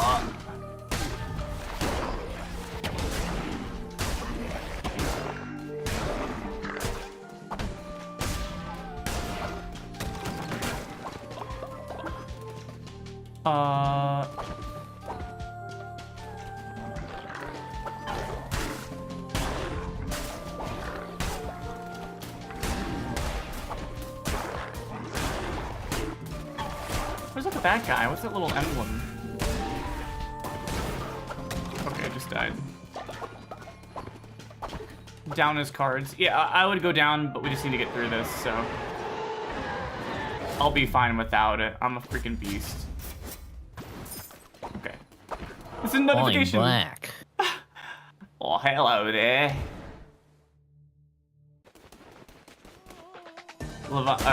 Lucy is helping me not forget the things that I need to do. So, and what would I be without all my friends? There was a thing on the sidebar that I almost neglected, and we made it in time just a moment ago. So there we go. But yeah, again, thank you, Travis, for being there again. I know maybe we didn't want to do the same game twice in a row, but I feel like I got a lot out of seeing the game from a finished perspective, from the beginning to the end one more time. So, and I'm glad that you were able to experience the whole story. Oh right, that was Nanau's like friend. I forgot about that. Yeah. Okay, good thing that I checked it. Yeah, I hope that you got something from that experience, even though it probably was a little repetitive. Yeah, it was good to revisit it and get a fuller picture of things. Mm-hmm. There you go. And I'm glad that we were able to do it with Allie as well. I thought that it was a shame that we couldn't do it with her initially. I knew she would have a lot to say. And I was like, okay, you could sit and watch the VOD. That's fine. But also, I don't know. I'd like to be there with... What? Oh. Does that take me to, like, the boss fight for this area? Or... Let's try it. I do want to know how she'll react to your first playthrough, though. Oh, yeah. I mean, yeah, I was just a... More emotional. Oh, don't do that. Darn, I keep looking away at Lucy as soon as she says something useful. That's okay. Whatever. It's okay. We'll finish the run regardless.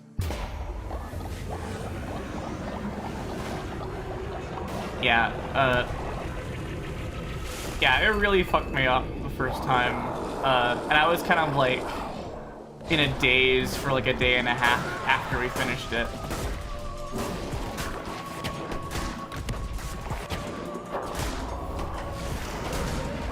Although I appreciate that you have your opinion on it is a lot more tempered than mine, Travis.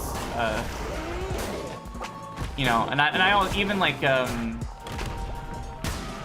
like Kyle's opinion of the game, you know, is one that I don't necessarily agree with or understand the perspective. Well, I understand it, but I don't. I can't relate to it, I suppose is the way I should say it.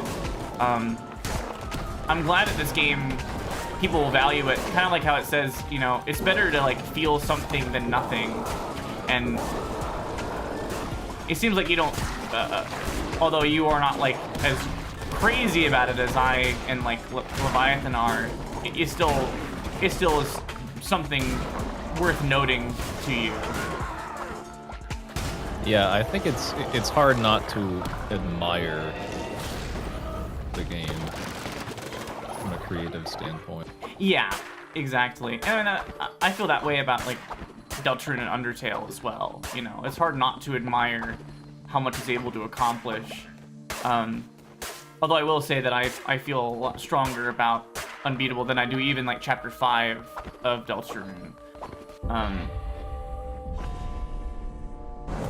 Witness Agaris. Oh, okay. Well, I did get an achievement. You guys didn't see it because I'm covering up the toast, but I got the achievement for beating this boss without taking damage. So that was worth it. I feel good about this now. But we'll do it again. I want to witness Agaris. I would like to finally see what that's all about. Oh, Nanao is snoring and woken nearby sleepers? Nanao, you mess. What's going on? What's going on with you, Leviathan? Have we resurrected anybody yet? Not yet. Not yet. What are you angry about?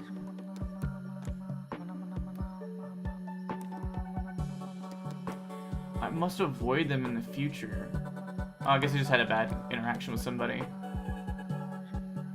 Oh, right, I forgot I gave you the skull necklace, Leviathan. No wonder you're so old yet so young. Whereas Eligos here is an old-ass bitch. So no, I have not revived anybody yet. But I will here in a moment. But first, let's go ahead and get a raffle going. If anybody is around that has not put their a character of theirs into the game that would like to, this is your opportunity to.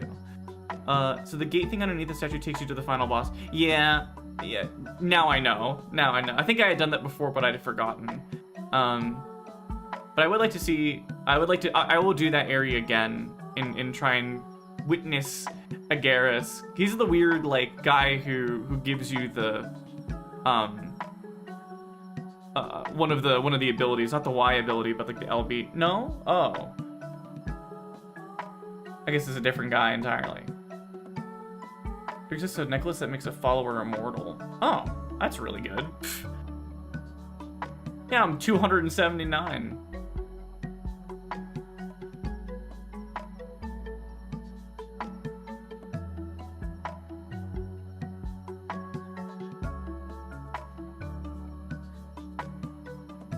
Witness Garrus is the witness of death, of the death of great. Oh, interesting. Interesting. Okay. And I bet that there are ones for each of those major areas, right? So this happens to be they're a boss. Okay. We'll definitely check that out in that case. Okay, here we'll just get Travis to Travis throw me a name. Throw me a funny name.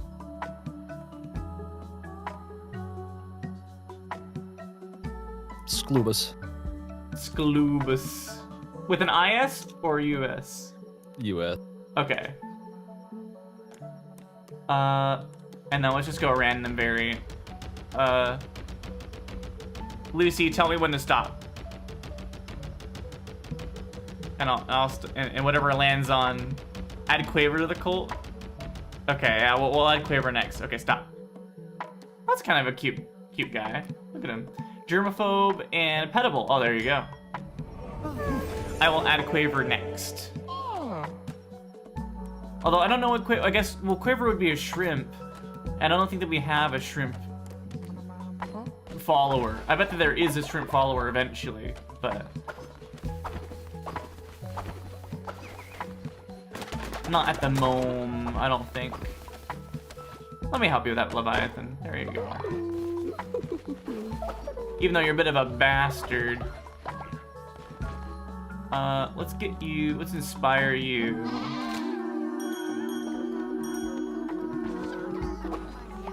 I do forget to inspire a lot of the time. There you go, get everyone in on it. There's a shrimp in the water area, I think. Oh, very cool. What?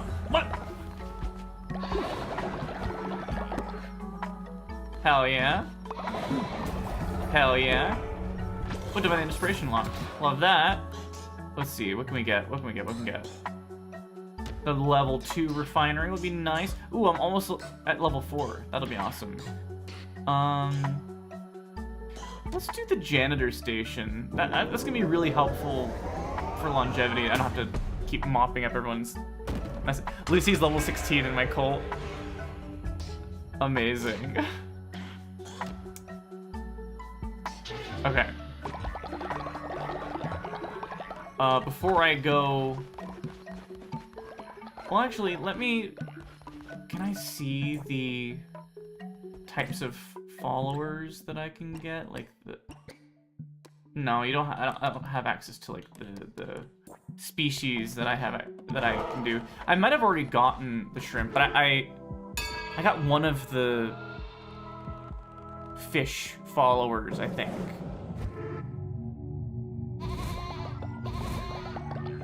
I got a big fucking cult all of a sudden. Okay. Right. Oh, critical hits? Holy shit, we gotta get there. We gotta get critical hits. Oh my god. We're gonna turn this into goddamn Pokemon. That'll be huge.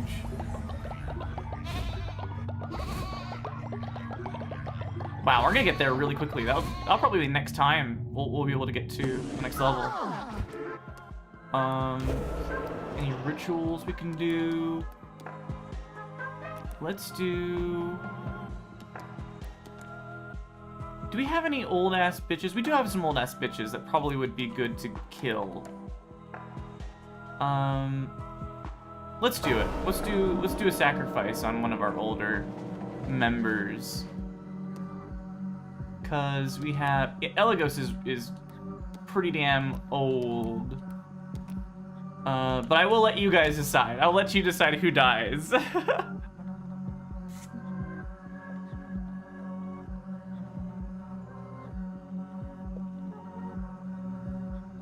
And eventually, we will do a game of Knucklebones by the end of this, I guarantee.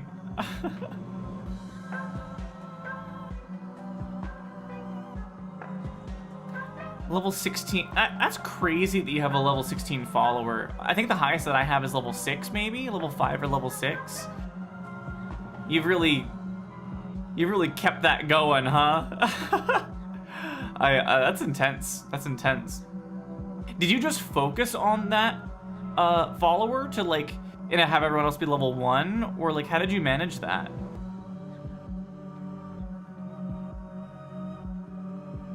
Okay, we'll do this. Bam. Okay, Elagos. I'm old. Hello. I'm old. Yeah, I'm old. Old man. There we go. Hell yes. Ooh, and I got another thingy thing. I need that for crown upgrades, right? Or just the Sacred Enlightenments. Let's do... Let's do more Afterlife, because we got really cool shit last time.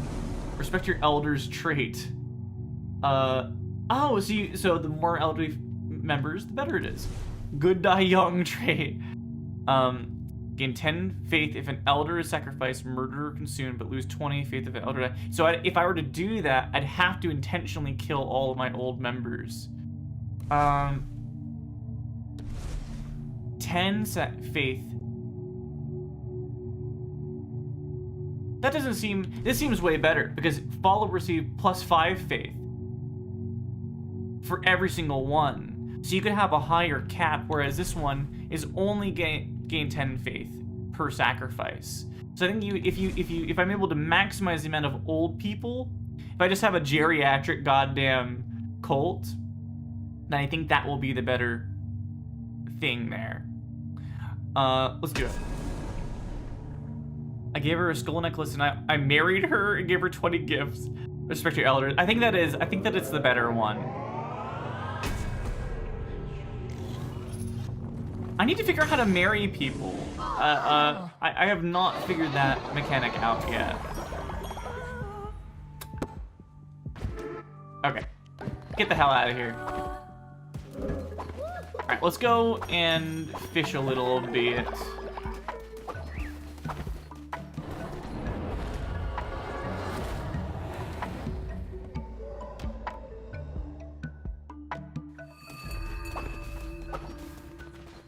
How much money do I have? 148. Ooh, I do like the mosaic. I'm gonna buy the mosaic.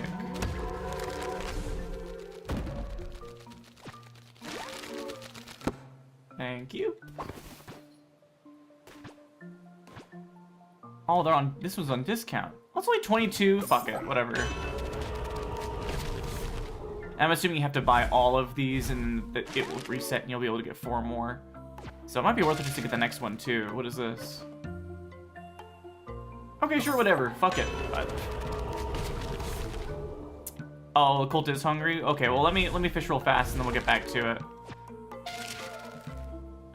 They're not too hungry. I see the meter up in the top left. They are hungry, but not desperately so. So let me get some food for them. Eh.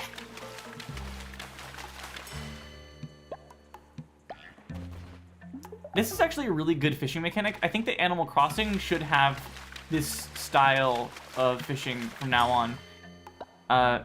Travis, you have not played Animal Crossing, so you don't know, but in Animal Crossing, you just see like the little black silhouette for a fish, and then you wait for them to bite, and then you press a button, and that's it. It's like a very uninteractive. Whereas this one is a bit more skill-based. Although I didn't actually realize for the longest time that in Animal Crossing you didn't have to mash the button after you get the bite. I thought you had to do that, and then eventually my friend saw me doing it. It's like, why are you mashing? You don't need to do that. And I felt very stupid. It's like when you're playing Pokemon and you throw a ball, and then you mash B, to increase your chances of it actually catching the Pokemon. Or in my case, I would do up B. I would press up and I would mash B, and that would give me better chances. Huh. Yeah. When did you hear up? My childhood brain. because it is substantiated by no facts whatsoever. I was just a dumb child in the back of my parents' red Suburban on my my SP doing Pokemon things.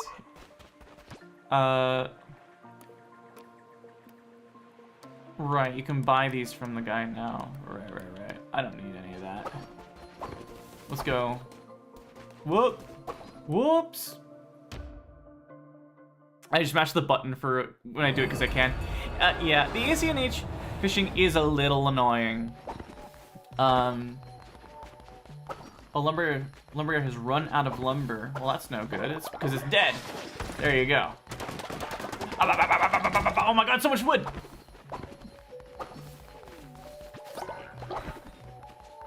There you go. Thank you. It can definitely be a little annoying. I find that the ACNL fishing is... I don't find it bad, but I do find it a little more... there's not a lot of time to react. Like, because I used to be like, oh, I'm gonna go to the island, like the Cap'n Island, and I'm going to... What's up, dude? Okay, Jax. He wants to trip on mushrooms. Okay, Jax. Somehow that fits in the character. Somehow. I can see him being see her. Gender her properly. I can see her doing that. Well, actually, it was never specifically confirmed in canon. Oh, you. I mean, it was confirmed by Gooseworth. Yes, exactly. It was neither here nor there. Again, that's the one thing I just don't. It doesn't sit well with me after the fact. It's like, why couldn't you just say the thing? You know? I don't know.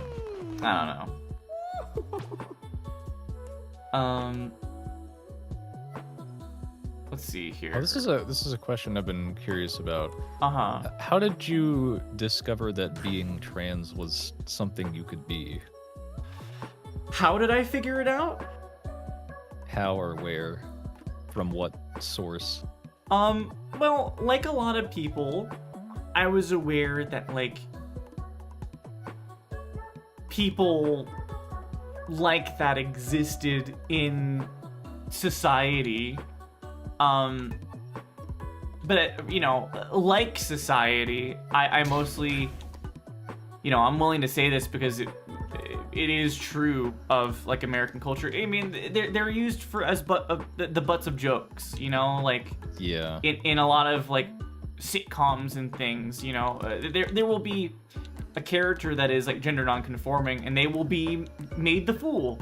And so I was aware of them in that respect, but it wasn't until I met a certain person who was very important to me, that ended up being not very good in my life, that I realized that, like, not only are, like, trans people, like, real people and not, like, just this whatever societal fantasy that I had grown up with. You know, they're actually real people that are valid in the way that they exist. It took this person in high school, you know, enlightening me to, like, oh yeah, I mean, and also, like, not only do they exist, like, also you could be this thing. Like, she didn't say that, but, like, once I had, like, the same way with, like, becoming, like, you know, like a socialist, like being on the left. I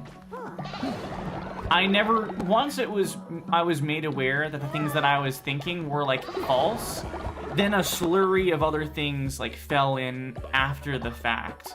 You know, it just took the initial step, and then it cascaded from there. And so yeah. I had a person open my eyes to it. It was a person that I unfortunately had a very bad experience with.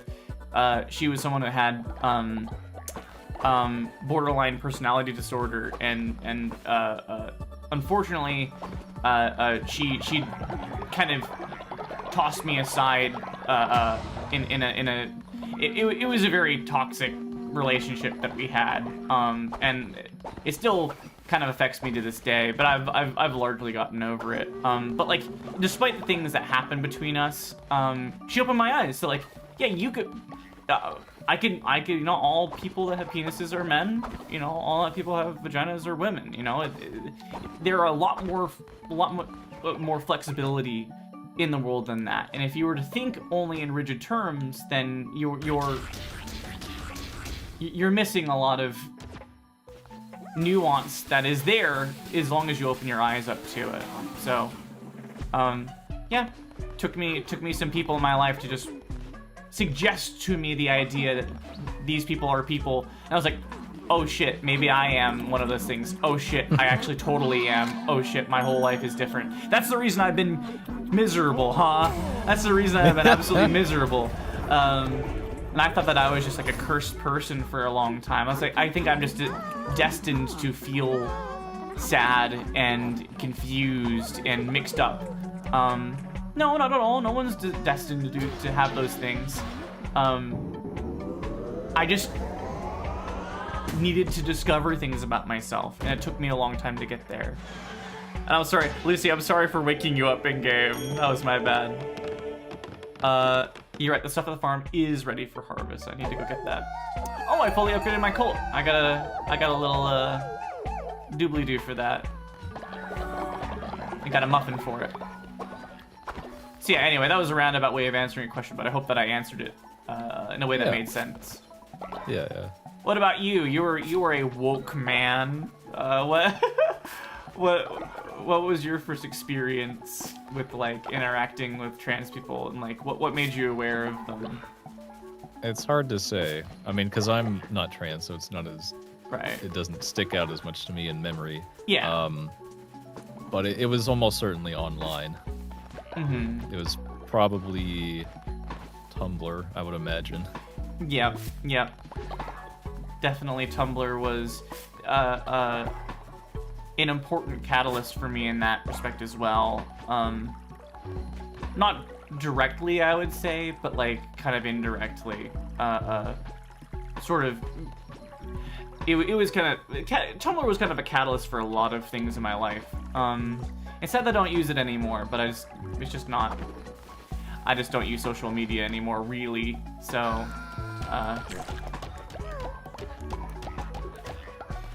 but yeah, man, that was a long time ago at this point.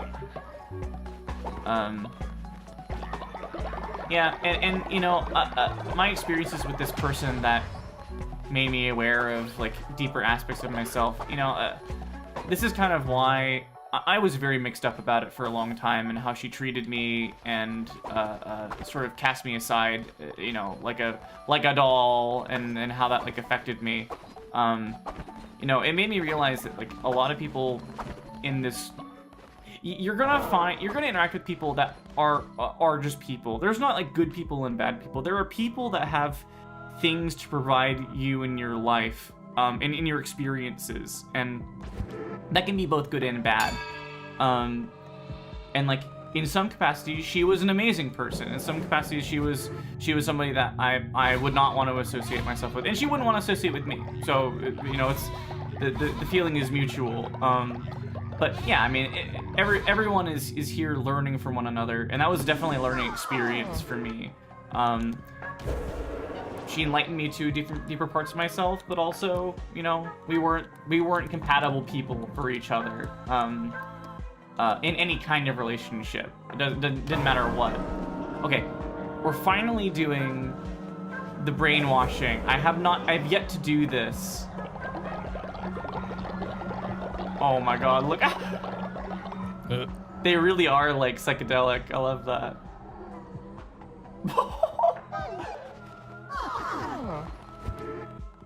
Okay, so now we're at max. Oh boy. Oh, this already has not turned out well. Bed rest. Okay, thank you. everyone is sick, like practically. Something was in those mushrooms, man. Yeah. Why can't I? Okay. Go to bed. Go to bed. I already sent you to bed. Are you going to bed? I hope you're going to bed. Hey. Travis, go to bed. Oh my god. That's terrible. What? That's absolutely diabolical. Let me give you a sermon after I just freed you from a mountain of shit. You should make the hospital building thing. Oh, come on, don't throw up. I'm cleaning it up. I'm cleaning it up, buddy. I'm cleaning it up. Thank you. Thank you, thank you. You're feeling okay. You're feeling okay. Hey, silly man, get out of here. You are not feeling good either. Come on. Or, no, you're okay. You're okay now. My bad. Let's get everyone who is sick is sleeping, which is good. Yeah, there's something in those fucking mushrooms. A lot of something. The now's fucking old, isn't she? Let me double check. Read mind. 79, we've got to fucking kill her. Oh, no, we don't want to. We want to actually keep our elders and let them die naturally from now on. But the hospital building thing, I'm not sure what you are... Oh, well, the janitor station is what I was thinking of. Maybe you're thinking of a different thing. I do need to make that, though. I need more planks. Boop, boop, boop, boop, boop, boop. Who's making it? Making it, thank you. You should make a composter. Do I have access to that? I think that's something I haven't unlocked. Outpout. Our capacity on that one. Healing Bay will be good. There's a lot of stuff that comes from it too. Grand Shelter. Leader tent. Ooh, shit. Oh, I wonder if this is one of the things that can cause more relationships. The Healing Bay. The Healing Bay. Okay. Yeah, we will definitely get that next time. We're halfway to our next level, so when we do that, we will get there. Let's see. I think I've done everything I can here at the moment. Let's get all of our resources here and then go do another run. This time I will do the Darkwood and not do Leshy. We will continue through yeah, Darkwood.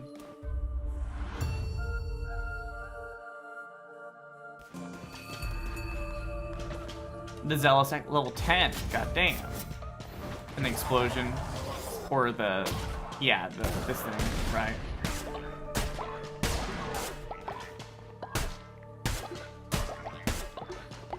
Give me the wood. There we go. Okay, let's go on.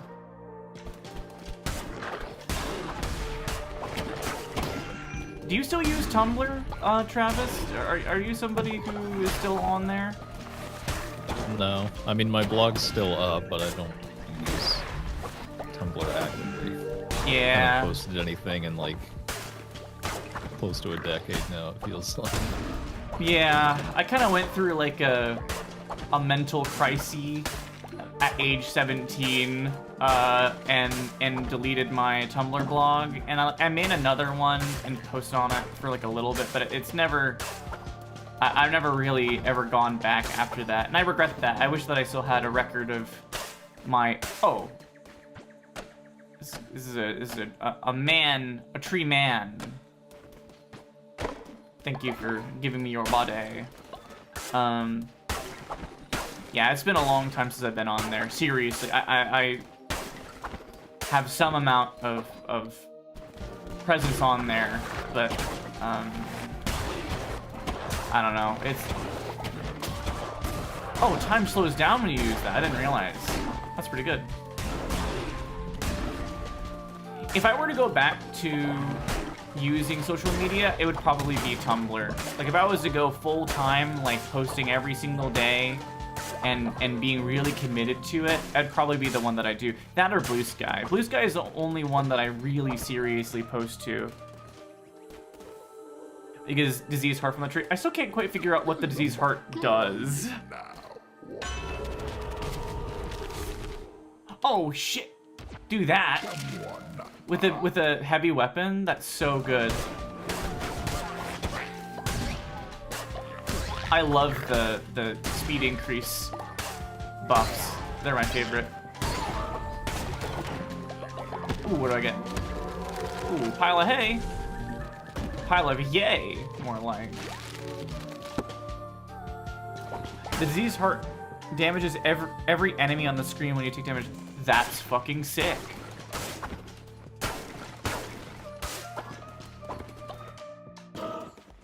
Oh, squirrel! Squirrel! Thank you for your sacrifice.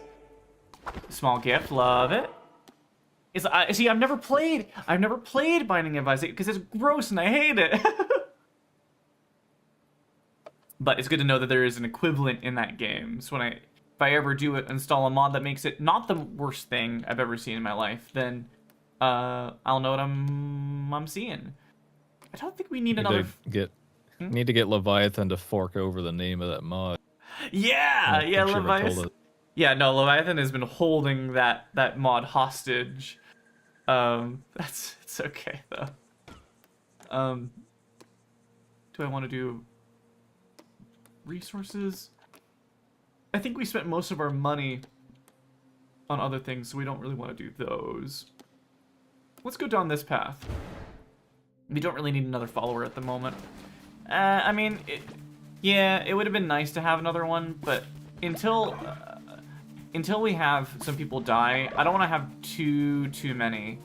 I want to be able to maintain the followers that I have at the moment.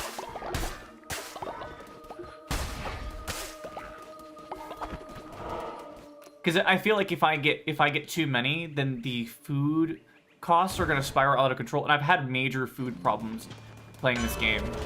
So, oh, time has been briefly frozen thanks to Twitch chat. Okay, and I get an extra heart. Okay. Thanks, guys. Something. Whoa, that's so fucking sick. Okay, thank you. Thank you, guys.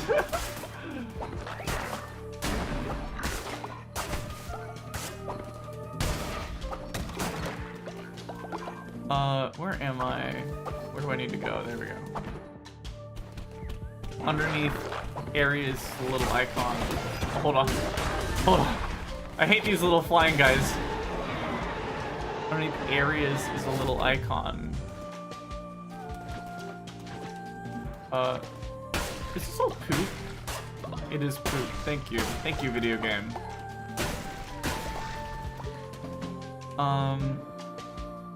What is the weapon I have right now? I forget what the upgrade.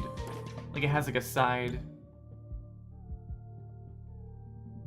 Oh, increases my divine inspiration bar. That's good. That's a pretty useful thing.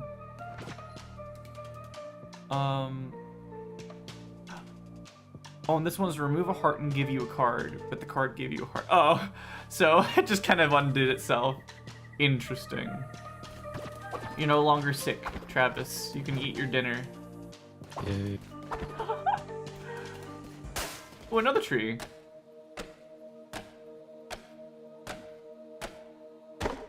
I need to defeat Clunko and Bop at Knucklebones. That's like, do you know, Travis, do you know the Star Wars character McClunky? That sounds like a glup shido if I've ever heard one. Yeah, no, well, it's not his name. It's the guy that Han Solo shoots and kills in the cantina in episode 4. And I call him McClunky because he says McClunky in the, like right before he gets shot in the newer versions of that scene. In the original, I don't think he says it, but like they give him one more line of dialogue before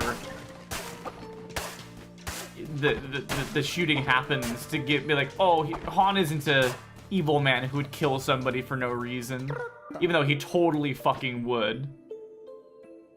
Decrease in size. We're getting small. Hey guys, we're getting small. I think I got a little faster too.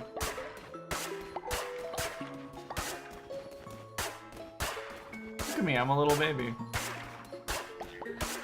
I think I am doing less damage now too. I could be wrong about that.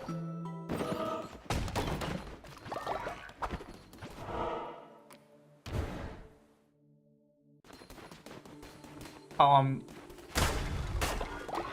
so much wood, yeah! Holy shit. But yes, it is a bit of a glup shit up kind of moment. Okay. So this is gonna be another guy. Not Leshy, but like a follower of Leshy.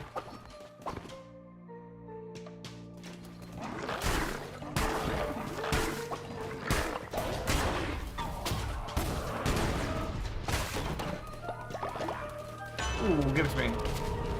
Master of the Art Plus. Oh, shit! Holy frick. That's amazing. I'm going to obliterate this man.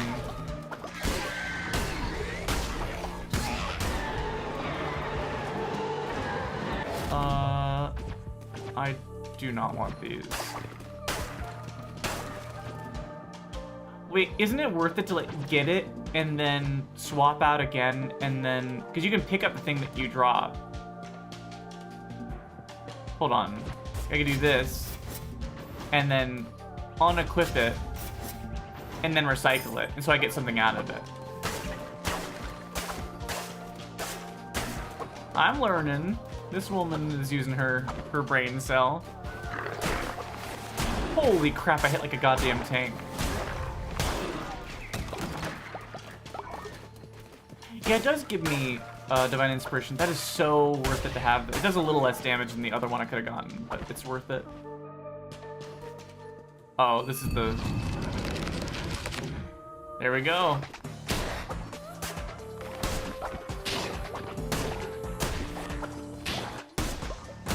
I do so much damage. Holy crap. Oh, okay, I don't know.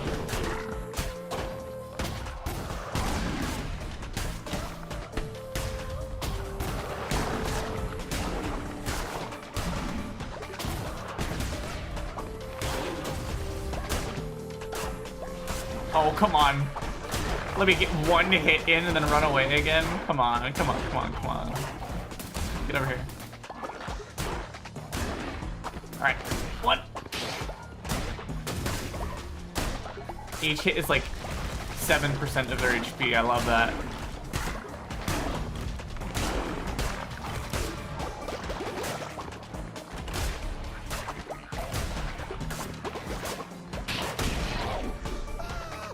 What, did I do the wrong thing?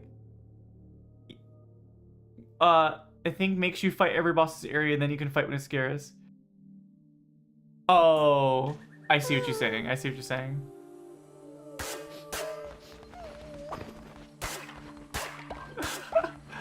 Apparently I need to keep one eye on the chat because I'm missing a lot of the stuff that you're telling me to do. I'm sorry, Lucy. That's okay. I don't need a card room. It's whatever. I have 150% damage. I was gonna win no matter what.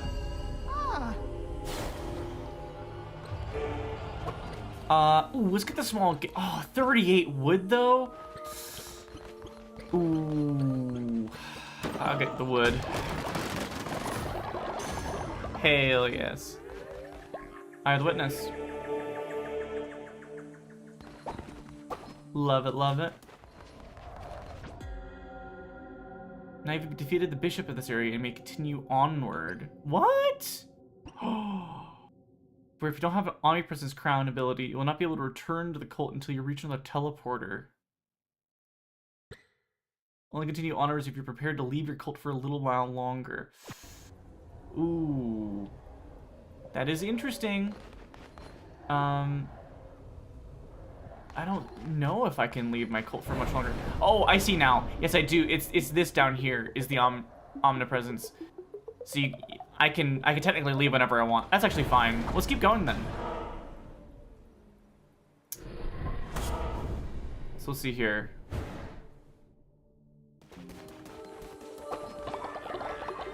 I'm sure it's gonna get a lot harder. Okay, so there is a mod for Binding of Isaac called Deep Laboratories. It is basically a total reskin of the entire game. Ooh. I love that idea. Might be worth checking out. Yeah, for sure.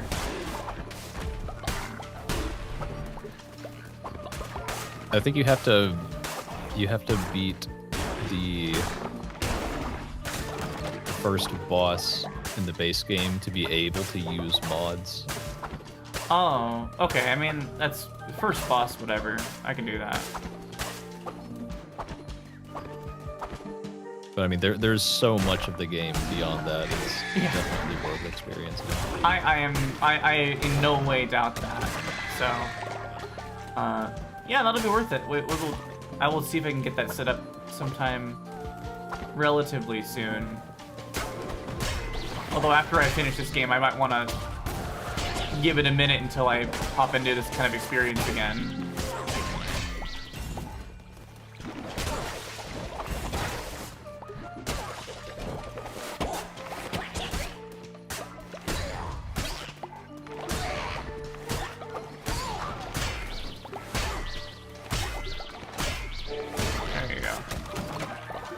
Hell yeah, and I'm farming Divine Inspiration at the same time. This is really, really worth it.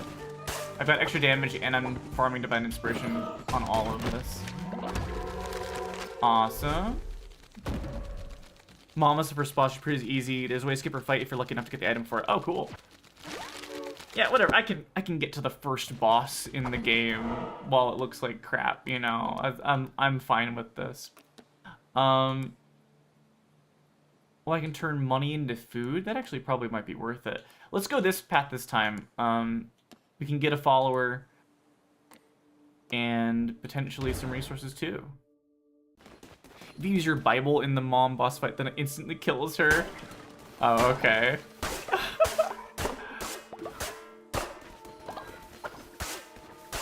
As far as I can tell, that game has a lot of like Christian overtones or something like that.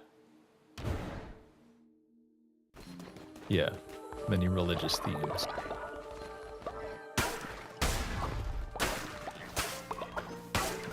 That's cool. As a former Christian, I like religion.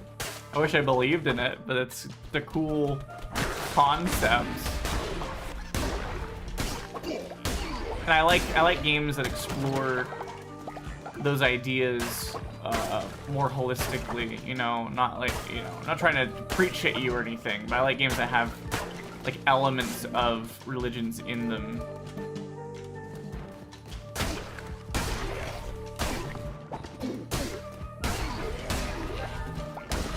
Like this one, for example, I mean, it's not exactly like religious necessarily, but like this deals with a lot of like, you know, like demons and like things beyond our knowledge, you know, and that's there's a lot of that kind of mythology building in the Bible, and I found that to be interesting. That was the part of the Bible that I liked, you know. Oh shit. Yeah, Lord Binding Isaac is dark. I know that for a fact. Yeah, it seems really miserable. It seemed like a miserable, gross game, and I was like, I'm okay, guys. I don't need to play this to know it's not good, for me. Though. Yeah, I mean, oh, okay. Now I see the card room. I need to look out for the little hanging things. I don't doubt that at all. I don't doubt that at all. It just put me off. Fire projectile when you swing your weapon. Oh, hell yeah.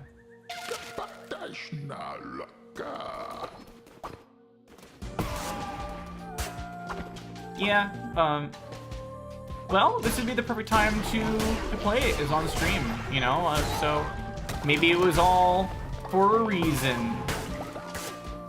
Reason for the season.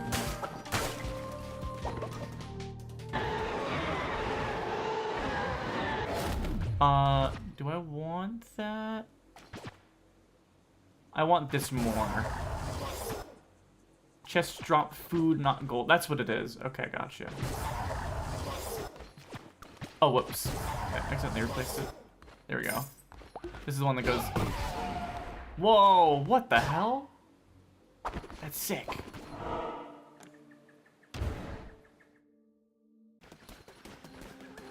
Another follower. Oh, wow.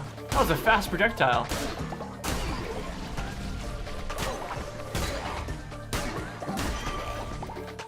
I'm surprised that you played... You don't strike me as somebody who would be a fan of Binding of Isaac, Travis. Why is that? I don't know, it doesn't seem like the kind of game that... I figure that you're big into like RPGs and things like that, and not like generative roguelike sort of games. My tastes are varied. You're a dynamic man. You got a lot going on in that head of yours, and I appreciate that.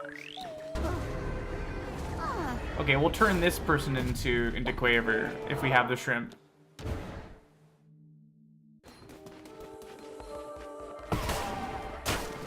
I probably have asked this to you already, but what's your favorite game? TF2. TF2? Oh, hell yeah. Without a doubt. I mean, with the skills that I saw the other night, I don't doubt that at all. Yeah, for anybody who's not there watching our TF2 stream, you're really good. And I will give you more Uber charges and more Kritzkriegs in the future for sure. Oh, that's a cute The thing wheel. about TF2 is that there's many layers of skill. Like I might seem like, you know, like a god to the uninitiated. layman. Yeah. But there are many degrees of skill above me. Oh, I don't doubt that, you know. I have seen like organized competitive play at like the highest caliber, and it looks very different from like what I've seen Allie do in a competitive team. You know, that even within competitive play there are echelons, you know, and so Yeah, I think Allie's only played Highlander, which is 9v9, one of each class. Right. But I prefer 6v6, especially as a viewer, because there's fewer players, so there's less chaos to keep track of. But also the game tends to be more... It's just generally more comprehensible. And it's kind of a tighter flow. 6v6 as opposed to 9v9. Yeah.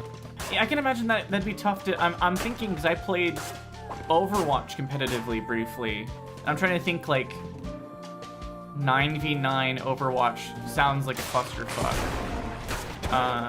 So I can definitely see...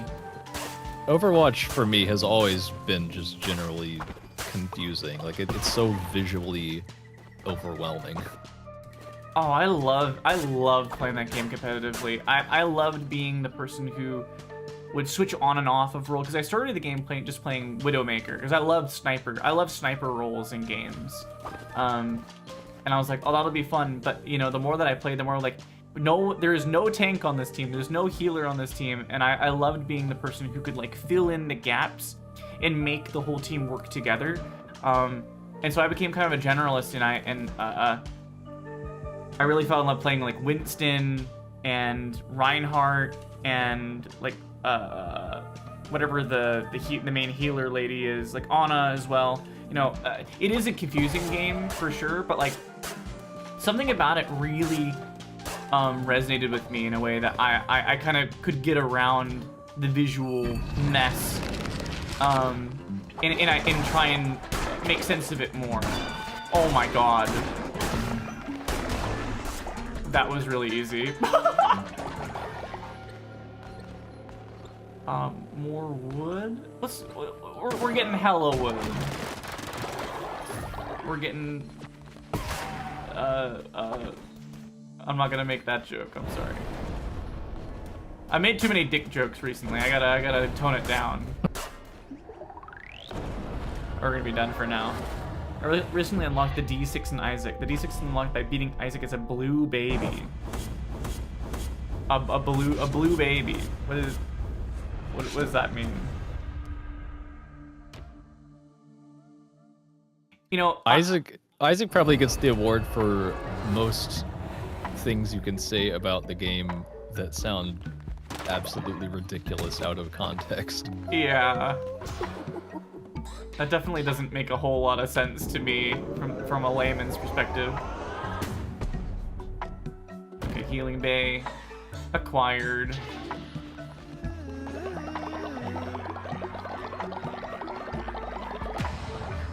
Damn, I almost leveled up again. Oh!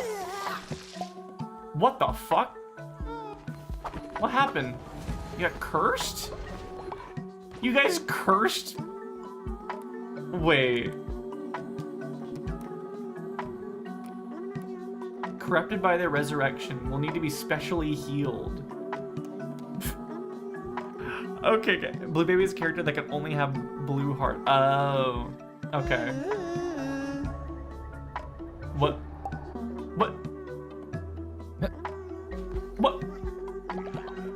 Aurora was a fucking spy the whole time and took my cash?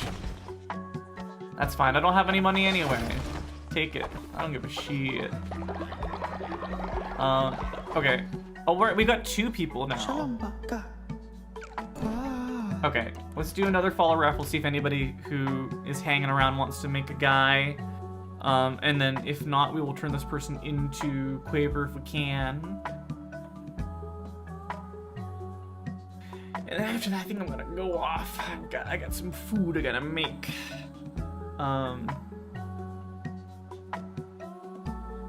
You know, Blue Baby, that's kind of like, if I recall correctly, Akai is red in Japanese, if I am remembering my colors. Yeah. And Akachan is the way that people refer to babies. Akachan. And it's like the way I remember it, it's like a baby that is like red, like they are born and they're like they have like an amber hue, and so like Blue Baby is like the opposite of like Akachan, which is a red baby. So yeah, I've been trying to find like little visual ways to remember things like that. Oh, Blue Baby is Isaac suffocating. That's great. What a lovely game. So again, I don't feel like I appreciate that you guys say there's a lot to appreciate about Isaac, but I don't know, something about like the suffering of a little infant does not appeal to me. You'll also get to play as Blue Baby if you are revived by the Ankh. Okay, got you. Okay. There are Ankhs in Binding of Isaac, apparently. That's interesting.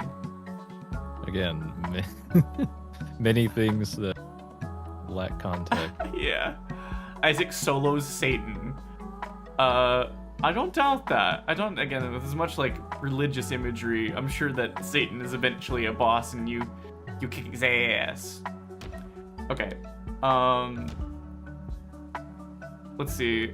Quaver. If we don't have a shrimp, we'll just choose something that's close enough.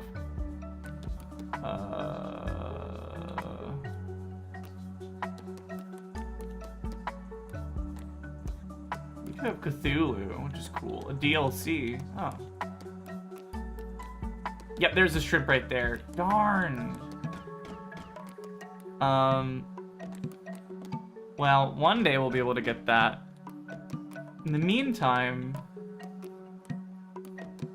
what does Quaver most look like out of this list? She's a bit duck-like.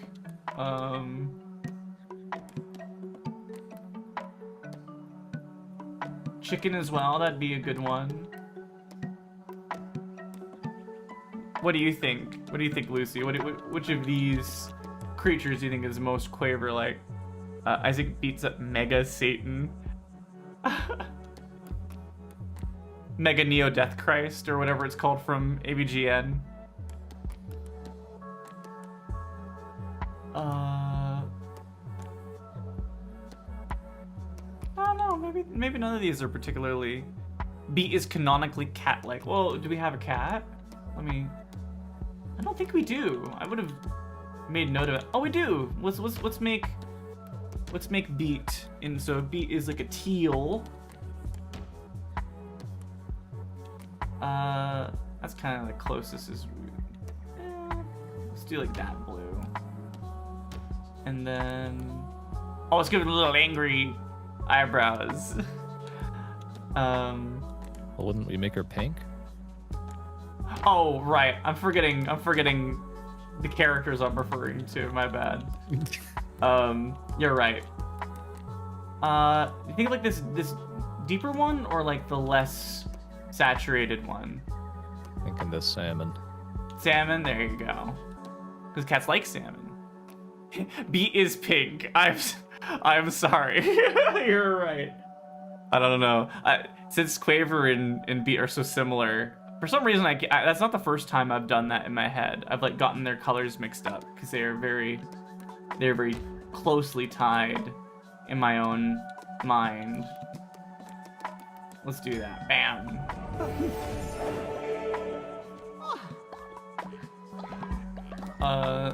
You go tend to farms. And we got Donkey Doug right here.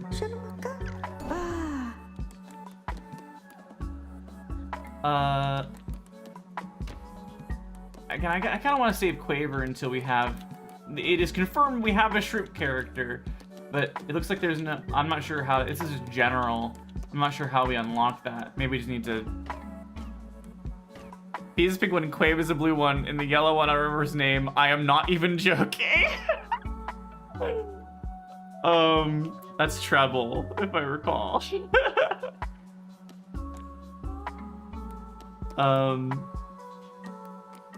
What would Treble be? He's kind of like a sloth. But like what? He's not like slow. He's just like quiet. What's like a quiet animal?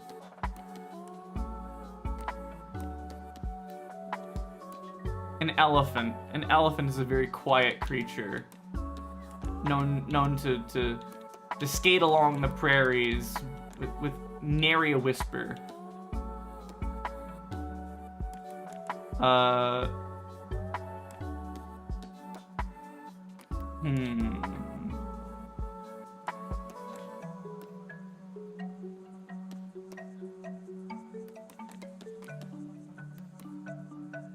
Oh, you're referencing a thing. Oh, okay. Send it to me. Yeah. Let me look. Alvin. I can't remember his name. No joke. Alvin the Chipmunk seems like a societal fever dream to me. Like, I watched those movies and I've seen the cartoon, but I can't believe that shit is actually real and that people like it. Let's just do random. Let's just do a random guy. Well, that name sucks. Let's choose our name. Let's do a random design. Travis, tell me when. Do it. It's kind of like a falcon guy, like a cool tan. Yeah, bird up. What's the name of that show that's like the Adult Swim show? Harvey Birdman. It's like Harvey Birdman a little. Oh, Birdly. Well, if we're gonna do Birdly, we need to do him blue. That is a character that is fucking blue. I know that for a goddamn fact. I would do the blue with the yellow beak. I actually hit the wrong button. Whoops. Blue with the yellow beak? Yeah, let's do that. Who's this, right? Yeah. And then... Also, Birdly is just L-Y, not L-E-Y.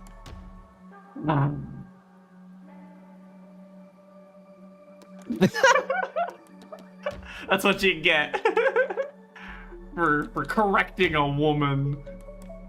Actually. That's kind of a cool little do. I haven't seen that one. Although this is probably the close. He'd be like a very put together little boy. Naturally obedient and gullible. That tracks, actually. The headcanon that the pin on Burley's shirt is a picture of his face. If that isn't canon, it is now. That's for fucking sure.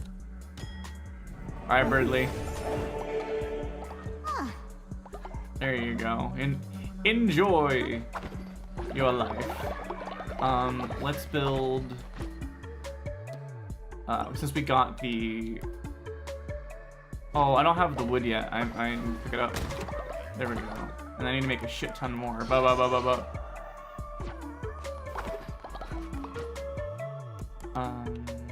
do that right here.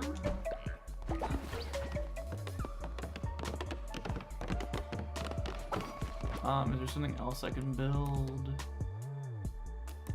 I still don't have this. I need more wood. Dang it. I need hella fucking wood, apparently.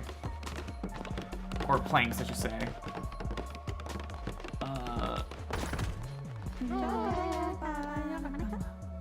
Oh, you can assign? Is this for like... Oh, okay. So you can heal someone in there. Oh, alright. Oh my god. There you go. Hell yeah, that was perfect then.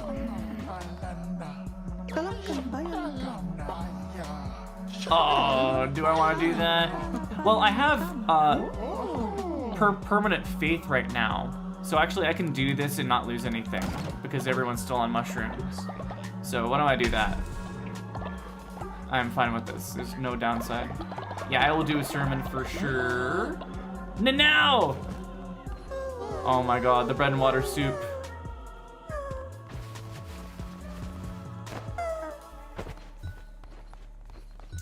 Oh my god. Oh, it's because someone died, I guess. They got all grossed out.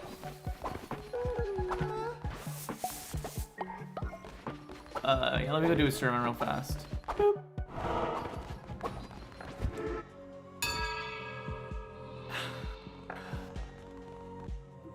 Yeah, Burley is the kind of person who would just have a picture of himself on his person at all times.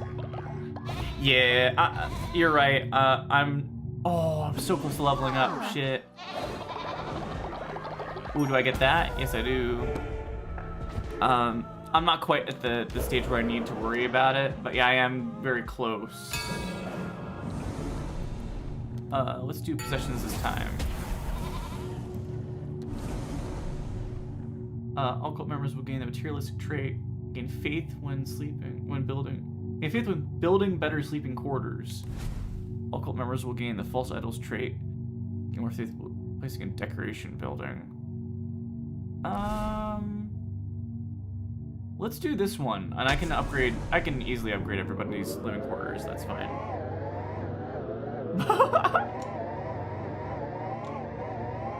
Come on, DJ! Oh, Law and Order's marriage? Okay, we'll have to do that. Next. Get to bed. I'm gonna send you... well, whoops. Get out of here. Go to bed. Go to bed. Everyone sit, go to bed. Go to bed. And then one of you I'm gonna heal. Let's do Silly Man. So that's the use for the flower there. I was wondering what the...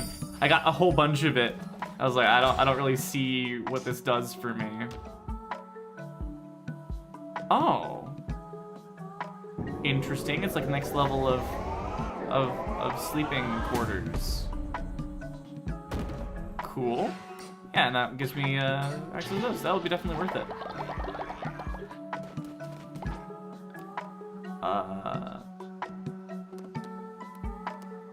Let's keep our... Oh, it's Nami.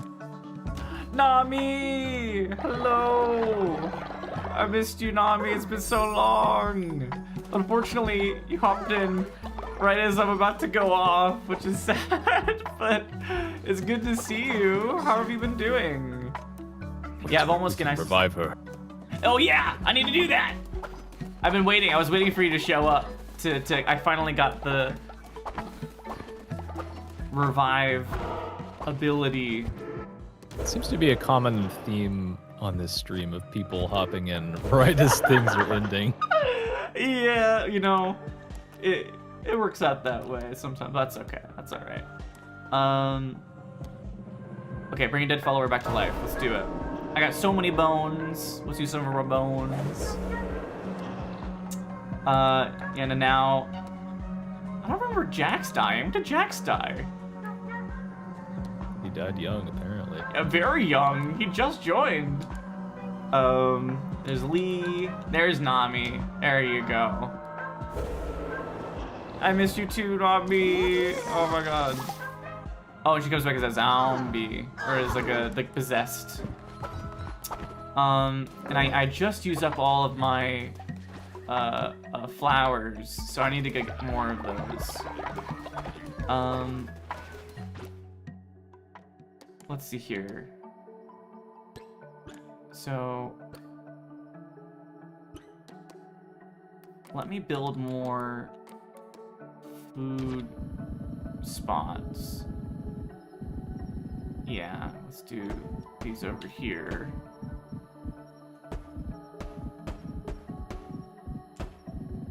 And let's do even more. Let's go like outside of the boundary. So I've got so much fucking money now. Come on, go in there. And we need to start maximizing our food production. Whoops. That's fine. Okay. Next thing, make food.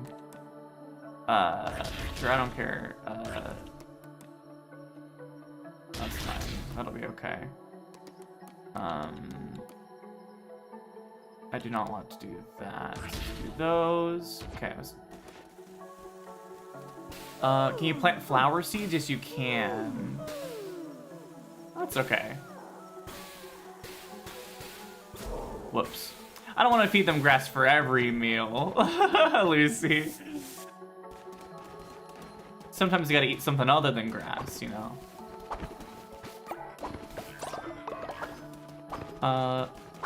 Okay, so I'll have all of those ready for next time. Let me get more of these going, so then I'll be able to turn Nami back into a real person.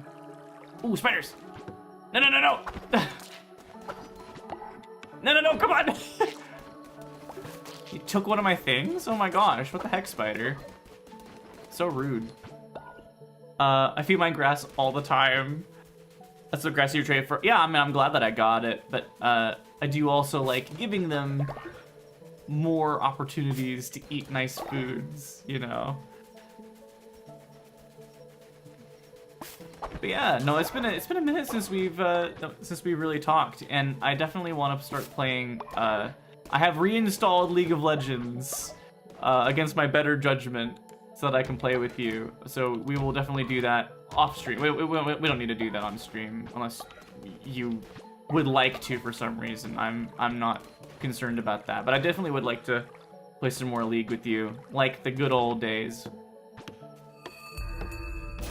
Day 60. Oh my god, these grew instantly.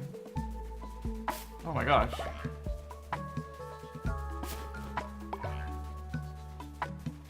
We can play ARAMs. Oh my. What? Nami, you just ate Silly Man! Oh my Christ. What the fuck, girl? Oh the hell. No way. I can't talk to you. Everly, get out of the way. Or maybe I can't talk to Nami. Speak to Nami. I can't do anything with you. Okay, that's great. Okay. Okay. Alright, you go eat. That's, yeah, absolutely no problem. It's not a problem at all, Nami. Just gotta go eat Silly Man IRL. Yeah, you gotta go eat Silly Man IRL. Leviathan, keep that boy safe, okay? I might as well go hop off as well. But great talking to you, and we will definitely hang out in the near future. Okay, let's go ahead and call it. Wait, we've brought one person back and another person left as quick as it comes. Instances of the fest, they also added cannibalism. Oh, nice. That'll be cool. That'll be cool to check out if we end up getting those perks. But anyway, thank you, Travis, for hanging around. Always a pleasure. Absolutely. Thank you, Lucy, for even though it's very late where you are, being here for both sides of the stream. As usual, you are amazing. And Nami, can appreciate you stopping by. We'll do some more. I'll do a long stream tomorrow, so be around if you can, Lucy, and everyone else. All right, everybody, have a good night. Goodbye. Goodbye. Goodbye. Goodbye. Goodbye.